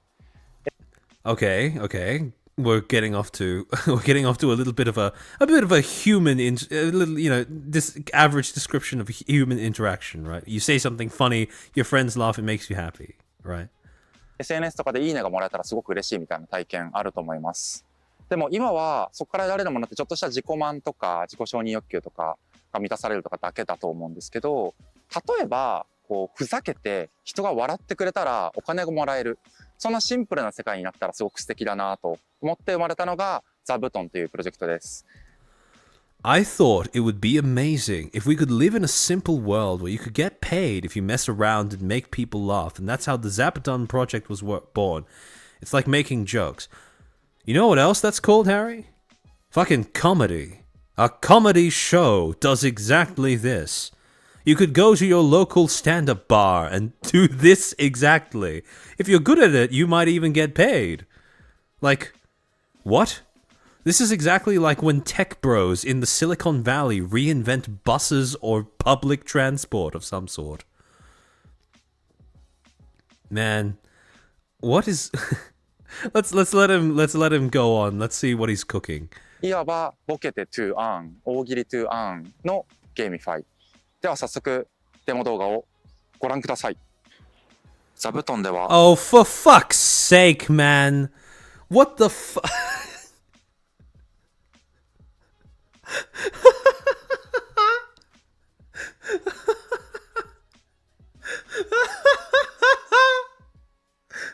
I regret it. I take it back. Get him out of the fucking kitchen. Do not let him cook. Do not let him near the fucking pots and pans. What the fuck is this? Maybe this was the joke. Maybe this is really, really meta commentary on how all of NFTs are just one big comedic act. Fucking hell. 3つの楽しみ方があります。お題を投稿する、ボケを回答する、審査するです。What the fuck? Okay, hold on. What did you just say? お題を投稿する、 Post a topic, ボケを回答する、 unzip the joke. Okay. Okay, buddy. Alright, sure. 審査するです。And judge. Excellent. I don't think I've ever heard that phrase before. Unzip the joke. Don't you hate it when your joke is just too large of a file size and you need to unzip it before you can enjoy it? This is such a fucking first world problem, by the way, right? Like, can you can you imagine not being able to enjoy a joke because you have to fucking unzip it first? Like, what? People in third world countries have a better approach to comedy than whatever the fuck this is. Like, come on. I dare say that people who are living in active war zones have a better approach to comedy than whatever the fuck this is. 一つずつ見ていきましょう。おっと、こちらに我らがエンジニア兼お題職人のルカがいます。 Over here is our 決められ engineer た and フォーマットか cashier ら誰で Luca. もお題を投稿することができます。 This is the most autistic breakdown of the whole process of telling a joke that I have ever had the displeasure of needing to hear. Billy Oki, thank you for the 2. Sigh, unzips joke.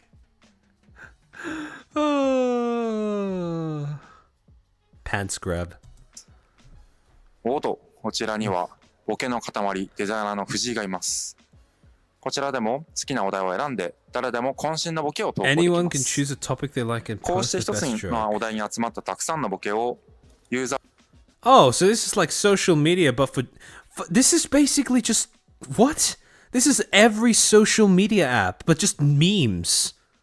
What did he mean by this?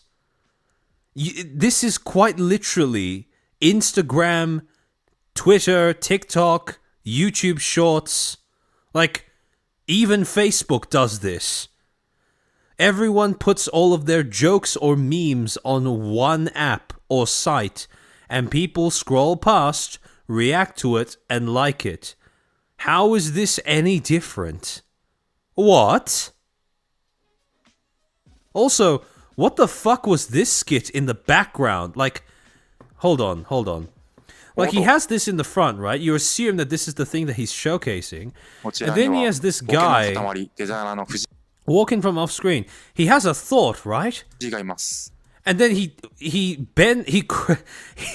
takes a shit on the sidewalk while he starts uploading his joke onto this website. And this is supposed to be like supposed to be the peak of physical comedy, right? 好きなお題を選んで誰でも渾身のボケを And he just goes back to robot mode and goes about his day. Like, come on, man. Why not show us a joke on this? Like, show us something funny. Like, what is this? P2P? Peer to poo? Like, what? How old are we? 10? What is this peep? Like, surely there are better pee poo poo jokes you can make than whatever the fuck this is. P2P? Hello? This is something primary schoolers would find funny. Come on, man. Okay, I'm not gonna lie. The long cat this is kind of cute. This is kind of cute. What is this? Like a fucking like a Five Nights at Freddy's sister location, like a little pixel animation victim. Like, what is this? Like, how is this supposed to be a joke? What is the joke? Of course, they have fucking Doge in the bottom here. Like, come on, man. たくさんのボケを Oh shit, that's right. This is another NFT. Oh, I got so caught up on the bad humor that I realized that this guy's trying to turn jokes into NFTs. Oh, fuck's sake. ユーザー全員で評価していきます。面白ければええやん、しょうもなければちゃうで評価し、その中で一番面白いボケを決めていきます。 Damn, bro. He murdered a guy. ちゃうで評 Hold on. POV, you just asked Harry to pay you more money or to give you managerial support. 面白ければええやん、しょうもなければちゃうで評価し、その中で POV, you're watching Harry react to people calling out debuting 27 talents in 3 days. 一番面白いボケを決めていきます。大喜 He 利 should have just shown himself getting into a sauna, honestly. に勝った人はもちろん、お題を作った人、ボケをした人。 Wait, how is that even NFT? So you take a meme, you turn that into something that you put onto the blockchain, people start trading it around like an NFT, and the humor is dead. Like, the end result of this is that you kill the humor. And Ario, our CEO, was a paid actor confirmed. He might as well have been, honestly.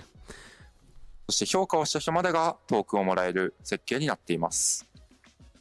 渾身のボケが Whoa, what did he した just 人まで do? がトークンをもらえる設計になっています。 Oh, okay. First, I thought he flipped off his phone for a second there. It's NFT 9 gag. Yeah, that's a pretty accurate description of this, honestly. That's not how jokes work. What use is a joke if you can't invest literal cryptocurrency in it, Itsumonite? Have you ever thought of that? This is the way of the future, my guy.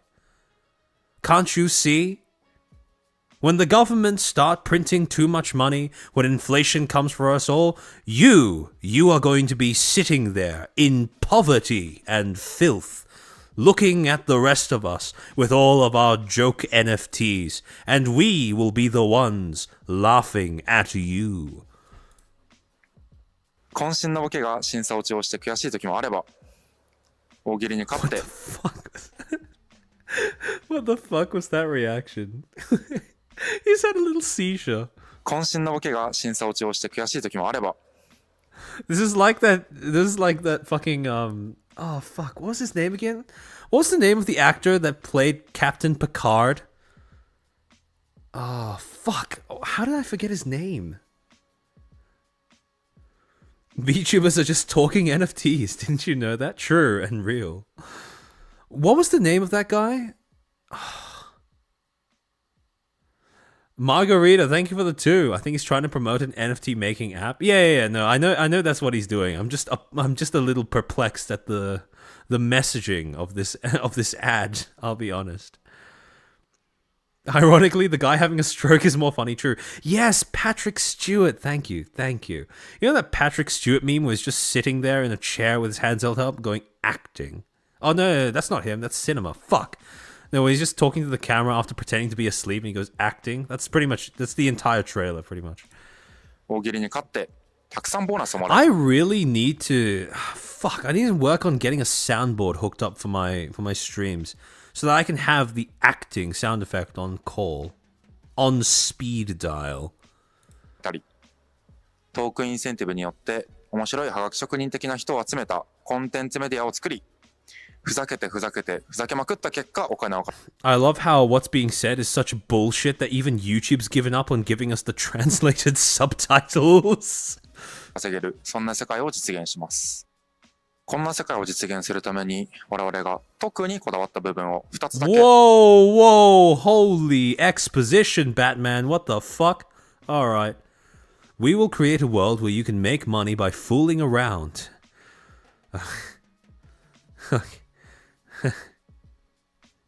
We have a word for that. It's called a red light district, my dude.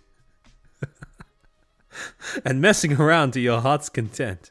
And we will create a world where you can make money by fooling... Okay, so it's just this... This section is so cooked that it absolutely... It short-circuited the YouTube auto-translate AI because it's just repeating the same thing over and over. The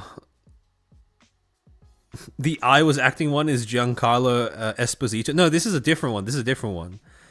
There was one by Patrick Stewart where he was, snoozing in a chair and then, the crowd wakes up and then he says acting and then the crowd starts applauding. But yeah.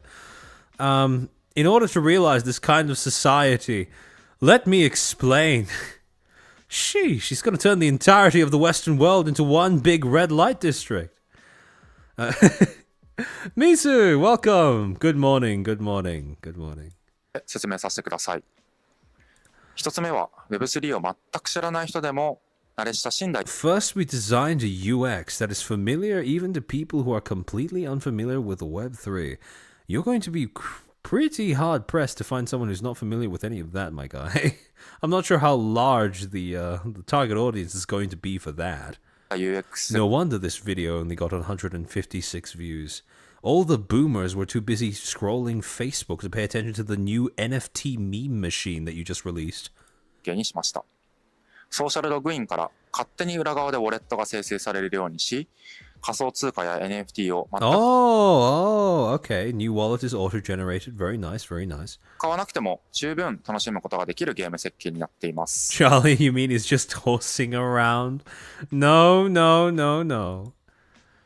逆にユーザーレベルに紐づいた NFT は本気で稼ぎたい人向けに設計をしており、それを買わなかったとしてもボケて評価してお題を作って稼ぐことができる、そんな設計になっています。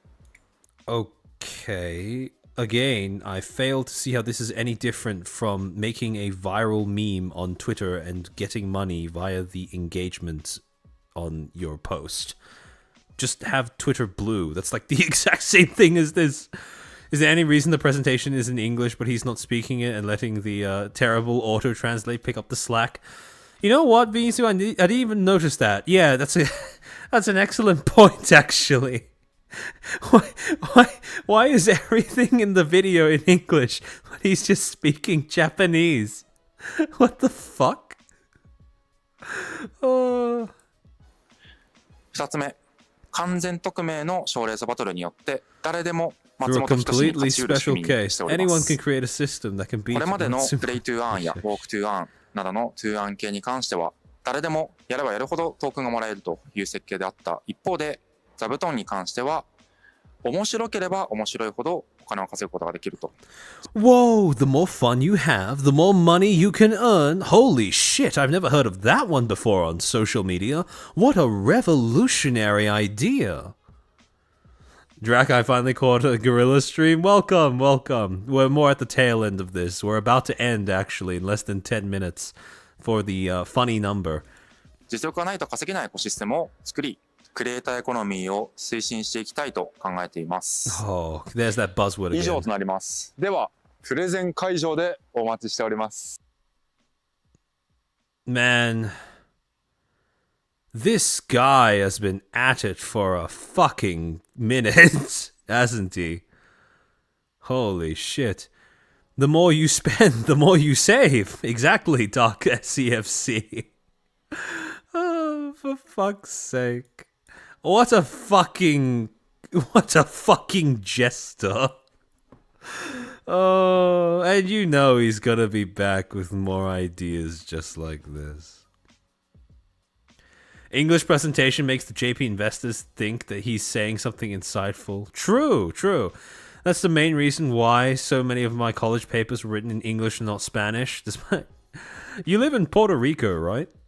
So that is certainly a decision of all time. Look, I know I missed most of the presentation, but I can tell you for a fact that people will buy it. That's true. That's true.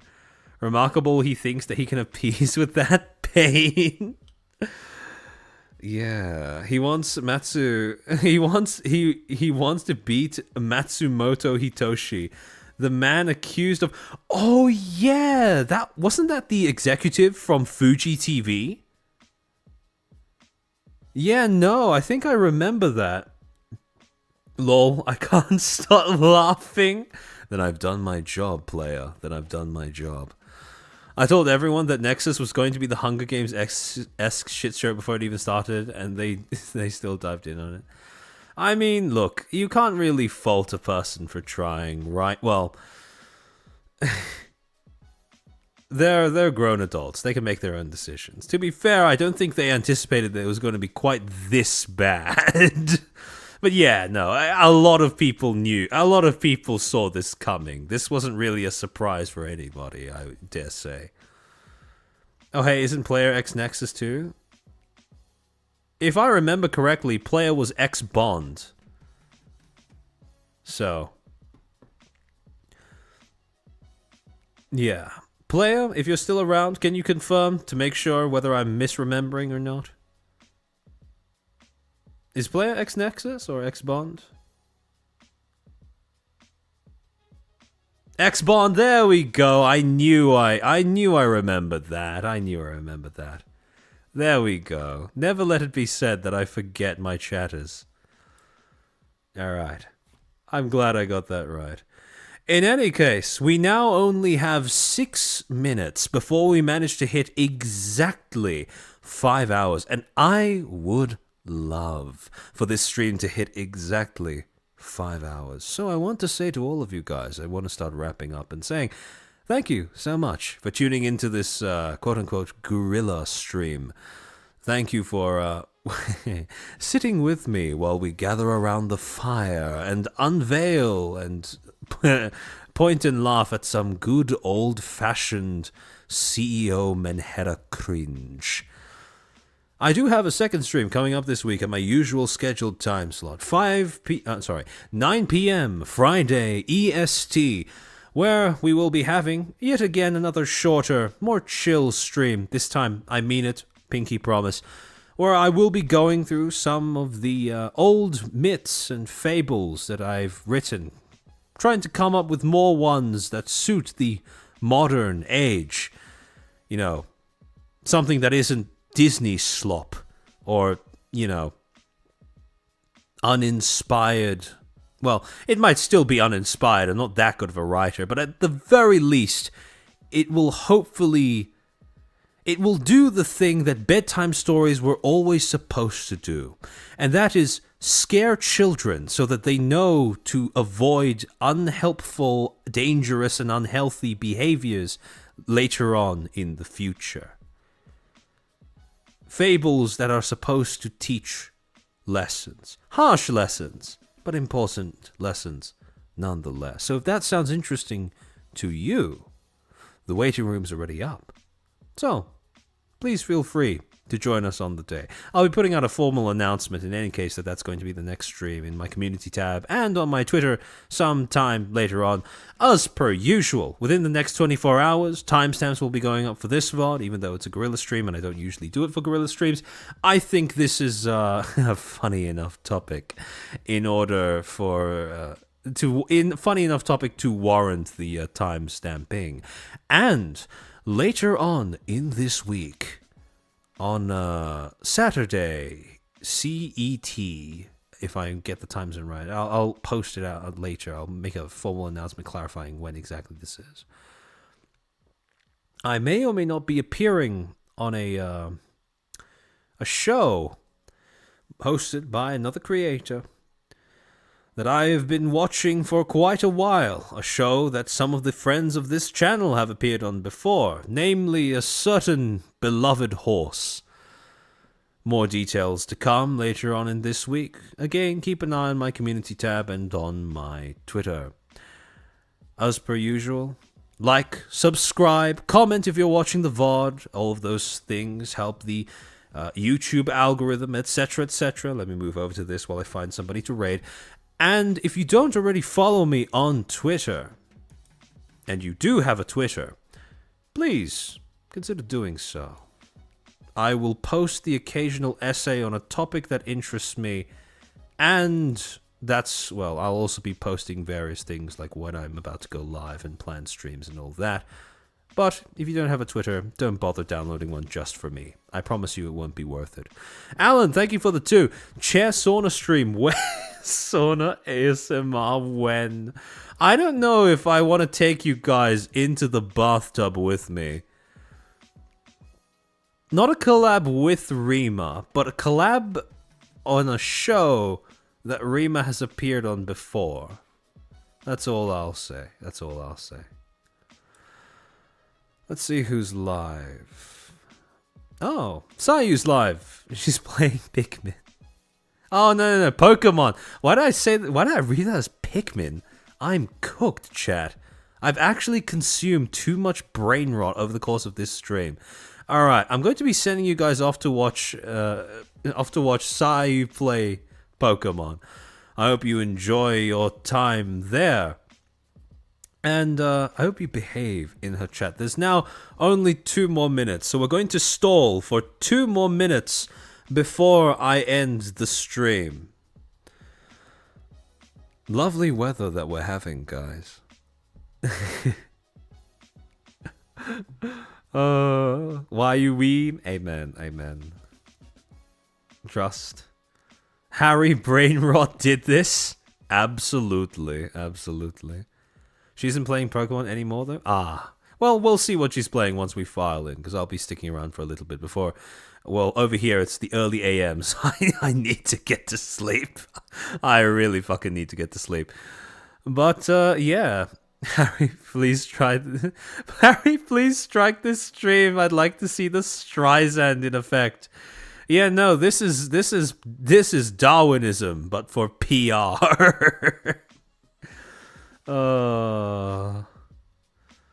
Hold on, there's only about 30 more seconds before we hit exactly 5 hours. Let me see if I can nail this.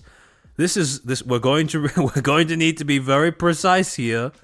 Let me see if I can do it. All right. Just 10 seconds left. Just 10 seconds left. Hold on.